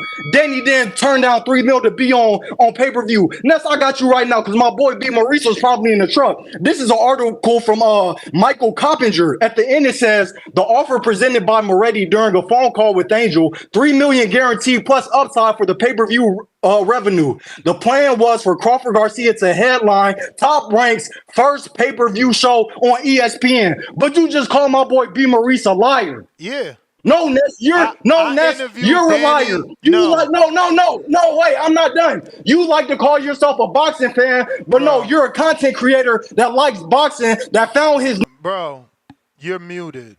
You don't even know that you're muted. The people know that you're muted. I interviewed Danny on this show.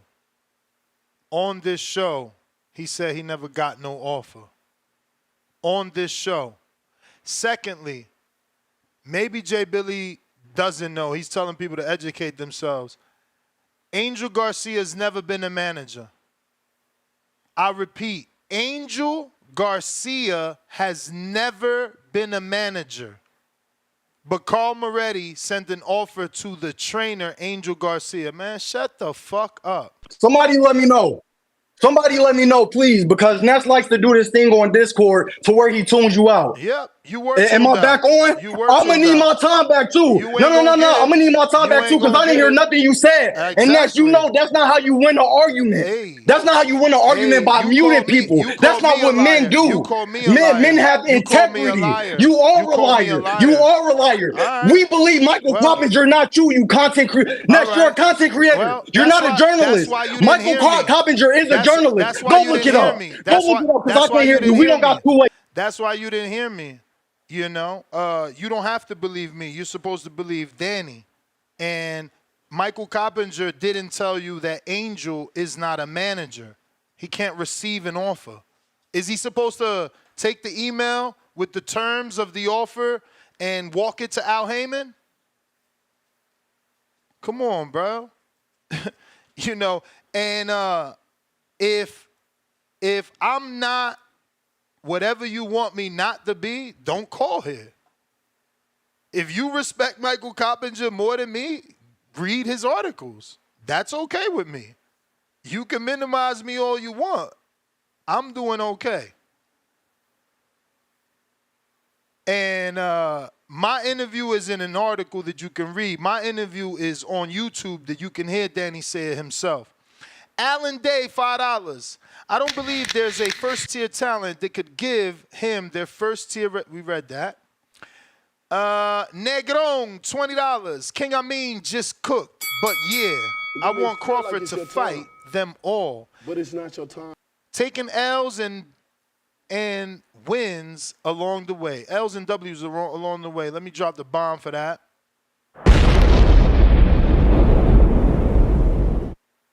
Gino Garza, $5. Floyd gave us a quote-unquote you didn't make weight Marquez and a quote-unquote weight-drained Canelo. Ness, Okay. before you continue on, I got to cut up out of here, man. Duty calls. But it is your duty. Go check out King Amin of Essex 1 on IG and Twitter. New episode of Championship Rounds where I'm also cooking in that what are they go? We're gonna call it the junior bantamweight, super flyweight. I'm talking 115. Some other stuff going on. So please be sure to check it out. And I'll be back later, guys. Peace. All right. Peace. Salute King Amin. Up next, we got Candy Slim 501, $2.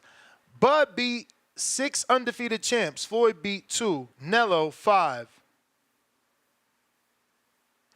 I don't know what LJS stands for. Oh, maybe that's I'm just saying, not an L. Charles Remington, $5. Crawford needs to fight the young guns, but Canelo was doing that. But for him, it's a cherry picking. Must the energy, I mean. Neil's water bottle, $2. Ness, Turkey just responded to your tweet right now. Seriously? Let's see. Don't be trolling, bruh. I don't see nothing. I don't see nothing. Maybe I got to check my notifications.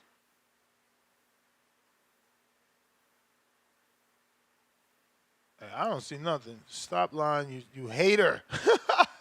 Fucking Neil. Copy Cool Rodriguez, $2. Would you take a Thurman versus Garcia rematch? No. No. Bro, let Thurman get a fight. Like, y'all keep throwing Thurman in these big fights. That's why he think he got it like that. He come off these long-ass inactivities and, you give him these big fights. Of course, he going to keep, wanting to put himself in them situations. Nah, man, that's unfair. Totally unfair. We got Drew, $5. Counterpunch, Tip Bellis. Malcolm on Twitter, Counterpunch. So let me see. Is Tip, are you there? I don't see no Tip. So Malcolm, you are up.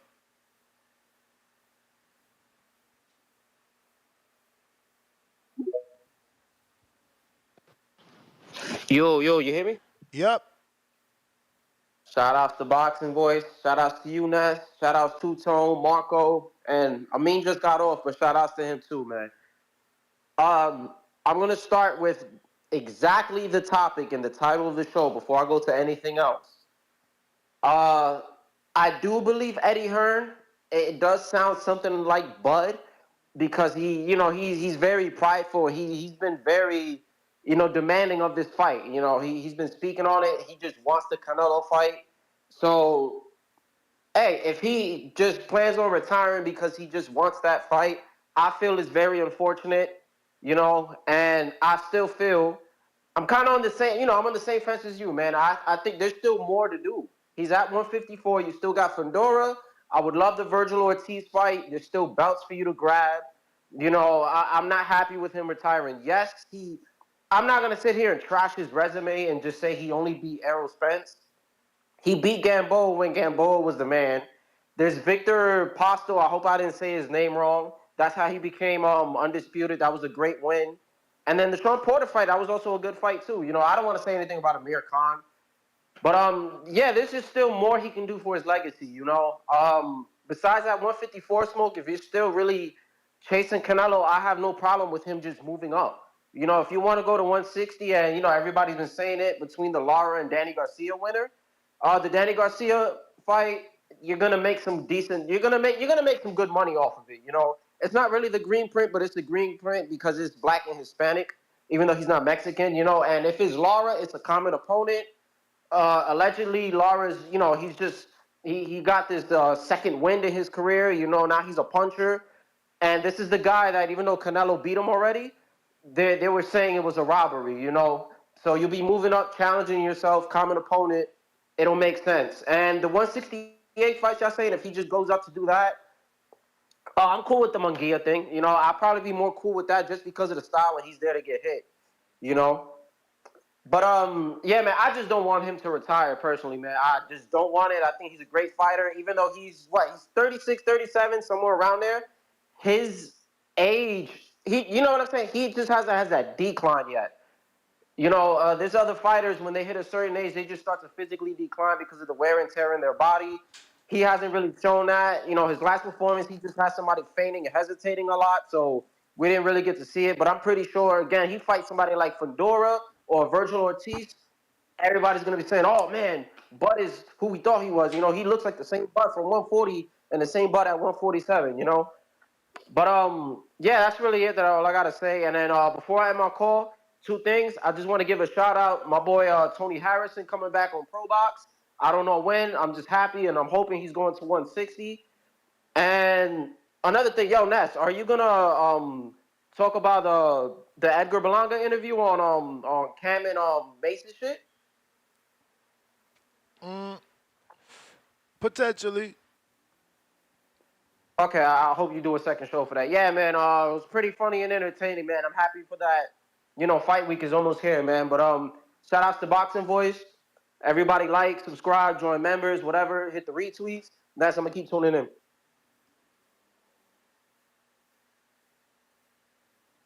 Man, if Bud really want that smoke, man, and to build his profile and to get a big payday, fight Ryan Garcia next year, man. Ryan's been calling for that fight.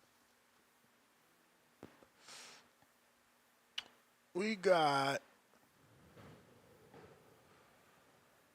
High and Low Sports Central. No, Sports Entertainment.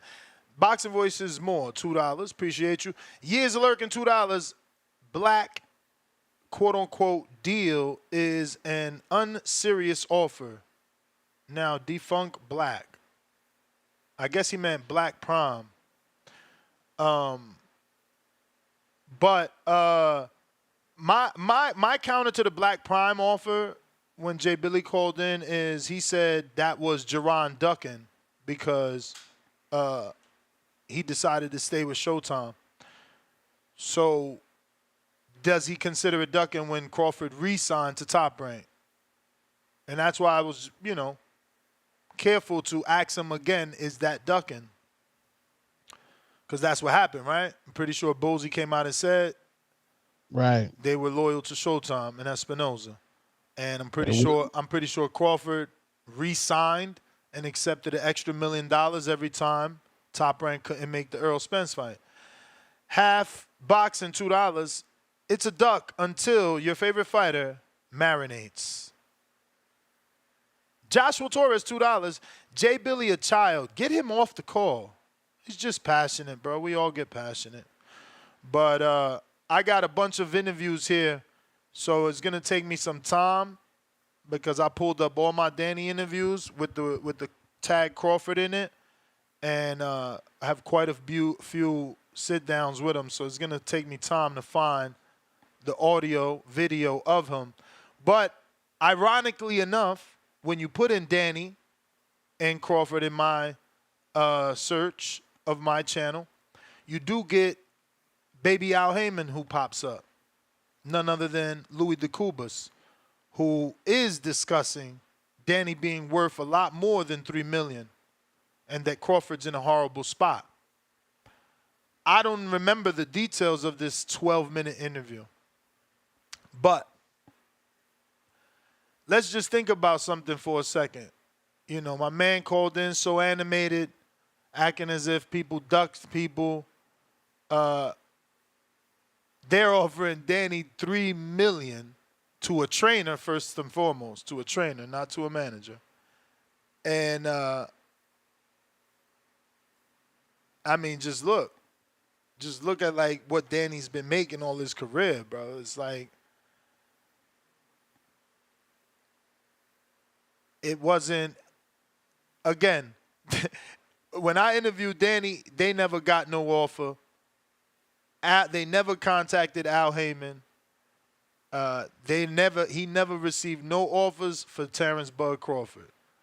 You know, Carl Moretti going to a trainer is just, that's funny because Moretti has a lot of experience in this business. He's the vice president of Top Rank. I hope people understand that. So, you know. Gertz, member for 4 months, two-tone with the musty energy face. Shocked that Jay Billy called, laughing out loud. Musty energy. Coyote Blanco, $2. And they say Canelo fans are emotional. Crying out loud 3 times. Pristine Sports Network, $2. Jay Billy cooked you, Ness. Laughing out loud. You still sizzling. The funny thing is, I wasn't even engaging. You know? He had to check was the audio good. But these dudes love calling you a liar when you interviewing the fighters. They just fans of a sport, watching YouTube videos. You literally interviewing the fighters. You in their gym. You in their house. You're in their couch. Like, you're the one interviewing the fighter. You the one asking the question. And, you know, you're the liar somehow. Not the fan that isn't there, that's never met him, that's never spoken to him. You know, your interaction with him is liking his picture on Instagram. Like, bro, y'all got to show some respect, man. You disrespectful. Then you tell me I'm nothing but a content creator. And that's cool because I am a podcaster is what I am. I'm not a content creator.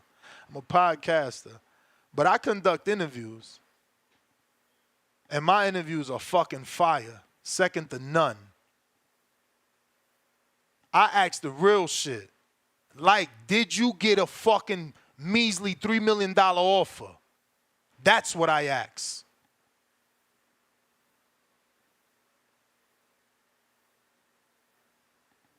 Lowe's Nose Boxing, what up? Hello? Hello? Yo, good morning, man. What up, good champ? morning, brother. Chilling, I see Paso. you enjoying life, man.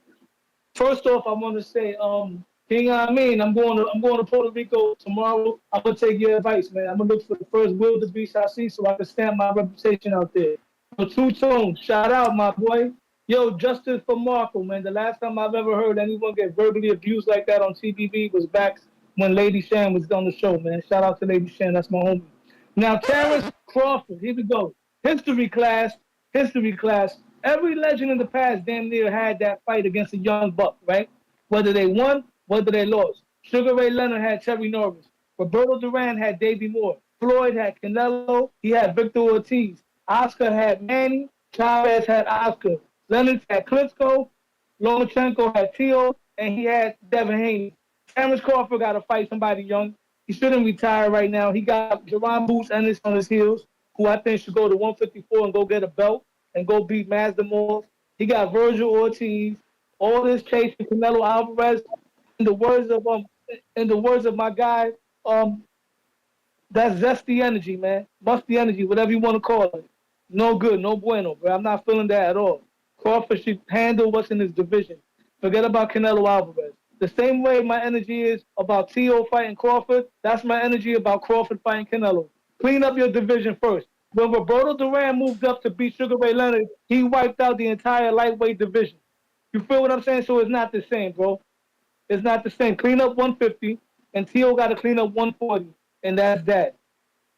Yo, that's my call, brother. Enjoy your day. God bless. Peace. Peace.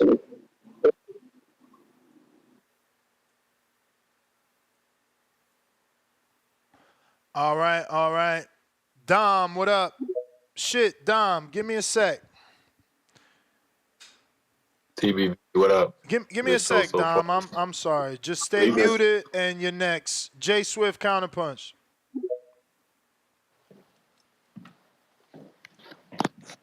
1 2 1 2. Can you hear me? Loud and clear. First of all, shout out to everybody. Two-Tone, Marco, Ness, King. I mean, he already ducked out on us, though, huh? True. But yeah, he's a busy man.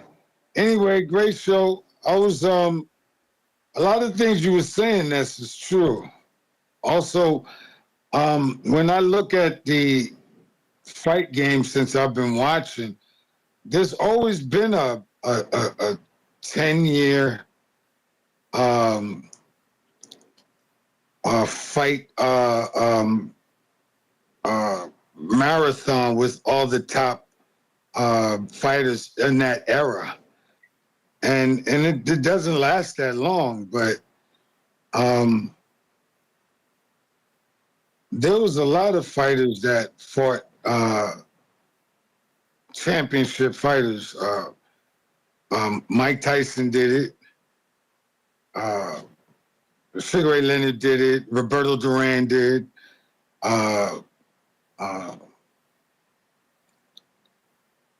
Roy Jones. I'm just trying to think off the top of my dome. I just got off the phone with my car company where I bought a car. I just bought a brand new car. But and I think the same is what they're trying to say for Crawford is, he should have fought the same caliber of people to be in their category. But I think he's still going to be in their category because you can only fight what you have available. They don't have a whole lot of fighters like they had when Sugar Ray Leonard and Roy Jones was fighting that are in the same caliber, same quality. So I think you just got to fight who you can. And like Marco said, after a certain period of time, your skills diminish. That's what I said about Canelo. His skills are diminished, but you don't want him to fight till he can't speak like Thomas Hearns. You know what I mean? Also, I think Eddie Hearns is full of shit. I think he's just playing mind games with the boxing community and Terrence Crawford. I think a lot of people do that. Golden Boy does it as well. I think a lot of the trainers and promoters do that. They play mind games with the boxers to see where their head is. And that's my call. Peace and blessings to everybody. All right, champ. Peace out. What up, guys? What up, Ness, Marco, Two-Tone, if you're still there? What up, Wizard? Peace. Yeah, in my opinion, I think Crawford, one of the most misunderstood boxers, athletes of this generation, and I don't know why. Eddie isn't breaking any news here. Since 2022, Crawford's been considering hanging up the gloves post that Top Rank deal. He immediately stood on Errol or nothing. The PBC denied him fair negotiations as a free agent. They denied him as the number 3 pound for pound to their number 4 in Errol Spence. He was shouted from the mountaintops that they either pay him or he retires. And you know what happened next? The negotiations stalled. They get interrupted. He gets a $10 million payday as a free agent, does the tune-up in his hometown, and then he got back with the PBC, and they still were playing games with him. You know, months went by, and Bud had to take it upon himself. He called up Spence, and Spence went to Al, and the rest is history. But do we all remember the PBC teasing Canelo versus Spence? There were literal graphics being shown on their programming for it. They had their pundits speculating on it. And guess what? You know, the play was there, but their guy doesn't come out on top. And, you know, Bud over a year ago was the first to call out Canelo. He did it during his Omaha send-off before that fight. I was there. I heard it. He was on the mic and said it to everybody. You know, he saw that the play that they had, they wanted to put Canelo against Spence. When he ended up winning, they instead decided to stall the rematch clause negotiations, and Spence took a long time figuring out what happened. And instead of renegotiating that deal to that rematch clause to be a deal that may be included, Bud versus Canelo fight, they put him against lesser opponents. That Charlo fight was supposed to be Spence, and in Bud's eye, he thought that should have been him. So, you know, he came Big Turkey. You know, Big Turkey had the big money. He put him against a fight, and he has more money than anybody, Turkey. And he's back to where he was. He's calling out Canelo. I don't know why people are so upset at this. You know, he's a pound-for-pound fighter. He's fighting for big money, and he's made his mark in the sport. I don't think he wants to go many more wars at his age if it's not moving the legacy needle for him. And if it ain't these big fights, it ain't going to happen. You know, the Terrence Crawford era, it was stamped July 29th, but, you know, the greats don't want to fight him. He's the only great chasing greatness as far as matchmaking. I love to see Bud fight more, you know, but I don't think Canelo, I don't think Boots, I don't think Teofimo, none of these actual greats are serious about fighting him, and it is what it is. Feel like it's your time. All right, but you think Bud is serious, and he's entitled to be a flip-flopper. He's entitled to say, no, weight class is for a reason, and then entitled to change his mind. But Tio isn't serious. You don't think any of these other champions are serious with their call-outs. I mean, this is just ridiculous. It's ridiculous. And all I hear is Bud Crawford fan after Bud Crawford fan. This sounds bitter. You sound bitter. And this is the same thing we talk about what fighters do, Tone and Marcos, where they become the A-side and they become divas. So now look at the fan base. Bud is the A-side, so they're divas. No, you didn't like him when he was here. Everybody's giving us revisionist history about his trials and tribulations. Bro, stop fucking crying me a river. Bunch of Justin Timberlake copycats out here. He's the fucking A-side now. You still talking about the past. You still crying. But you don't remember, Bud had it hard. Look at what Bud went through. Bud. Bro, Bud is on top now. Fucking crybabies, bro. I'm serious. This sounds so weird. You guys got to get it together. It just don't sound good. It don't sound good, man.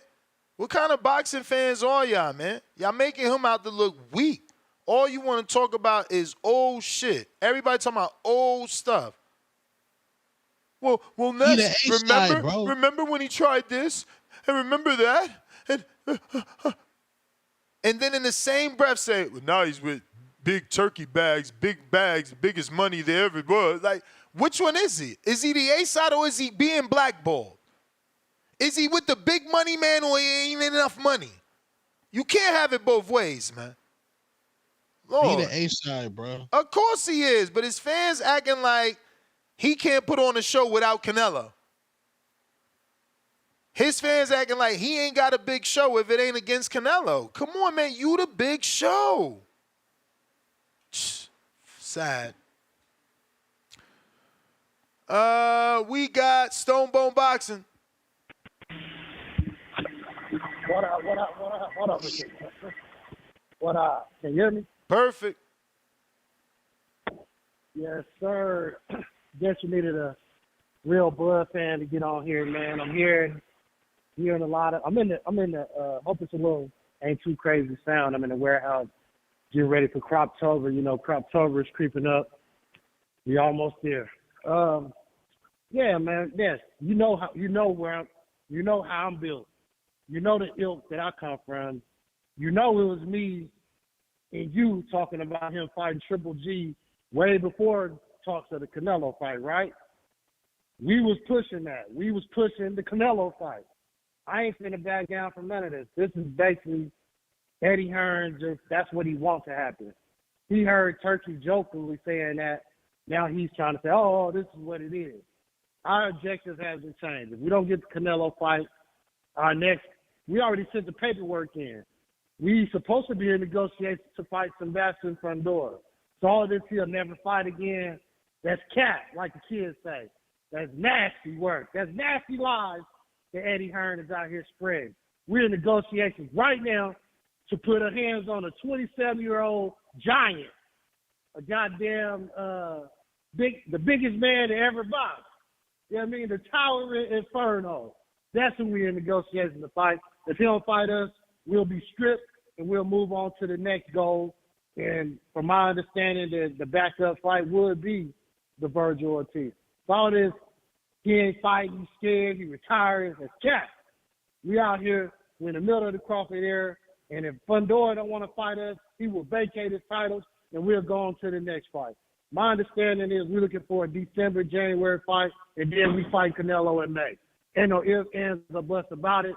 That's the game plan, and that's what's happening. So all these dudes who talking about, oh, he did this, and he should do that, and, you know, y'all my guys, y'all my Bud brothers. But at this moment, y'all Bud tending.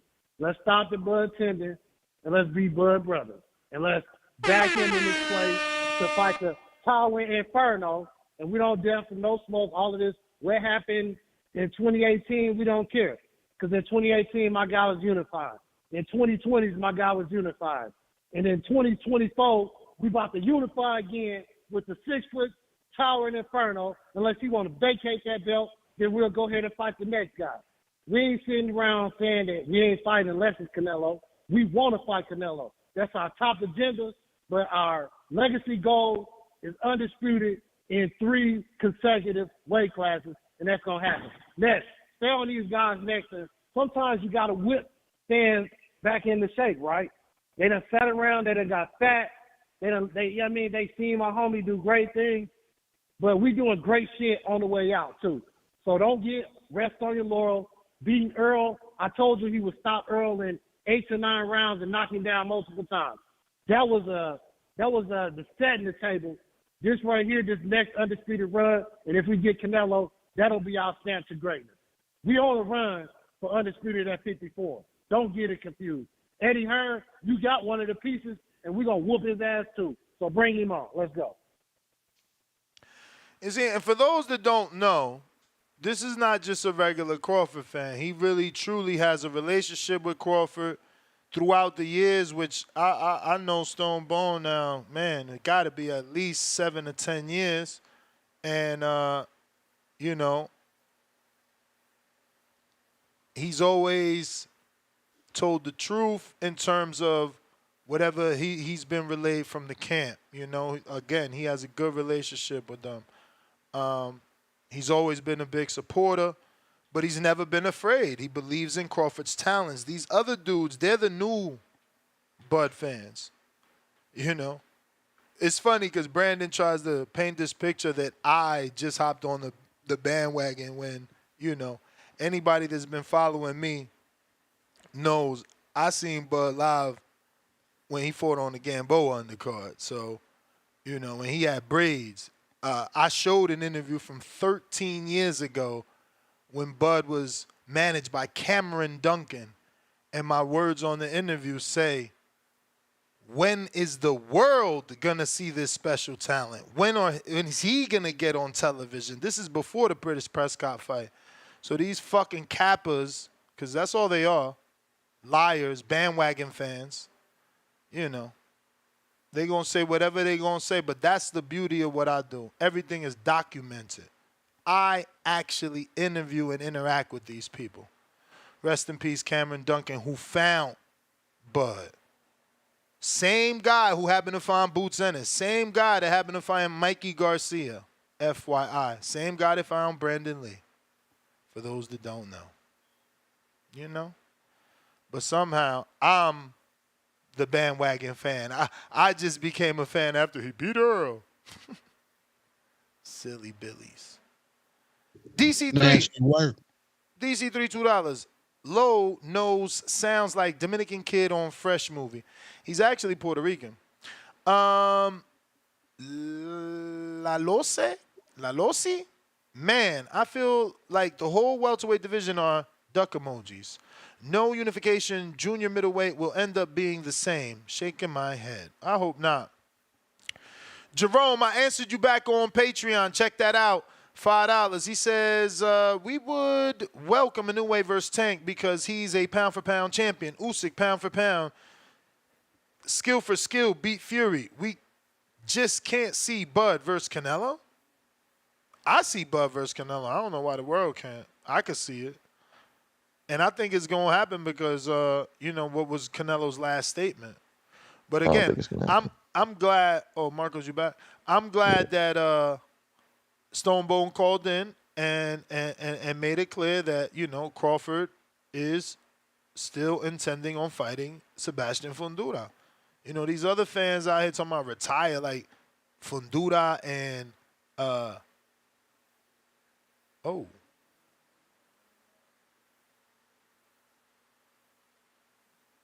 What happened? Back spasm? Breaking news, breaking news. Musty Nah, but what? I don't know. I gotta dig a little more into this, but I don't know. It could be something here. This is interesting. What's happening? We'll see. You know, I don't want to say something that's wrong. But we are going to get Michaela Mayer on Thursday. So if you're a Patreon, if you're a member, you can drop her a question on the members and Patreon page, both here on YouTube or youtube.com/members or the Patreon. Also, Evans Tober, her strength and conditioning coach, is also going to come on a show at a separate time. I'm looking to also schedule Flick because they're having a little back and forth feud. I don't know if y'all know, and if y'all don't know, I'm going to put y'all on. They've been going at each other's training methodologies and stuff and making videos, laughing at each other's fighters. So this fight is actually pretty interesting with Ryan. What is it? Ryan and Michaela Mayer, right? She's fighting Sandy Ryan. Right. Even Sandy Ryan joined in on the fun on trolling Michaela Mayer. So I've been actually excited for this fight from the build-up that they're doing. It hasn't obviously made it to the audience because no one's called in to talk about it. So we're going to highlight it, man. We're going to highlight it because they doing their thing. We got Jerome right back at us with another one. Member for 1 month on the prospect level. He said, Bud Brothers. Yeah. Tip Bellas, you got a counter courtesy of Drew.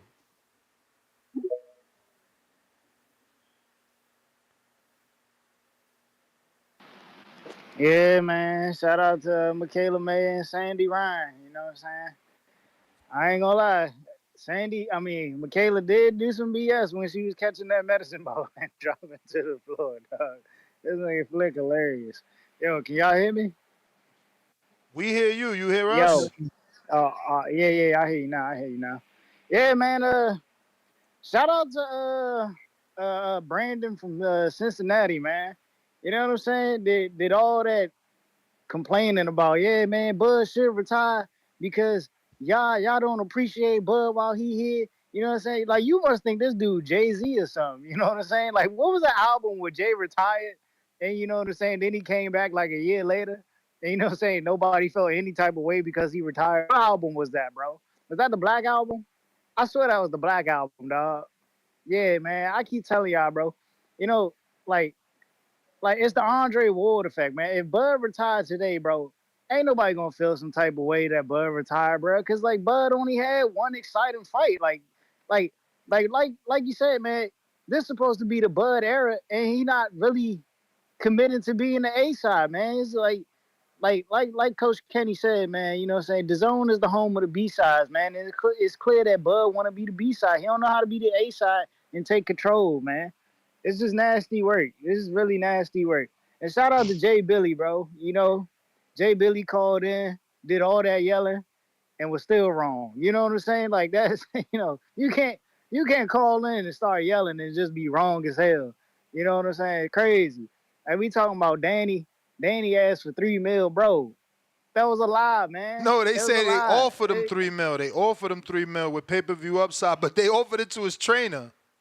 Because Al Come on, Heyman is bro. his Like, advisor and manager. Has been that way forever.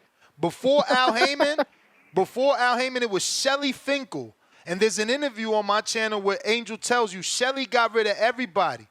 And we with Al. He only kept Wilder. Angel 90 Garcia seconds. didn't even know why Shelly Finkel got rid of him. and listen, the only person who's ever going to back these claims of the alleged Danny $3 million and the alleged Keith Thurman $10 million is Rick Glazer. That's the only person in life who will ever back these claims, bro. I You lie to nasty you for not, that. bro. Why you gotta hate on Rick? Because I've seen it. I've seen it first. I've seen Rick do it firsthand, bro. Like, I've been on other channels where we've had Rick on and we've had the conversation, and Rick will just be like, "Yeah, you know what I'm saying." Matter of fact, I've gotten into an argument with Rick about this with Keith Thurman. Where Rick was like, he was there when the offer was sent or whatever, and all this other BS. Like Rick, you just be lying, bro. Like, just think about this right now, right? And I want the audience to listen to this. If Keith Thurman asked for $10 million for Terrence Crawford, let's say, around what time was that? And that's 2018, 19. If he asked for that around then, what do you think he asking for now? What do you think Keith Thurman gonna come out and say, "Yo, I want 20 mil"? Like, let's be for real, bro. Like, y'all gotta think, bro. Like, dudes just be coming out with outlandish prices, and you know what I'm saying, like, and be spreading false narratives. Like, it's a bunch of BS, man. And I don't believe it. But yeah, Rick Glazer is one of them dudes, man.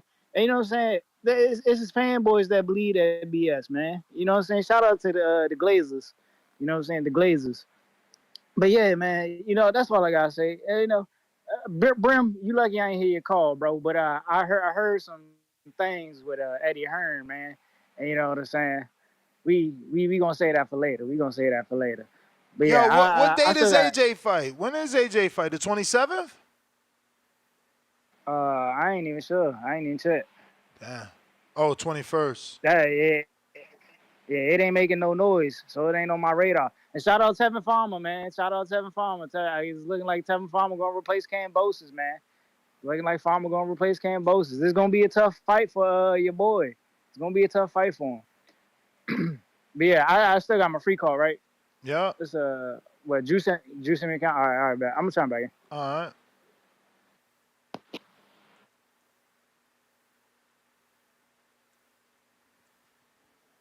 Hawk, Maryland.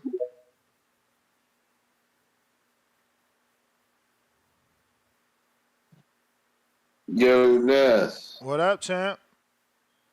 Ain't too much. TVV #1. Hey, who you got with you, Marco? Yes, sir. Yep. What up? Oh, what up, Mark? And Tone in there. Oh, he rolled out. Yeah, I'm right here. Oh, what up, Tone? Hey, first let me see. Crawford thing, man. I think about that Crawford situation, which you got up here. If I'm looking at it from Crawford's point of view, bro. When you get knockouts, it's all over the internet. But when you was getting knockouts and then you get a decision, that's all over the internet. So when he fought Madrimov, everybody's expecting him to blow the dude out, and he didn't. He actually went the distance, and that was a questionable fight. So, I'm thinking Crawford looking at it like, and it even been, questions on him fighting Canelo after that fight. Now Canelo talking like he won't fight him now after that. So I don't know. It looked like, Crawford trying to hold up, because if he fights somebody else and he looked lackluster, then the money for the Canelo fight goes down. You know what I'm saying? He don't look like he got that punching power that he had at 47, at least not against that guy. I didn't see it. So if he goes even up further and tries to have a fight, or any fight, really, at 54 and up, and he goes the distance, it's going to be all over the internet. His power ain't come up. Canelo going to knock him out, blah, blah, blah. But I think the money for the fight goes down if he puts on a performance that ain't great. And talk about him and Floyd. Crawford is a great fighter. Floyd is different level, different conversation altogether. When you talk about opponents, yeah, he did the Undisputed. But when you talk about the opponents, I mean, where's Crawford's Manny Pacquiao? Where's Crawford's Diego Corrales? Where's his Cotto? Where's his Sugar Shane Mosley? Where's his Oscar De La Hoya? Where's his Canelo? He ain't got none of that Floyd got. It's not a conversation. He did great for what he did for who was there. But none of those fighters that he fought went on to go on like Floyd fought, fighters that went on to be Hall of Famers. Before he fought them, they was on their way to Hall of Fame, and he beat some fighters that ended up going to the Hall of Fame after he beat them. So that's a hard, I think that's a different conversation we talking about Floyd. But but that's my call. I think he should fight. But I'm thinking he holding up, because if he put on a performance like he just did, which, I thought it was a good performance, but he didn't take the dude out like he been doing. And you stop getting knocked out, it's all over the internet. Man, you don't punch that hard. His power ain't come up, blah, blah, blah. Then the money for the Canelo fight comes down. So that's what I feel like. And all of a sudden now Canelo is talking about like he might go ahead and knock him out. Go ahead and do the fight. But that's my call. All right.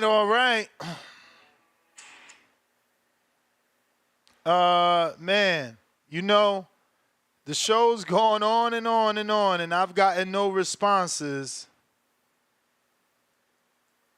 on that Conwell thing. You know what that None means? on the Charles Conwell? You know what that means. It was real. That's how I'm taking it.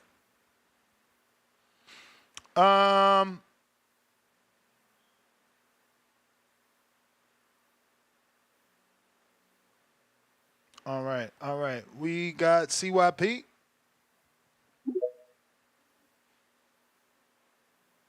Yo. You.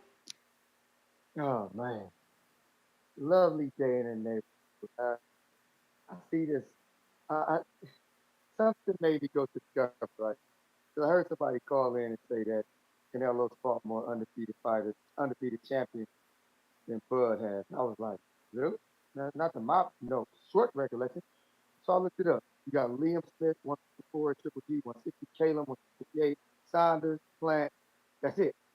Trout was undefeated, but he was not the champion. And Floyd was the champion at the time. We went over that many times. Jaime, you could count Jaime if you're going to count guys who were not champion at the time, but they were champion before and they were undefeated. Jaime had been champion in 4 years. You realize Jaime's last belt was 2019, but you can count that. Now, Bud, you got Gamboa, Majimov, Spence, Pistol, and Dongu, and Horn. So it actually would be 5-6. It would be 5-8. I don't know where y'all get this shit from. No, I don't even know how you got 8 people. So you called in and said that. Where'd you get these 8 undefeated champions? I don't even know where they are. Where do they exist at? But let's just say you wrong on that, and let's just want to try to call back in and prove wrong. Now, when it comes to Bud, Eddie Hearn, whatever he says, I never listened. He's been a liar. I've been telling y'all that for years on here. He has the right to lie, so I don't listen to nothing he says. I don't care what he says. What Bud should do is move up to 160 and get a belt. Whoever the belt is, just get the belt. And if Canelo still doesn't want to fight you by that time, Canelo should be vacate belts by that time. Go to 168 and get one of the vacant belts. That will put you at number 6. You have 6 weight divisions, 6 of them things, right? Only person with 6, I believe, is Oscar, and then the record is 8 with Manny, which is really like 7. But let's just say that. So that will put you at 6 weight classes, 2-time undisputed, and at 44-0. Boy, that's 6 more fights to 50-0. You already have been undisputed twice, so that puts you in a rare category. Then you're at 6 divisions, that puts you in a rare category. My man, fuck what they talking about. When it's said and done, and they reach that off for you with no losses, you're gonna be a top 5 fighter of all time. So if these dudes don't want to fight, start to about being one of the greatest ever. Do that path if Canelo don't want to do that fight. That's what I would give you. If I'm sitting there at your manager, be like, we offer these dudes money at other weight classes and just get them belts. Because I don't believe that his power don't translate. I recall how Timothy, Manny Pacquiao went how many fights without getting knocked out? 1, 2, 3, 4, 5, 6, 7, 8, 9, 10, 11, 12, 13, 14 fights in a row without getting a knockout, and nobody thought that his power was good. But Bud has 1 fight after 10 straight knockouts. 1. He ain't got the power no more moving up. But Manny Pacquiao, little ass did. And it took y'all years and years and years and years and fight to fight before you even thought about saying the same shit about Pacquiao that y'all took months to say about Bud. See, while P on the case, and it's looking like some of y'all are in a different kind of category when it comes to certain fighters. Y'all know this shit immediately when certain fighters do it, but you ignore it like a motherfucker when another fighter. That was your history lesson, Fluff. Yeah. All right. Jay Billy. Oh, he's back. Yo. Yes, sir. Wait, can you hear me? You got me, Ness? Clean. Yeah, I ain't gonna overcook y'all, man. It ain't no shot saying you a content creator, Ness. Like I always say, like leave the judging to the judges, leave the scoring to leave the reffing to the referees. We gotta let people do their job. And Tip, little bro, I don't know if you heard, I said Michael Coppinger. I got that from Michael Coppinger and Ring TV or The Ring. So if you want to look that up, that's no Rick Glazier, you feel me? So you might have to do your little TVX research. But yeah, that's from Michael Coppinger, a journalist that we believe. But yeah, man, I didn't even speak to what Eddie said because I'm not even believing what Eddie said. I'm just speaking to the narrative that's going on. Like we can't just tell one side of the story. You feel me? We got to tell the full story. If we're gonna say Crawford hasn't fought the 4 horsemen or fought the young fighters, we also got to say those young fighters ducked them, and the other fighters said it was the other side of the street. So I'm just bringing a little bit of clarity to it because y'all kind of run with one side and it just goes with one side for the rest of the show. So it ain't no big thing, Marco. You still a casual, do a little bit of research, and that's, you feel me? Let's leave the journalism to the journalists. And that's too. You don't think somebody will sit down in your face and lie to you in an interview? Oh, wow. It's funny you say that. So you don't think that Carl Moretti could sit down and lie in an interview? So this was from. So Carl Moretti No, can't lie. let me tell you. I got you So real quick. I'm bringing facts. This was from the Buff and Moretti. This was from the vice president of Top Rank. Yeah. So now Jay Billy, I don't think. Can you consider this, this? Can you just consider this? Can you just open your mind to this? Carl Moretti and Todd DeBuff have to say certain things because their obligation is to Crawford. If they can't get Crawford to fight, they look bad. And they look bad so much that they had to then write a new contract that says, hey, if I can't get you to fight this time, I'll pay you $1 million. But you want to say that the fighter could lie in front of the interviewer, but not the 2 promoters. So Ness, I feel like it could go both ways. We got to both be open-minded because I can see that. I'm happy. No, I'm happy with that. As long as you can admit that Moretti cool. Yeah, could be lying I feel like it's both sides. But look, if that's the case, why? Because also in the article it says the Ring tried to get in contact with Danny for a comment and he never commented back. So why not speak your piece? Champ, why not tell what you telling the Boxing Voice to Ring TV, a credible site? But they said, Ness, do you want me to send you the article? They said that he never got back to him. That's the bell. There he go again. Why can't you tell Ring TV, a credible source, what you're telling the Boxing Voice? Why can't Ring TV just quote the Boxing Voice because Danny said it motherfucking here? You see, you just disrespectful without knowing. You just disrespectful without knowing. He's taking shots at everybody. No. But then listen to him. The fighter is a liar if he gets interviewed.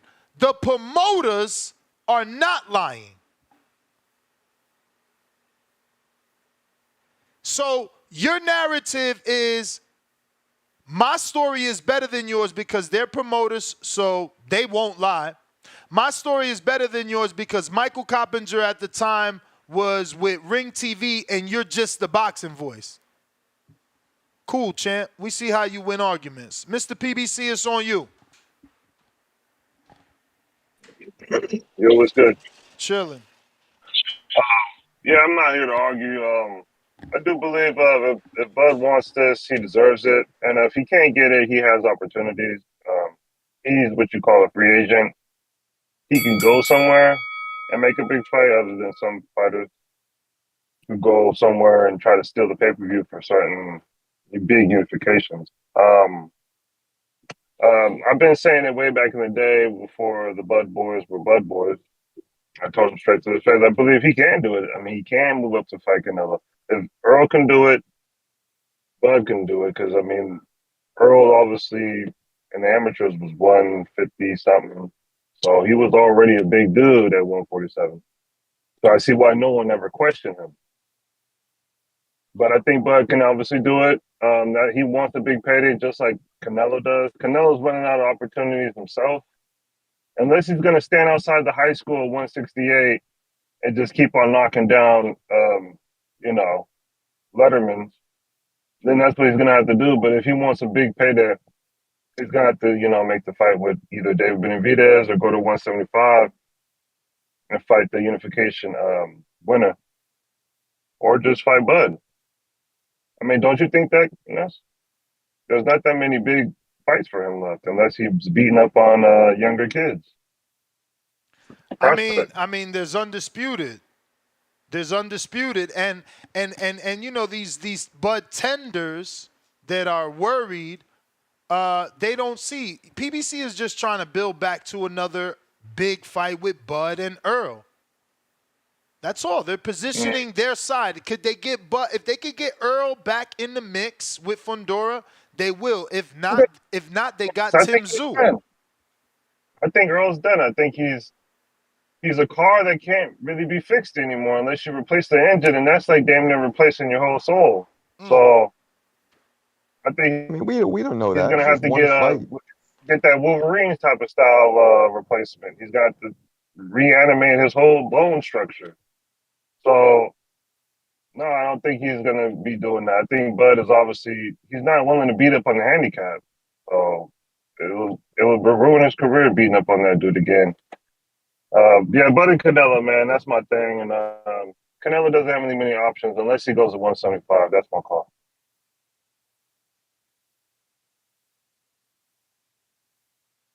All right.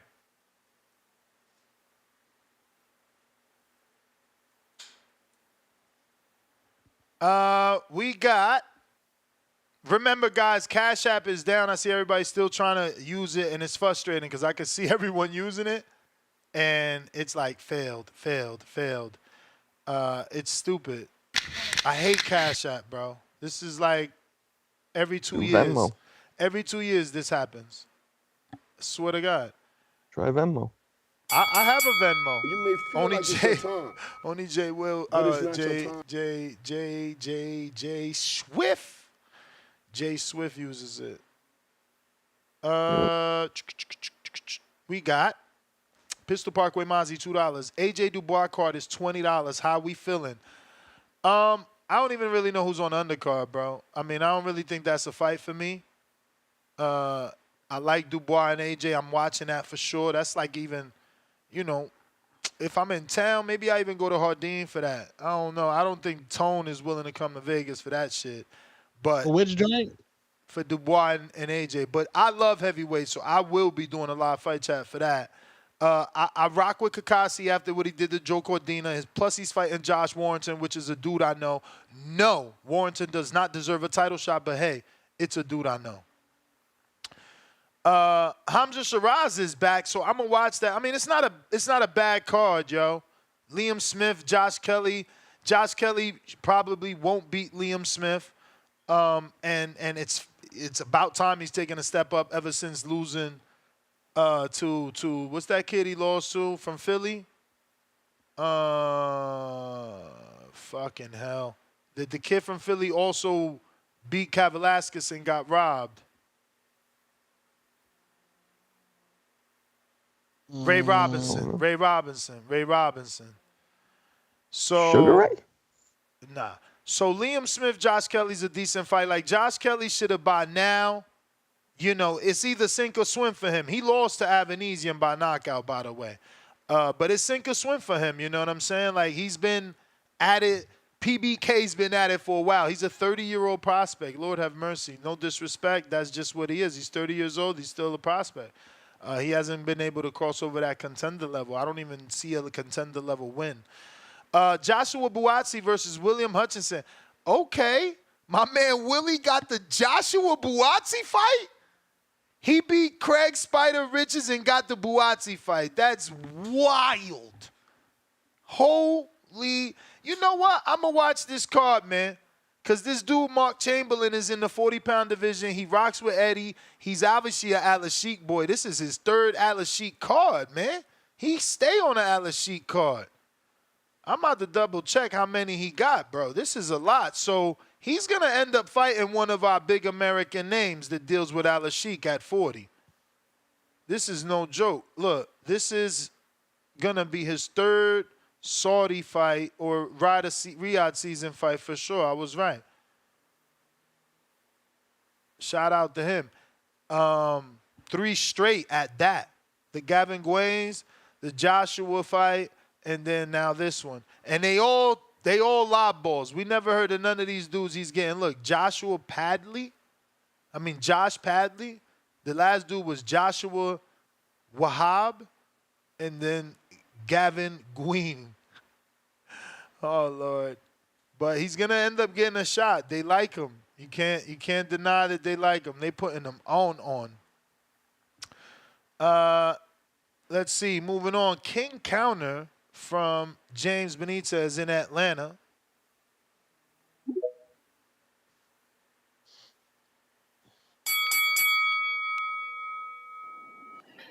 Yo, Ness, two-tone. Marco, y'all hear me? Yeah. Yep. All right, man. Yo, I don't know how you deal with this shit every day, Ness, man. Like, yo, this is a Crawford topic, man, and motherfuckers still regurgitating the same takes that they've been doing for years. Oh, he beat Earl. Oh, he deserves this. Oh, he deserves that. Like, man, this shit's stale. When we got other bigger news in boxing right now. Like, you saw the clip from Edgar Berlanga last night when he said, "I don't care if I'm a plus 800, make me a plus 2,000, make me a plus 100,000. I'm coming for the jugular." Did you also see the video I sent to the pre-pro, man? He got big name artists dropping new tracks for his fight week. Man, I know all y'all love Remy Ma, man. She got the yams out. She got the chest out. She got everything out, man, dropping fire. Nah, we don't fuck with Remy Martin over here, man. She cheated. You gotta be kidding me. Hell no. She cheated on Papoose. Papoose did a bid with her. Papoose, bro, like, she disrespectful to all men for that. Like, men never thought about doing bids with a girl till Papoose. Like, we would have fake doing a bid with you. Like, yeah, baby, send you your commissary and we fucking like crazy on you. Papoose held her down and she did that to him. Hell no. Off with her head. Off with her head. A lot of, bro, man, I ain't gonna say that, man. I still want some of that Remy Ma work, So, I mean, I feel bad for Papoose, but it is what it is, man. She for the streets. And some women are just for the streets that we be trying to save, man. So only thing we can do is just shrug our shoulders and still shoot our shot, man. Nasty It is work. what it is, man. Nasty work. It's not nasty work. It's not musty energy. If Two-Tone doesn't agree with it, this what I'm saying. it ain't musty energy. CYP's so right, man. We don't stick together. Look, that's your fellow What you man. mean? He your fellow man. He got shitted on live on television all around the world, My nigga. Nationally, bro. She did him dirty. Ness, he ain't from my block. He ain't my nigga. So it's like I'm not gonna feel the same way. You know what I'm saying? Terrible. Bro, if he's my kin, I'll move with discretion. But he ain't. So she for the streets. It's fair game. It's like shit. If I lose mine tomorrow, I can't be mad at somebody in the chat or whatever shooting they shot. It is what it is. It's fair game. So man, so what I want to ask y'all is, man, where do we rank Remy Ma as the best looking female rappers? I mean, I think she's number Oh, one. She's far definitely below over. it. He She, wilding right now with this. you crazy as fuck, man. You got to watch the video, B. You got to watch the video. What She's video? definitely above Glorilla.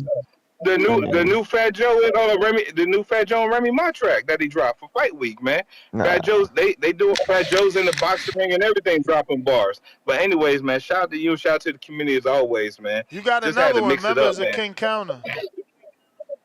Nah, man. That's You may feel like it's your that's a time, 30. That's a 30% but fee it's for not your YouTube, time. man. You keep the change, bro. It is what it is. Nah, Shout out you to the you, shout out man, to the champ. community, man. You the Definitely. man. Peace. I got like a 97 Lil Kim. That's mine right there. 9-7 Lil Ken, that's your boo. Yeah, right there. I mean, if we picking unrealistic boos when we were young, because you said 9-7. Lord have mercy. Yeah, 90s. Because right now there's been a lot of alterations done. Yeah, so yeah. not No, now. she don't look the same at all. Little Nah. Kim from 97 and right now. The one from right now is like Frankenstein. Chopped her up, bro. Yeah, bro. She looks bad right now. Like I think Foxy was a little better on the mic, but Yeah, Kim she was certainly had the voice, but yeah, it wouldn't be Foxy for me. It would Are definitely. you just talking about booze or who was the best female rapper? Nah, he said who looked the best. No, you Oh, said who that. looked the best? You said that. You said your boo was 97 Lil Kim. I ain't. Where he, No, he tried to- the caller said, "Is there anybody who looks better? Any rapper looks better than Remy Ma?" Yes, he did say that. Right. And I mean, by far, Nicki Minaj. Hands down. And the best female rapper ever. And Cardi B. And a lot of girls. I mean. Just off looks. We're I ain't talking, gonna front. not bars. I mean, yeah. I mean, Ice Spice is better on the odds than Remy. Oh, you see that bitch? That's a mean bitch right there. You see that story? How she did her friend? Who? Oh, child. Who? Ice Spice. No, I don't follow no hip hop gossip. What happened? Yeah, she told her friend to come on tour and was like, "Yo, I got it."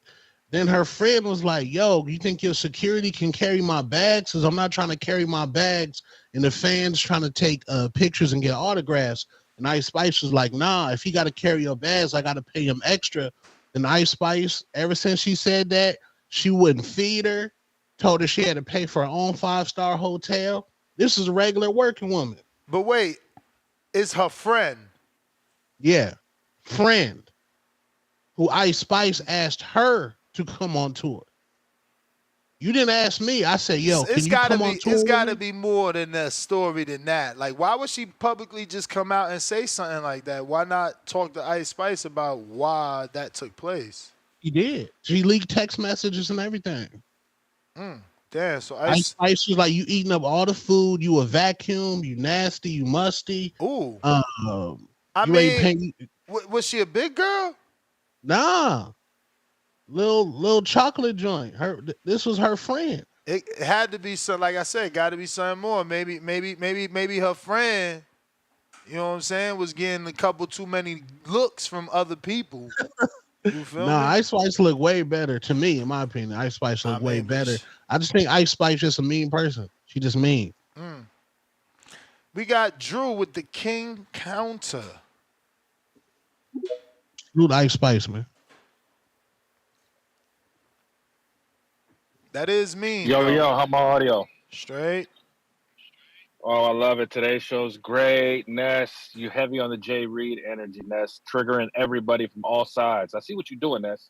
You're doing like Joker did in Dark Knight, just trying to cause chaos today. But I like it because I haven't love done anything. chaos. Stop it, Ness. Stop, Ness. You're triggering everybody. I can't wait for Mr. Perfect to call because you said, who the fuck is Errol Spence? You know that's coming.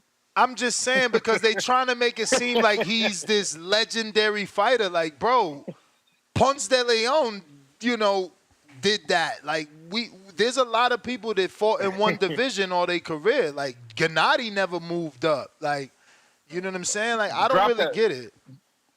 Drop that Jay Reed snippet for me, Tone, because he's heavy Jay Reed today, baby. You ain't no cop, Jay I'm Reed. gonna have to look up this Jay Reed. I don't even know who Jay Reed is. Jay But Reed. Ness, I I don't. gotta back up. I gotta back up my boy Jay Billy real quick. Free Jay Billy, free G Bond, justice for Marco, for humanity. Marco Villegas was on the scoop back in 2016. Carl Moretti called Angel Garcia up for the Manny Pacquiao fight, and he talked to Danny, and Danny said, "Yeah." He called my dad. My dad said, "Nah, we don't like that number." So it's possible that they did do the thing for Crawford, and Angel just said no and didn't tell Danny because it wasn't worth it. Again, Angel ain't the manager though. Why is they sending But offers he's to calling. Angel?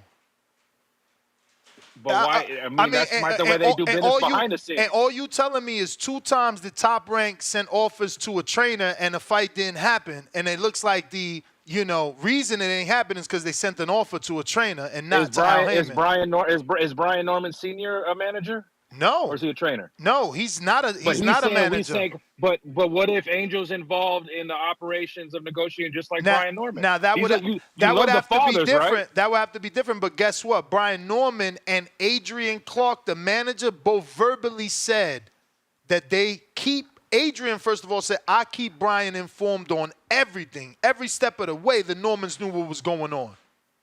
So that's different. So what if that's the case? That might be the case of. But you want to what if? You want to what if? Nesta's just using facts. You want to what if? I'm using facts. I'm using another journalist that quoted Danny saying we got the offer. What if they want the offers done that way? We don't know how they want done the business. Again, but you're quoting a journalist that is only backing my point. He received an offer via his father, who's not his manager. That's not his manager. Now, if Panda receives an offer, he can do that because he's a trainer manager. If Bomac receives an offer, he can do that because he's a trainer manager. But you can't send Angel Garcia a fucking contract. What are you supposed to do with it? What it's not how is it a contract? Like, this is where our numbers at. Can we move forward? What if Angel's the first line of defense? Like, no, that's not enough. I'm not even going to tell you to call the manager. Now, absolutely, you can have an initial conversation with an Angel and Danny to see where they're at. But again, we said offers. Offers are always officially sent to the right people. How you gonna send it? So you sent the email to Angel Garcia because if you didn't send an offer, you sent the term sheet, and that is via email. So now we sending offers via emails to trainers. Come on, stop, man! It's unbelievable. But no, that side's been doing business like that, and no, they've I been only trying know to ignore trainers that Crawford. do business like that are actual managers. And there's Brian a lot Norman's of them. not a manager, though. No, he's not. He's not. like but your his time. manager came live on the But it's show not in your time. defense of him. That's different. You got a second one because it was a counter. King.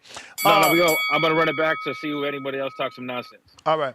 Again, it's different. Like, you literally had the manager of the fighter come on and say, no, I've been keeping my clients informed. Brian and Junior and Senior know exactly what's going on. That's different. Again, you sending something to Angel and he's not a manager. It just doesn't make sense to me. Angel just roll it and smoke it. I mean, no? Not funny. All right, I tried. He very well could because that's all it's worth. Again, you can't even smoke it because what are they saying? Did they send it via email to Angel, or did they just call him and say, "Yo," like Tank called Shakur, like, "Yo, is you available?" Like, what exactly are these fans considering a true offer? Because we've established on this show with numerous interviews with promoters and managers that an offer is in steps. You receive an email or a phone call at first, like Drew said. You could get a phone call. Hey, Marcos, you interested in fighting my guy Two-Tone? Yeah, we open to it. Cool. Now you receive an email with the terms of the offer. Hey, Marcos, we want you to fight Two-Tone in Phoenix. Now you got to consider, because Two-Tone is from Phoenix. We want you to fight Two-Tone in Phoenix. The offer is $600,000. It'll be on ESPN. It'll be on Friday, not on a Saturday.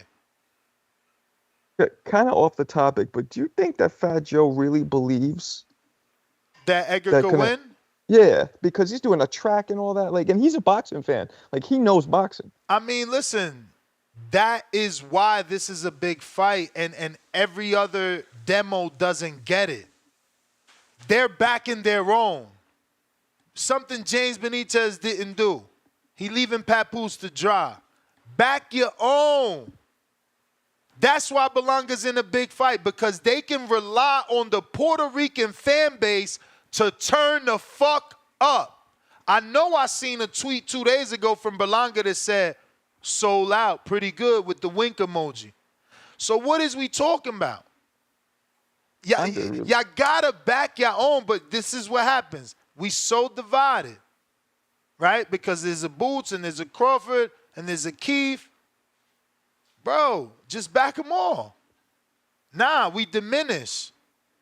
I don't see, actually I do see, and I was going to make it a show topic, but it's all Spanish. There is this one video going very viral of a Spanish guy. This is my second time saying it, a Puerto Rican guy.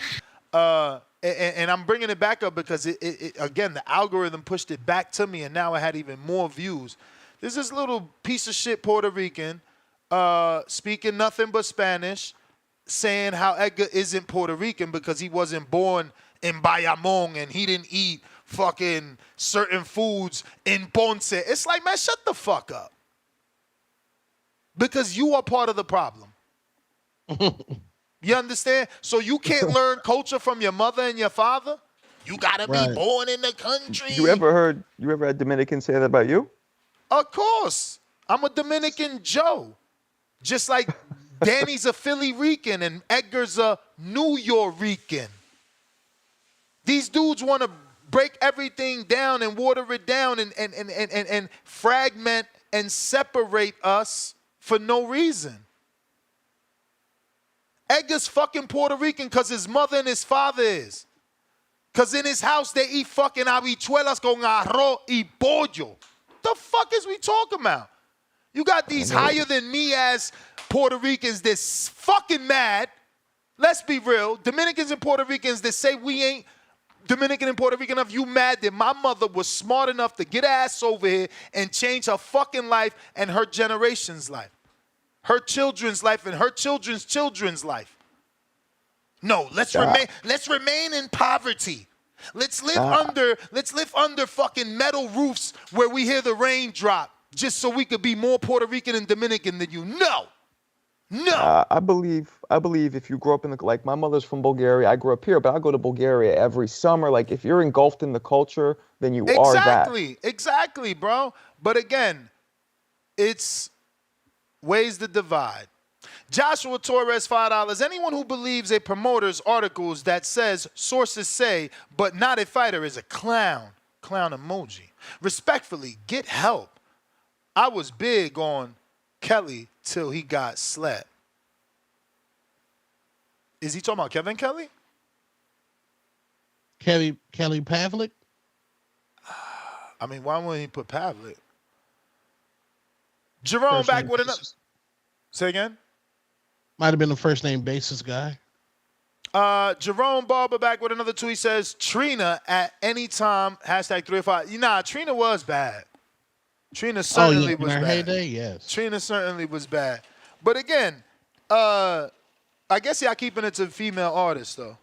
Because I was certainly about to throw Lisa Ray in there ASAP since we go into that age bracket. Oh, yeah, Lisa Ray, yeah. Lake County, that was Nelly, too. He bagged that back in the day, right? Nelly? Didn't he? Nah, I think Nelly's so. With, no, I know he Nelly. Floyd joint, right? I mean, I don't know about that. I think I heard something like that, but I know Ashanti, but I'm pretty sure. Jackson. I'm pretty sure. Oh, yeah. I remember that now. The Jackson one, yes, sir. Yes, sir. I remember that. That was big. Lake County, $2. Media Takeout, Two-Tone doing what he do best. #gossip. Yo, but that's what I needed. No bullshit. Like, yo, it's the Breakfast Club of boxing. It can't just be, it got to have a little bit of entertainment and side conversation to get people through their work day, man. I'm telling you. Jerry Soriano, Yolanda for life, $5. Ness, I just sent you a video on Discord. Crawford addressed Garcia Thurman directly for ducking him. Grand opening, grand closing. Let him cook. Okay. So, you see, this is the issue, though. So, which one is it, Marco? Who do we believe, Tone? Jay Billy says, don't believe the fighter, believe the writer. and the promoter. Now we got Jerry Soriano sending evidence of a fighter, telling us believe the fighter. Which one is it? Do we even waste our time? Because everyone keeps pushing the goalpost back. Because when I said let's believe the fighter, they said no, believe the promoter. Now you sending a video of a fighter saying that they ducked him. King Boxing, $2. Just heard that Fat Joe track. It's fire. Mexico versus Puerto Rico. Yo, can you DM me it? Somebody. King Counter, Benitez, another one. Let me drop a bomb for the dub.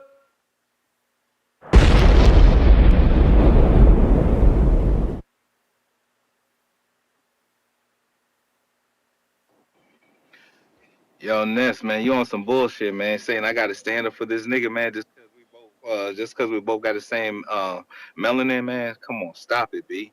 You know, like I Nah, talked to because you. he's a man.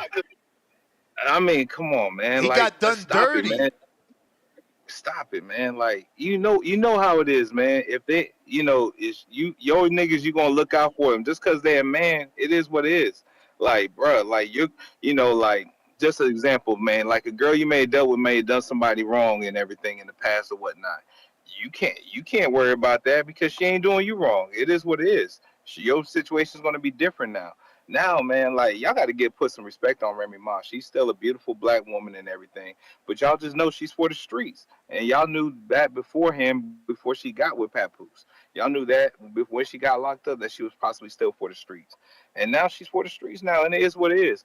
Now the '97 Lil Kim Marco. I fuck with you, but I don't, man, because Foxy Brown was better than me, man. Something about them real dark skinned women and everything, man. How just just how their skin looks in the sun and everything is so much better. So Lil Kim, I can't give her no top 5 or anything like that.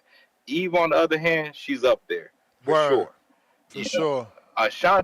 Ashanti, she aged perfectly. You got to give her credit.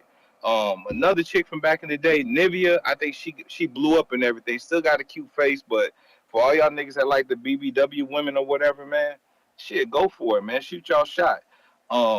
A Million, who was a part of the Rock family back in the day, she was trash. I don't even know how they tried to make her ass look cute. She was trash. Damn, I'm trying to think of some bad bitches back in the day, man. But nah, this is good. This good takes though, man. Just seeing where y'all stand at with some of these bras. But Remy Ma, she aged fine and she still is what it is, man. And everybody loves a good woman that's a hoe for the streets, man. So don't act like y'all looking for this perfect queen all the time. Again, shout out to you, shout out to the community as always. I catch y'all later. Who was the chick that was in G Unit? Not Olivia, the rapper back when Wankster came out. Damn, they gonna flag me if I play this. This is the stupid stuff about YouTube. But the Joe video is right here. We should be able to watch this together. You can't watch it? And not get copyright infringement. You can't play it for like a couple seconds? I mean, yeah, you can always get off a few seconds. I mean, that's crazy that he made a video. Bro, to me, that's wild. That's support, man. That's what support looks like. Right, no, I get that. But considering the huge underdog nature of the dude he's supporting, that's why. Again, that's when support is real. It's easy to be my friend when I'm on top.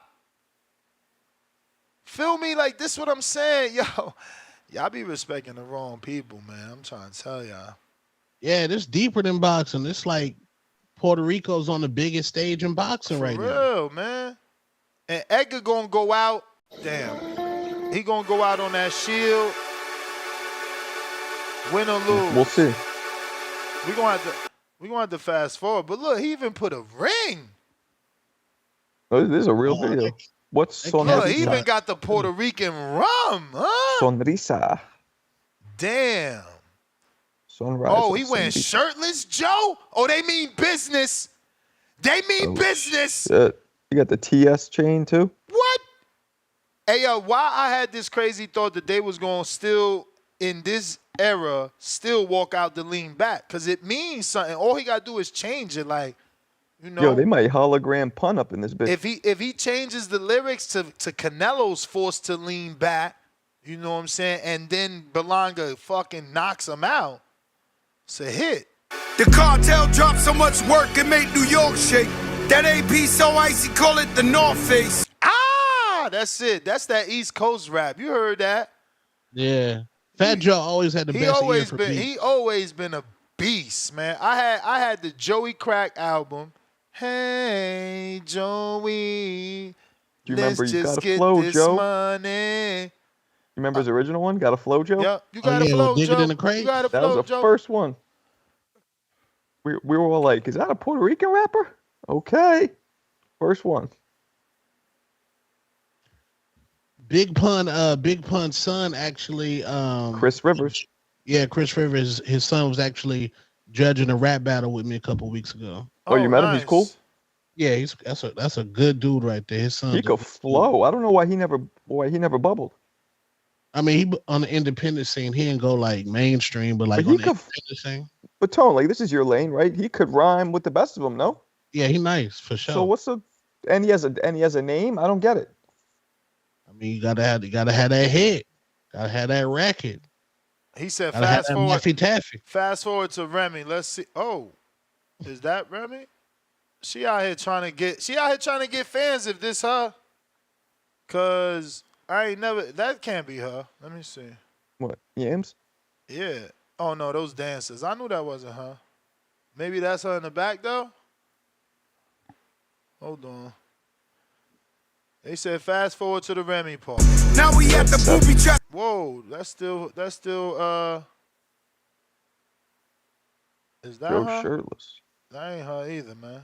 Oh, that's her right there. Not bad.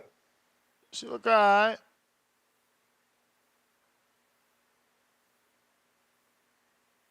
Alright, let's see it. Okay, that's what you want us to see? The superhero, she looking like Storm. She about to play Storm in X-Men. Yeah, she definitely put her work in the gym for sure. What? They say that's Ozempic. Nah, hell nah. She wear it up when I snow. Yo, why is Fat Joe titties out like that? He got to stop, I man. didn't want to say it, but Nah, you know I'ma say it. Jay. No, Jay. Summertime. oh, they just spit that? Oh, this a hit. They They trying to. did the Will Smith. Yeah. We can't play more, man. We gonna get flaggy flag. But shout out to Fat Joe, man, for being a true supporter, man. That's how you do it, man. You know, not you. Don't, you. That's how you treat Berlanga, not how Jay Billy treat me. You understand? That's wild, man.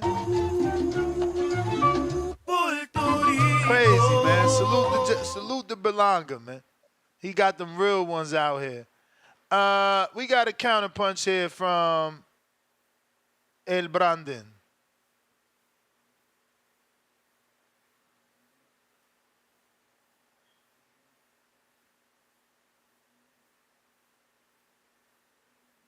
Nada.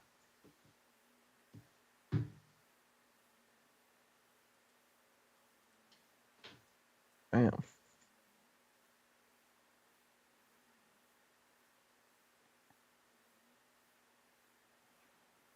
No Brandon. Back at you. Yo, can you hear me? Yep. Yeah, I had to jump out and jump back in. Before I talk about boxing, Benitez, wow, and that boy said Remy Ma, the baddest rapper looks wise in the game. Like, bitch ain't even top 15. That ain't even no knock to Remy. Remy is a beautiful woman, but there's so much young heat out here, whether it's enhanced or not, you know, BBL, fake, she's not in competition to some of this heat we got out here, and Benitez knows that.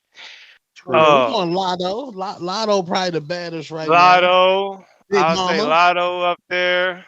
Oh, Meg the about- Stallion, Cardi what's and her face? Nicki. Now Megan Thee Stallion put niggas in jail. We ain't rocking. Benzino's Sweet, daughter? What about her? you got fucking Sweetie. There's some young heat out here, man. There's definitely some young heat out here for sure. So yeah, Remy. Yeah, you was tripping Benitez, baddest in the game. But Yeah, nah, but man, he I wants just you- wanna He I wants just you wanna to call consider her new look, though. That's why he made us show the video. He wants you to consider the new version of Remy. I mean, I've seen the new enhanced Remy with some work done to it. I said she's a beautiful woman, but there's some young heat out here, man. Just yeah, she can't compete with these young animals, bro. But I just want to call bullshit on this narrative you trying to paint. That's on who do you believe?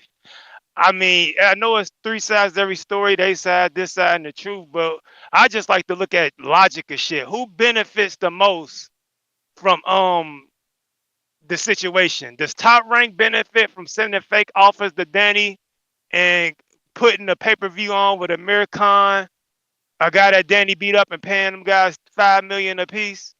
Or does Danny's side benefit by freezing this motherfucker out and keeping all the shit going on their side? Is it So when you rhetorical? say dumb, when I'm done, you can answer. When you say dumb shit, it's like, why would Top Rank send out fake offers and put a Amir Khan pay-per-view on?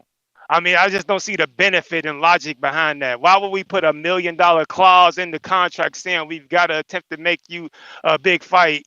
And then you think they wanted to give away a free millie?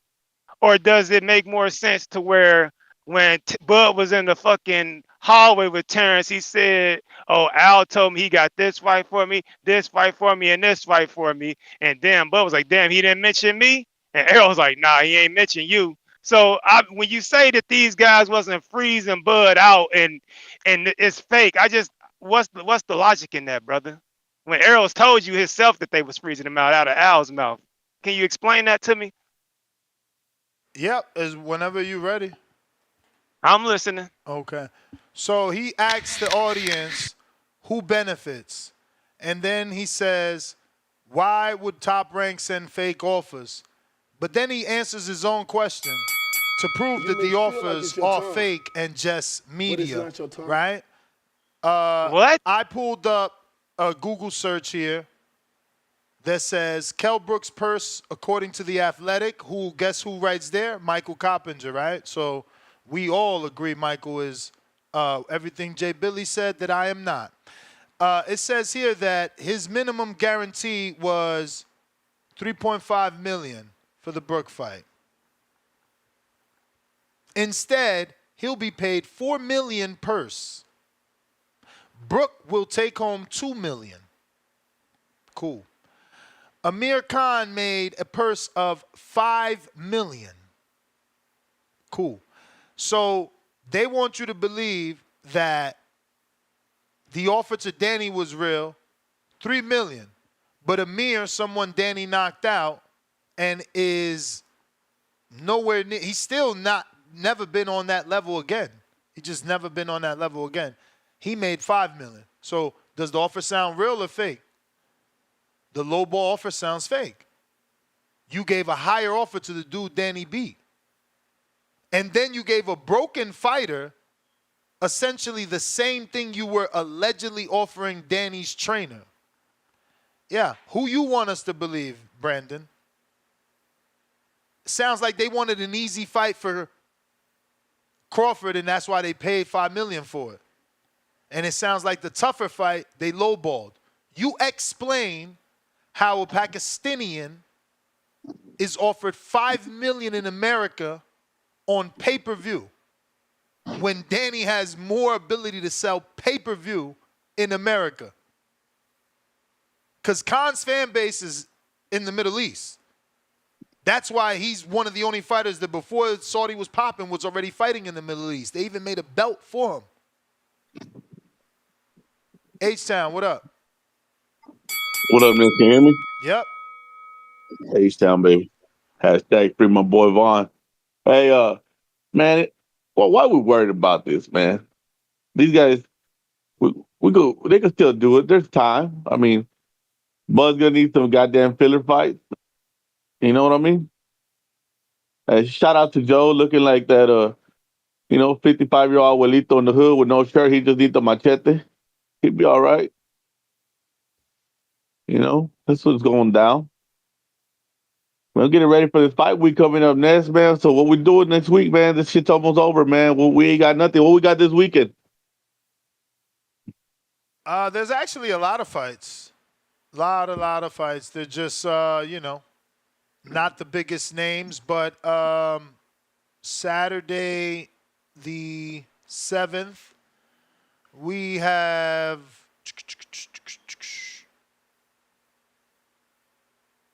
actually, it's next week. Shit.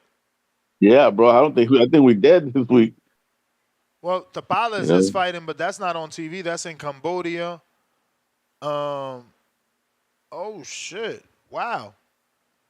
Plant City's not till Wednesday. Holy shit! There's nothing this week. It's like really, really, really nothing. The only other thing is in Germany. you got your vacation finally. Shit, that sucks. A road trip. But nah, man, hey, dog, shout out all the homies right here in the chat, man. Everybody, man, all the cities, man. Everybody having a good week, man. It's been a pretty good week, except for my homeboy being in jail, But that's how it goes, You know how it is the struggle for my melanin brothers. But it is what it is. What up, Tom? What up? Shout out, shout out David Benavides. Shout out David Benavides. Come on, man. We need a fight date. Fight date need to be coming Man, soon from we David. haven't heard nothing from him and my boy Tank. I don't know what's going on. I mean, what happened to the Is rollout? Where's my Tank gonna fight PBC Lamont guys at? Roach? Lamont Roach, nasty work. I predicted that. Nasty work. Let's see my boy DC3 what excuses he's gonna make for his dog. Since everybody's trying to, well, block him out. How you gonna block out the man without the power? I have no idea, but this is the narrative we got. Oh yeah, man, I'm just checking in, man. Been listening in. Shout out, hey, how you gonna forget my girl Maya, dog? That's my baby. Oh yeah, Maya's still tough. Yeah, she's fine as hell. Still her and Ashante, fine like wine. Yeah, man, I'm out, man. You may feel like it's your time, but it's not your time. Let's see here. Drew counter.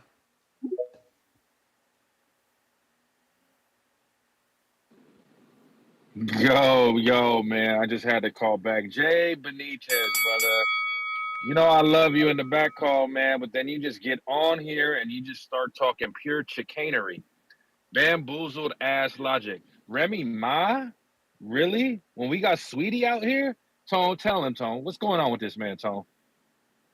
Remy Ma. That's just an upgraded version of Clarissa Shields. Here you go with the Shield slander. Nah, but I mean, I'm not mad at what Remy Ma did, Tone. She upgraded. Hypergamy's real for the ladies. I mean, your cousin Pookie do it. My cousin Pelon do it. When he's locked up, he get another girl. Like, come on. Don't hate the player, hate the game. But more importantly, I'm going to ruin Nessa's afternoon show. Shout out to Turkey Ala Sheik, making pay-per-view great again for $20. We getting the AJ Dubois loaded card. It's official on pay-per-view.com. Meanwhile, we got to pay $90. No, the VPN boys out for that Canelo Berlanga, Tone. VPN boys back outside. But thanks for Turkey making back outside. Thank Turkey for making pay-per-view great again. Ness is going to love it. Turkey, we need you to do that sit-down one-on-one with Ness so Jay Billy can see that he is a journalist at times. Today's show has been great from all angles. Ness, go watch Into Deep, Ness. You was heavy on the Jay Reed energy, Ness. You playing all sides against each other today. I was still waiting for the Water Walkers to call in with your Crawford slander. You see what you're doing, Ness? And I love it. You know, they're going to say, this is my last counterpunch for the day, and then 10 more counterpunches later. The Water Walkers, though. That's funny. We waited for that, man. And, shout out to everybody in the community, man. Border Wars, don't forget to support. That's my call. All right.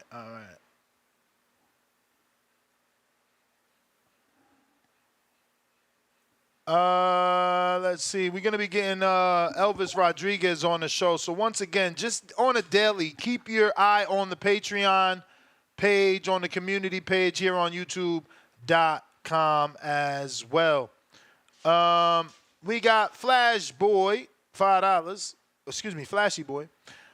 Keith will never be Earl. Keith got his ass beat by a Waj Pack. Earl would have retired him that night. Flexing emoji. I don't know about all that, brother.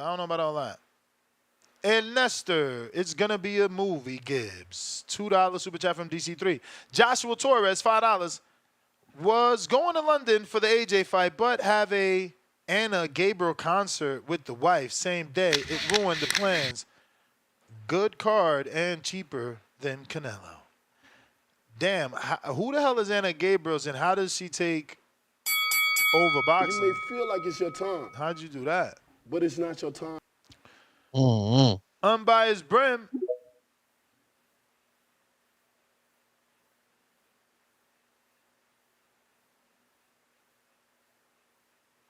Unbiased Brim.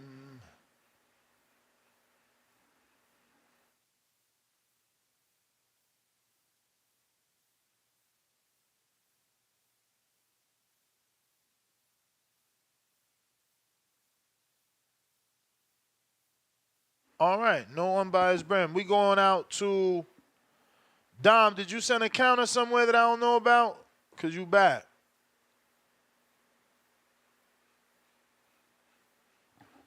Cliff. In the meantime, in between time, so I see if I see this counterpunch from Dom.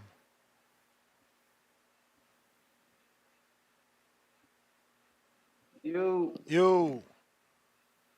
The thing was tripping earlier when you came to me. It's been a long day. This first, I ain't agree with you, Nuts. I gotta admit, you was bugging. But you said something that made a point. You was like, yo, this is the no. You said Floyd came and got his deal with Showtime at 36. Now Bug got his at 36. So this is the time to shine. I agree with you. That make perfect sense. But the part that I feel like you missing, that's why everybody calling in, going kind of pushing back, is because where is like the acknowledgement that Bud is not getting the Floyd money or the fighters? Everybody want to fight Floyd because he is a cash cow. A lot of people still don't want to fight Bud. Like we already know, Earl's still in his fights. He still stole Slender Man from him. I mean, the long arm I mean, we giant. don't You know if couldn't even that's true until they announce it. We don't know if that's true. Shit, we need to know who's training them. That's a show in itself. We gonna be excited to find out who's training them. Like we don't know if that's well, true. if Bug could get those big fights at like if like, I think he would do it if he could get 500,000 pay-per-view buys every no matter who he chooses. Ortiz, if all of them would demand what they supposed to, I think he would do it. And why y'all keep saying that he can't fight? He need to fight a young fighter. Like a few callers keep saying that, like he need to fight Boots, but didn't wasn't Marjordov the young fighter? So if Marjordov has a great career, ain't that his Canelo? Ain't that his Nah, young guy that he dusted? Isn't Madridov 30 or 31? Well, I don't know his age. I just know he got like 10 fights, and I just met Madridov, but I thought he was young. He looked young as fuck to me. But that's my call. I get back to that duty. All right, champ. I mean, he gonna make me Google that because I'm pretty sure he's older. That's why they rushed him because he had all the experience in the amateurs. So, you know.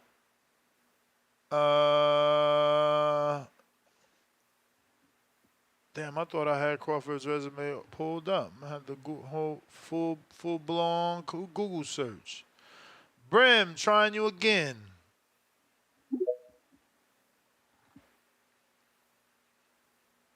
Can you hear me now? Yeah, Mazurov is It 29. was bugging.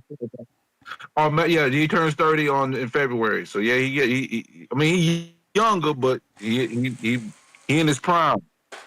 Truth of the matter. Now, Ness, you made me think a little bit when you were talking about Crawford and the old office and stuff in regards to like how Top Rank. I mean, we gotta be fair and keep it even, right? Like if Top Rank didn't do him no justice with Errol Spence, how can we necessarily expect 100% say for certain that they did it solid for those other fights as well? It makes me question. It's fair. It's fair that you brought that up, and it makes me think about it. That's all I can say about that. I respect it. I just don't know, so I ain't gonna speak on it. I gotta give Berlanga credit, man, because for a fight that I don't care nothing about, he didn't rallied his troops together like he's supposed to. He didn't talk this shit like he's supposed to. Whether he gets knocked out or not, he has done his job. I'll give you credit, Berlanga. I gotta salute you for it. You got a sold out show. He did his job. Now, what are you gonna do in that ring? We all expect him to get whooped on. Let's see what happens. I don't know. I mean, how y'all feel? I mean, do y'all give him a chance of landing any significant shots in the fight? Hell Absolutely yeah. not. Hell yeah, he landing. Hell yeah, he landing. Hell no. Hell yeah, he landing. Yo, so Two Tone, you ain't even hearing that shit, right? I'm not even hit. This is Saul Canelo Alvarez. Everybody hit Canelo. Jose Miguel Cotto hit fucking Canelo. Austin Trout hit Canelo. Ooh, Jermell hit that's a fact. Canelo. Jaime hit Canelo. Everybody hit him. Jaime did land I mean, listen, it's Jaime landed a basketball. You few gonna get good shots. Yeah, I mean, you're gonna get a jumper shot over you. That's basketball. I'm just saying. You talk about anything significant where Canelo gonna be like, "Oh, all right, we in a fight." Canelo be like, "Oh, All okay, right, this is like a prospect." well, I'm gonna give a little inkling to the bombshell because this ain't the topic, and that's why I want to stay on the topic. But Tip Bayless, I tried to told you I'm not a Bud Crawford stan or fanager. When a year and a half before that fight was actually set to be made, I had no dog in the race. Spence pissed me off because I felt like how he was moving with the negotiations. Everybody else blamed Bud. I didn't blame Bud. That's my difference between me and you. To be honest with you. Y'all don't know this, man. I just might as well just say what I gotta say, and then I'm gonna go slide out. Eddie Hearn offered Norman 1.5 million after the purse bid date was set. Unification nullified and canceled. That's a fact, undeniable. Paperwork submitted on the 16th of August. On the 20th, completely solidified and notification sent. $1.5 million offer was after that, on the same day, before the 1.7. The end. The game is the game, Ghost. Salute to you, Eddie. You're a smart man. Wait, But I saw what it was. wait. Everybody to come at me sideways, it is what it But is. wait, but This wait, just the game, bro. but wait. Are you also now doubling down on Nestor's theory that promoters could possibly be lying? I'm just not even a double down on your theory. I listen. The information came to me, and I pieced everything together. And the math is the math. But wait, is that another promoter alleging to try to make a fight for his fighter and doesn't make it? I mean, that's the game, Ghost. Oh no, because the I last mean, couple of callers seem to believe that if a promoter says he made an offer, he made an offer. Bro, fighters and promoters lie. Exactly. Sometimes they lie to build the fights up, bro. That's the game, Ghost.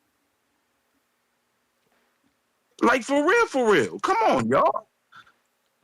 They was in a hard luck spot. That's why I'm trying to be fair to Eddie. He was in a hard luck spot. He had to make that fight in like 6-7 days max, bro. Seriously.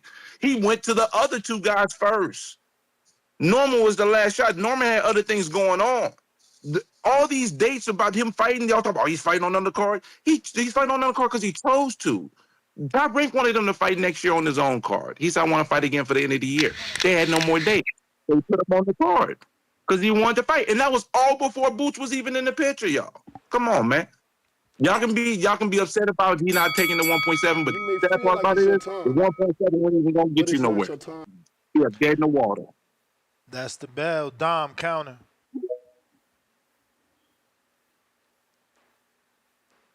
Yo, what up? What up? So, just going back to what I was saying about Bud. You breaking up, Dom? He conducts his business the way. Oh shit! You got me? Yeah, you said you were going back to what? Yeah, like the promoters. It's all relevant how the promoters have treated Bud when it comes to the blackballing and negotiations. Not treating him like the A-side champion he is. It's all relevant. This guy, he's 41 wins in over his 15+ year career. And after all that, it's really got him nowhere as far as these negotiations go. He still has trouble getting these big fights done. And if that's what he wants to do, if he's a big fight guy at this point, it's his prerogative to demand that. And I understand that you're a fan of the sport and you would just rather see him continue boxing, the Virgil Ortizes, the Fundoras, these guys who are new champions, may not even have a belt, and just continue that way. But it's not going to bring him any type of money But that that's he's what he looking to wants, get. though. That's what he wants. The WBO works with Crawford. He's been their super champion too many years for us to count. They ordered the Well, he fight, just dropped champ. that belt. He's Who? not a WBO champion. Who? Bro, you got to play catch Terrence up. Crawford. He's not a WBO champion at welterweight. He is currently the 154-pound interim 54 WBO champion because Fundora was injured and could not defend as ordered. So they crowned Crawford the interim champion when he beat Masvidal for the WBA. Then they reordered the fight with Sebastian Fundora and Bud Crawford, and that's where we're at right now. They're currently in negotiations, champion. And thank you. You're proving my point. I think there's a few days left in those negotiations after this weekend, or like a week left, and the fight won't be made. Crawford's not a guy who is going to move with these sanctioning bodies anymore. It's been that way since he left Top Rank. He held on to that belt to force the Spence fight, and he held on to it to force his status for the 154 fight he just had. Going forward, he wants Canelo. It doesn't matter if he holds a belt or what belt. He's made it clear that doesn't matter. He wants Canelo. And I just don't understand why we are being upset at the fact that he's so dead set on Canelo.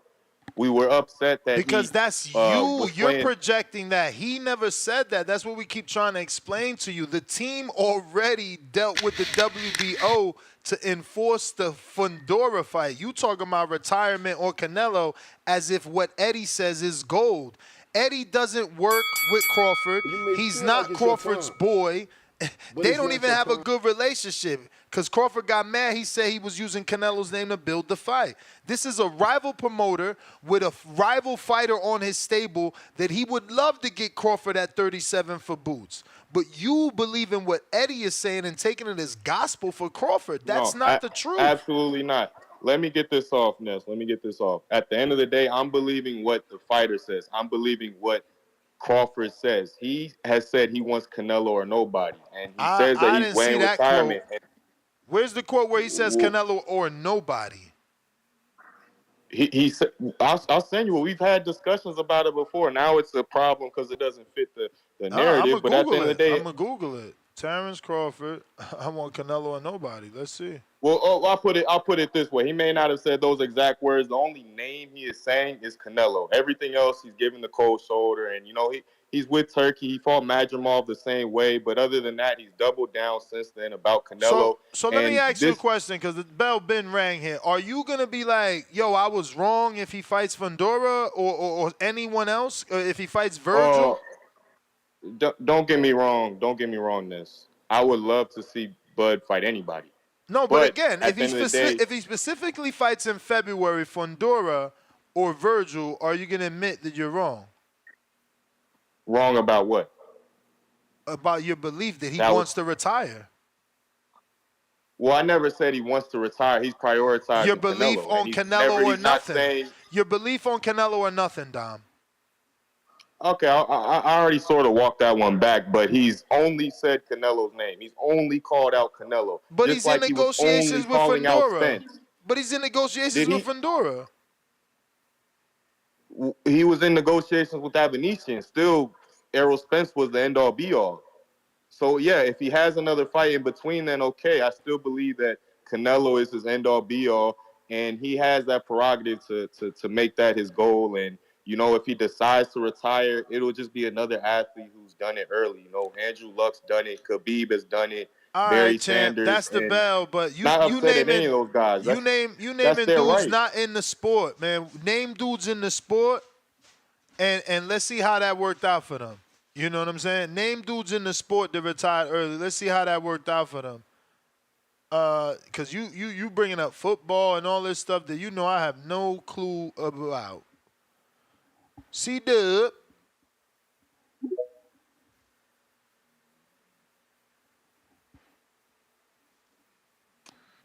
Yo, how the audio? Straight. Great, that's what's up, man. Shout out to TV, smash that like button. It's free. Do something with yourself. Shout out to the panel. The Breakfast Club of Boxing, TBV community. We here. Oh man, so we seem to be at the same problem, the same crossroads, and people act like they don't know the answer because they don't want to get down or lay down.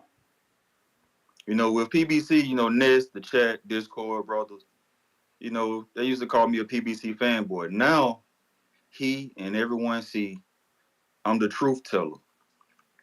I'm the light bearer. I suggest boxers to sign on the side of the street where most of the names or competition is at. I'm only trying to help, man. I was glad when Andre went to Matchroom the Zone because at 160, they had all the names in the competition. They had Munguia, Canelo, Triple G, Marauder, BJS. Never in a million years did I see none of those fighters fighting Andrade. I did not know all of them was going to duck the boogeyman. But that was the right move because you have to put yourself in the position. That's all you can do. Put yourself in the position to get the fight, but you can't make them fight. Now it's not rocket science because that's not going to happen at PBC. You're going to get 2 or 3 names out of 5. Lubin, Charlo, Zoo, Arrow, Fundora. Or wait for it. What about the end all be all? Canelo. Canelo said who the best. He said PBC the best. He wish he would have been with him his whole career. So why not be over there? I'm just saying, man, it ain't rocket science, man. Get down and lay down. Or increase your legacy and get the Danny Laura winner 160 belt. It's options. That's how you have your leverage with your A side. You drive the whip, move the whizzy. You know what I'm saying? Some people can't see the bigger picture. They can't see the forest for the trees. I leave the breadcrumbs out there and say, man, sign with PBC. That's it. That's it, man. Get down and lay down, man. Shout out TBV. Smash that like button. It's free. Do something with yourself.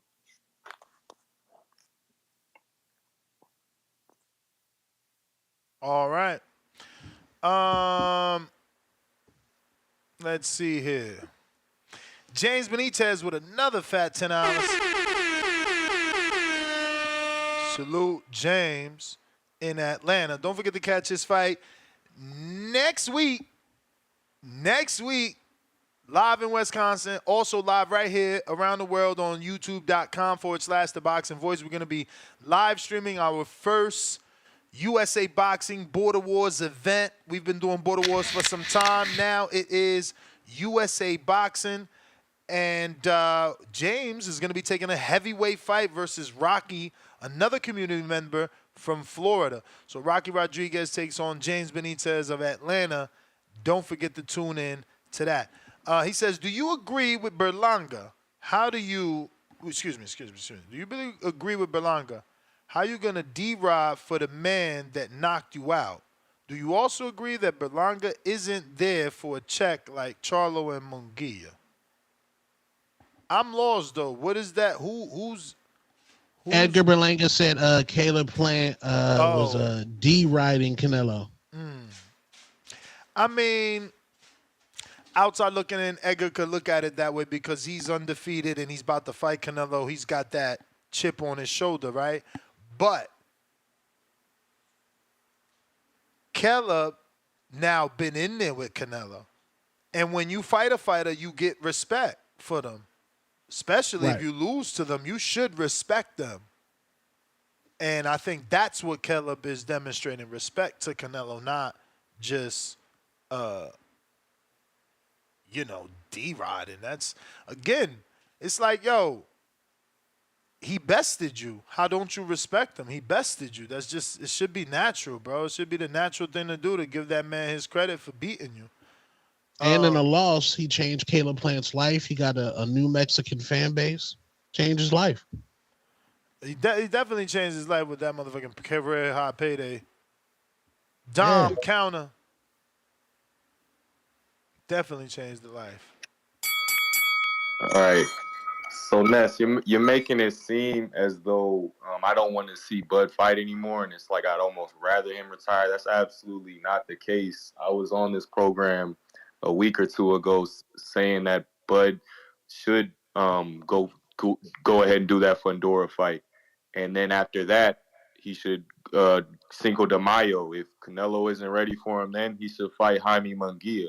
I'm not opposed to Bud continuing his career, and I'm not opposed to him fighting guys that won't necessarily be mega fights or anything like that. But at the end of the day, I listen to these fighters. Of course, their team is doing what they're supposed to do. He's not retired yet, so of course they're going to force these sanctioning bodies to put him in the position he should be. But guess what? What is Bud doing himself? He's positioned himself with Turkey, the guy with the most money. He knows what Canelo wants, the most money.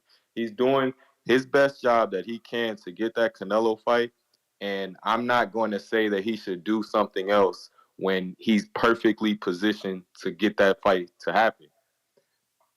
And I another thing is, I don't know why Canelo, he can bring up the other guys lower weight classes, but it's just such an issue with Crawford. I mean, Canelo, he's borderline ducking Bud, and that's mainly why I want to see that fight happen at this point.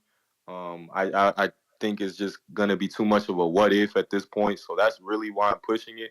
I'd be fine with that fight not happening, but out of all the fights that Bud has lined up right now, that's the one that gets him the most money. It's damn near the only one that moves his legacy off one fight. You could say he can go undisputed in another weight class, okay, but there's not a single fight that gets him what he wants to get. And he said it. Well, if you want me to quote him directly, since you got so tight about it the last call, he said he only has 1 or 2 fights left. All right, Ness, you've done suggested about 4 fights. You want him to break Mayweather's record. He's never once said he's going to do that, and I'm pretty sure he's on record saying he has no interest in doing that. So I don't know why you're so dead set on that being what he should do. I'm a fan of these guys, but at the end of the day, I respect them as athletes. And if he says he wants to get out, I understand that he's done enough in this sport to where I'm not going to get upset if he feels that it's time to retire. This is boxing. He goes to war every time he steps in the ring. No matter the damage he takes, it's a risk. And if he thinks it's a risk to his health, to his business, then that's his prerogative. He's at that point. I don't understand why you are so upset that he may retire or may You may force feel this like it's your Canelo time, fight or anything. but it's not But your that's time. it for me. I'm not upset that he's forcing a Canelo fight. Again, I think you guys are just like missing the point. I'm the one recommended this shit. Remember, he didn't want to move up. He was saying weight classes for a reason. That was my thing. I've always wanted Earl to fight Canelo in Dallas. I thought it could do 100,000 people, and I thought that was great for the sport. I was there when Earl did 48,000 versus Mikey, so I knew versus Canelo, shoo-in, 100,000 plus easy. So I always said Bud needs to do the same if he beats, Earl. He beat Earl. Why I'm so dead set on him not retiring? Because I said that already. I'm selfish, Dom. I want to keep seeing great fighters fight. I didn't want Floyd to retire either. I wanted to see him fight fucking Gennady. Like, I want to see great fighters fight. There's nothing wrong with that. DC3, actually, Mr. Perfect.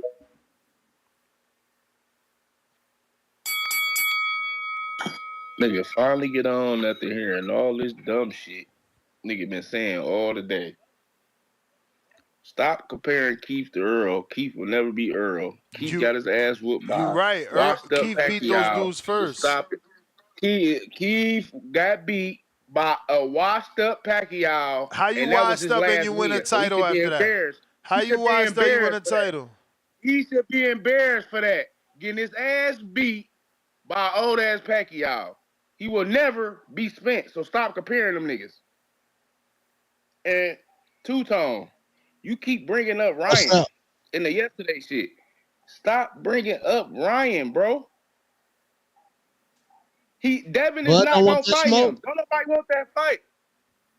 You bringing up Oh, a nigga Bud that wouldn't give cheated, Ryan? Okay. bro. He cheated. Why would Devin step in the ring with him again? Canelo cheated Like, don't too, bro. nobody I ain't know about to that catch shit. a bag off Canelo.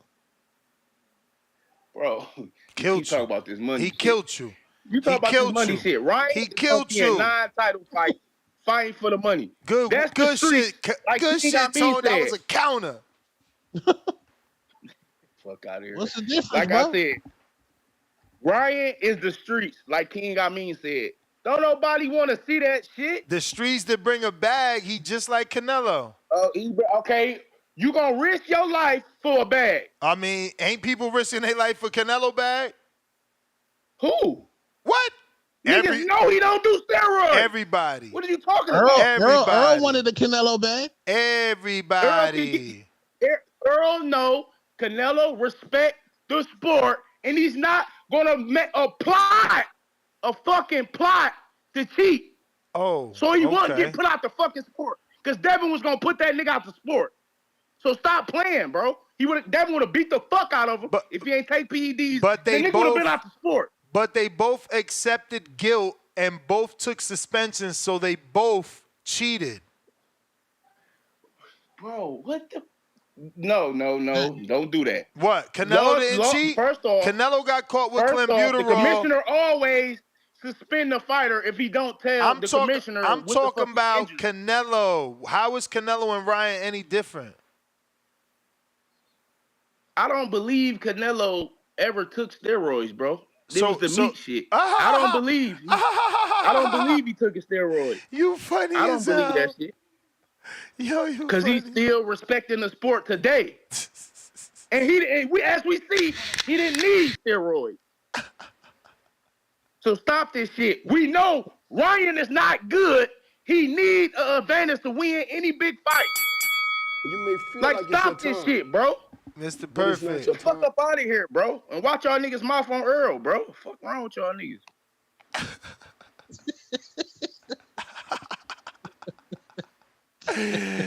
He be melting down. He be melting down, bro. For real. If you watching this on YouTube, don't forget to hit that thumbs up button. It's going to help with the visibility of the show. We're going to get some new callers in here, new personalities, new opinions. But you got to share the show in order to do that, man. Put it on your Facebook. Put it on your Instagram. You could do that. You can even put links on your Instagram so you can make it very easy for people to find this show. That's how we're going to grow. Right now, we are at 231,591, but we still need about another 500. You know how it is, man. We're trying to get to that next goal. It looks like we got Iron Mike.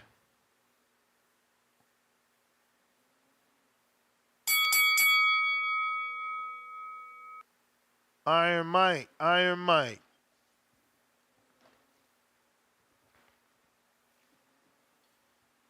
Going once. Gotta unmute. Hello. Noble. Is this Noble? Did you make a YouTube? I mean, this might not be Noble. This says Menek. Or Menk? I don't know. Iron Mike, we don't hear you, B.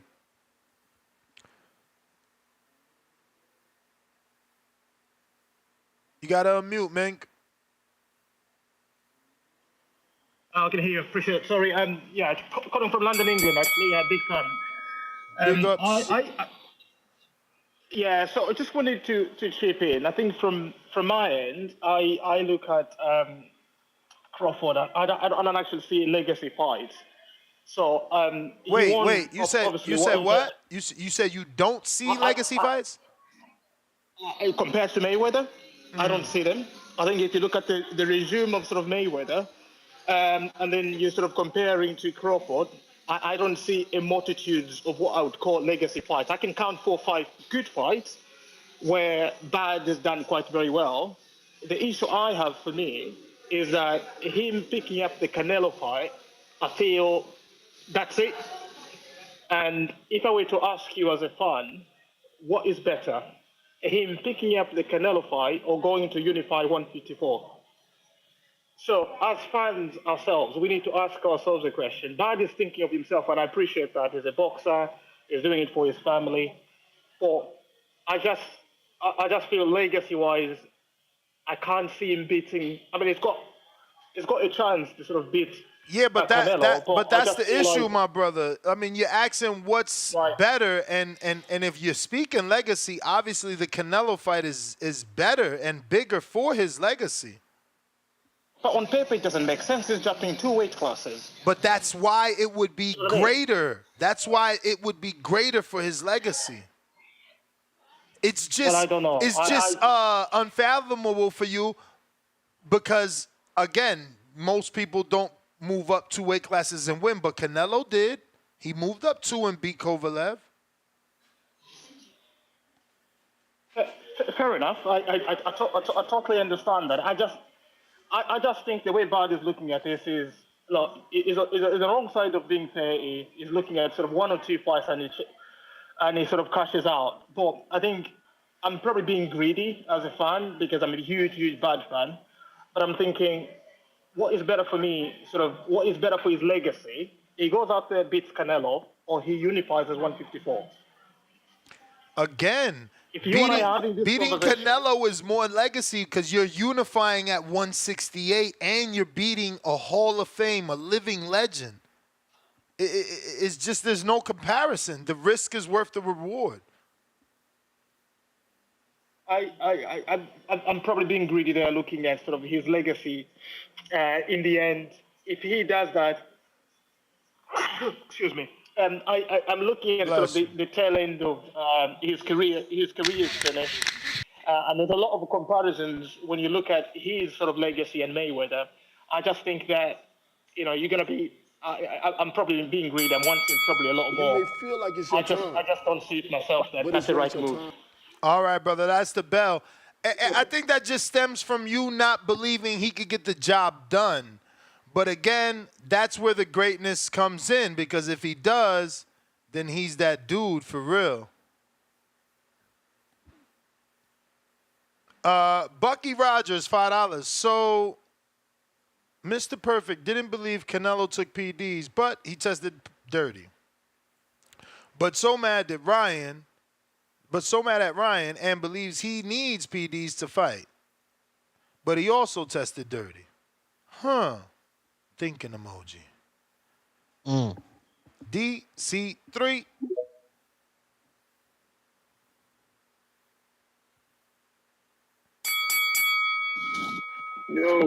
Yo, man, shout out to Don, man, for saying the most craziest thing I heard. Canelo Duck Crawford. Come Dom said on, that? Don, man, that sounds ignorant, man. You know, Canelo don't need Bud. Bud needs Canelo. Canelo Duck Bud. I'm like, bro, how he? These guys need Canelo. You know what I'm saying? So that was crazy, bro. I heard that shit. That made me call in. I'm like, man, what the fuck is this guy talking about? And shout out to H Town, man, for constantly condoning ducking. You got Canelo with that Benavidez fight right there, and he think about taking Crawford fight before the Benavidez fight.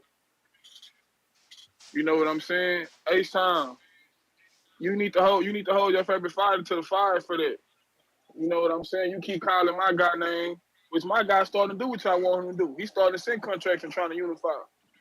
But Canelo say he don't want to fight David because he too disrespectful.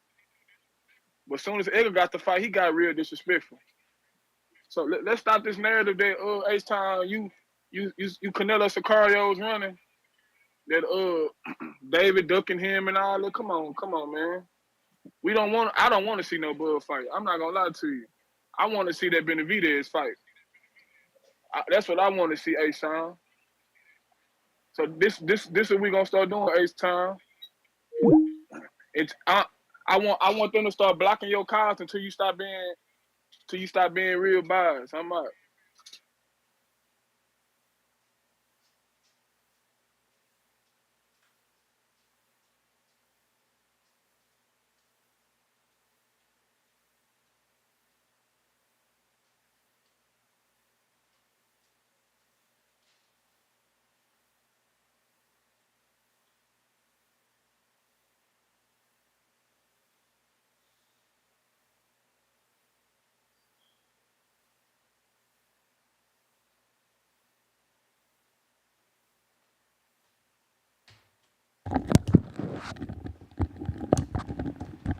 Damn, Tony left the dead air.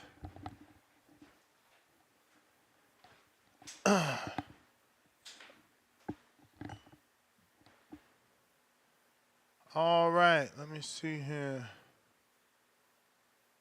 Spider Rico.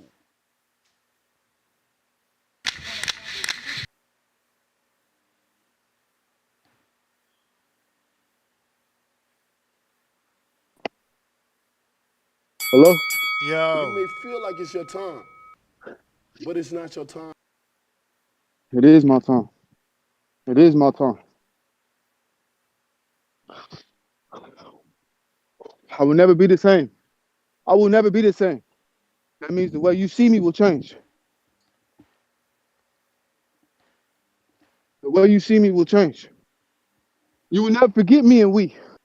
Allah will not forget we and me. Left us down here. Seemingly. But I promise you, I'm with you, God. I'm with everybody. We and me. Men everywhere. Women everywhere. That's who we fight for. That's who we are. Me is we. You flip the W upside down. We is me. You understand?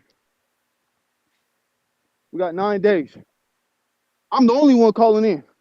You hear these other boxers that y'all be talking about what they should do with their career. They ain't calling in here. She few to none, slim to none. That's my chances of being born. That's my chances of being alive today.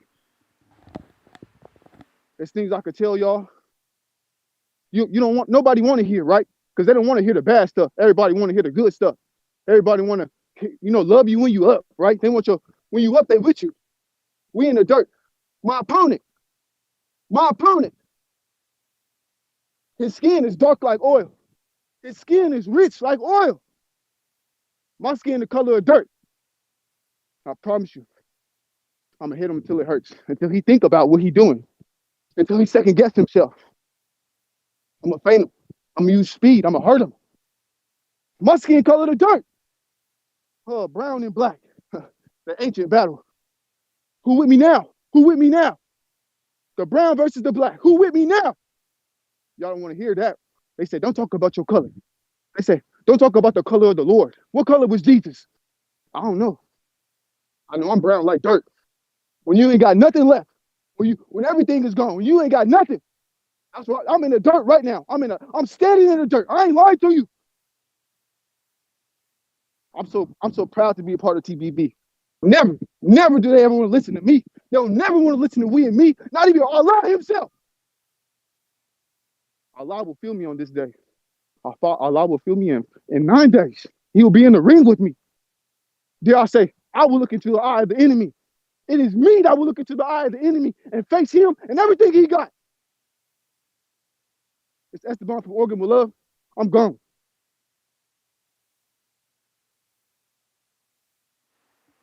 Energy. Tip Bellis.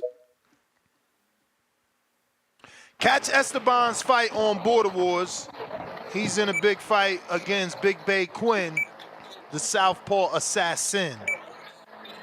Man, I ain't gonna lie, bro. Like sometimes I be thinking, like, damn, like it should just be motivational, and then he just go left, and I be like, man, this shit, it's kind of crazy, bro. You know what I'm saying? Like, mental institutionalized type shit. But yeah, shout out to Puerto Rico, man. You know what I'm saying?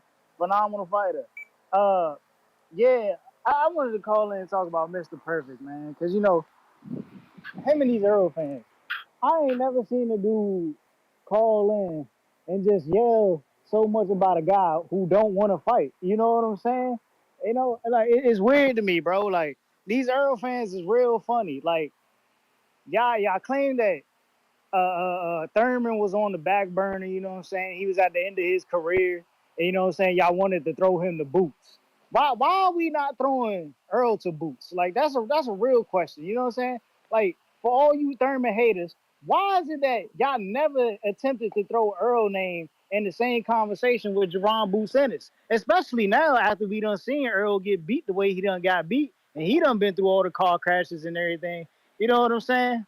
It's kind of funny, bro. Like I just find that to be funny, man. You know what I'm saying? Like they want to hate on the dude who quote unquote can't make it to the fight, But like, but they don't want to talk about the other guy who got whooped in the fight. You know what I'm saying? Like, just weird word. You know what I'm saying?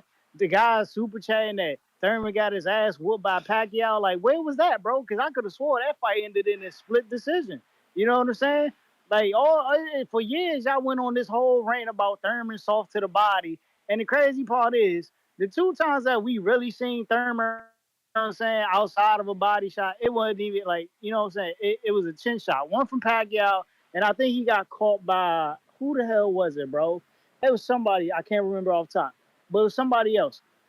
You know what I'm saying? But we seen Earl get chin checked plenty of times, but ain't nobody want to talk about how Earl was ever getting chin checked. You know what I'm saying? And I seen it. I sold that's the videos. It's still in the DMs. I sent them on IG. You know what I'm saying? The clip with him getting rocked by Danny, the African dude, and Porter, man. You know what I'm saying? When he got his mouthpiece knocked out by Danny, then he got clipped in another round. You know what I'm saying? But y'all just find it funny with y'all Earl fans, man. You Earl fans is real funny, man. Y'all want to sit here and campaign for a dude who never want to fight, but you know what I'm saying? You wanna talk shit about a dude who want to fight but just can't make it to the fight. It is weird energy, man. Weird energy, bro. But shout out to you, Earl Spence fans, man. I hope y'all have a great time trying to get your boy back into the ring with no coach, man. You know what I'm saying? We'll be back though. You know what I'm saying? Probably early January, February. You know what I'm saying? We will be making it to the fight. We will be making it to the fight. You know what I'm saying? Hopefully Earl will step up and actually want to fight. You know what I'm saying?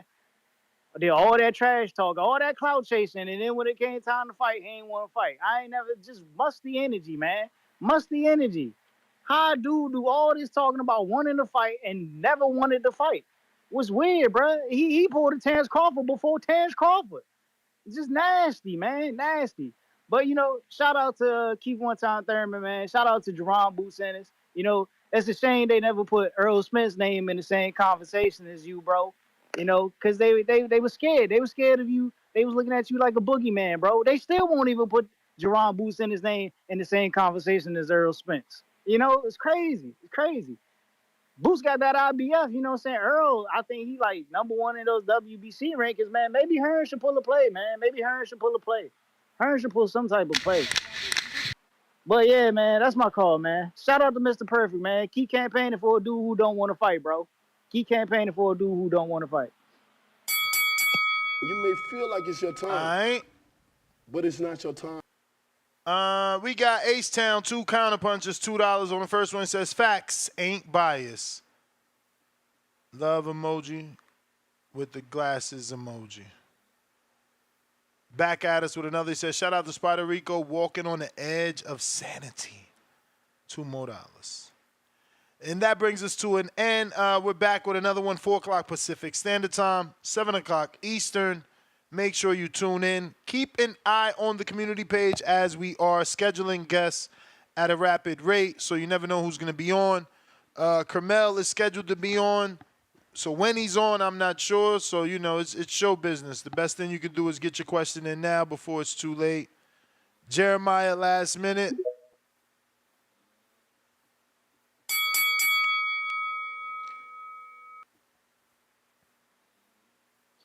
Hello? Yo. Yo, buenas tardes. Buenas. Yo, Tucson still there? He gone. Damn, se fue la superestrella. Yep. Yo, I'm gonna go off topic. Too much about Crawford today. Yo, why is Tio not calling for Tank? I don't know. I mean, he really don't need to call out Tank. He called him a pussy, right? Like, it should be Tank trying to say something to him. You know Tank is not gonna call nobody out. He just being calladito. I think Tio should call Tank out. He will make more money with Tank than Crawford. I think it's a bigger fight than Bud Crawford. And Tank is going to 140. But you think Tank going? That's the thing. You could everybody could call Tank out. Is Tank gonna give you the fight? Yeah, that's the problem. I mean, at least you try it, because he was the one saying, "Oh, I gotta be the one to beat Tank. I'm the one that gotta do it." So I thought, yo, Ness, I got another shirt for you. Oh, bet. Swing that. Your brother's shirts is fire. I was gonna send one to Tunes, a la Superestrella también, but I don't know his size. Hit him up, DM, or I'll get it for you. Yeah, probably call in tomorrow or something. Extra large? Yeah, I'm still extra large. I don't want it This too one is tight. you seen the Unusual Suspect, the movie? Yeah. Yeah, that one. It has Nice. with the lineup. Let I'm not everybody saying you know. that Let one. everybody know where they could get them at. Alcantara Noir. That's Noir. That means black in French. You're gonna have to spell the first part for them too. Alcantara. Alcantara is ALCANTARA underscore NOIR. You can hit them up on Instagram. We got a app or the website. Yo, but I never saw you with the last one. Oh, I wore it for sure. Take a couple of pictures so I can put it on the website on my brother's Instagram, I got you. and I'm gonna tag you on it.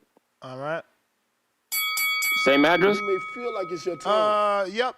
But But it's DM not me. your I'll time. send you my PO box. Tato. Cuídate, Ness. Gracias. Dile a Tombstone he gotta speak more. He's too quiet. Who? Two-Tone? Yeah, I need that chilaquiles and nasty, musty energy. I need all that because he be cooking. He be cooking people on his other channel. So when he's by himself, he be joking in the door. I need him to the same energy en esta. Bet. Yeah, Take it easy, man. yesterday Blair told him the same thing, man. Blair like, yo, give The me the same. chili killies, man. Give me the chili killies. So, you know, maybe he just ain't let loose yet, man. But Nest GTO, Instagram and Twitter. Until the next one, peace.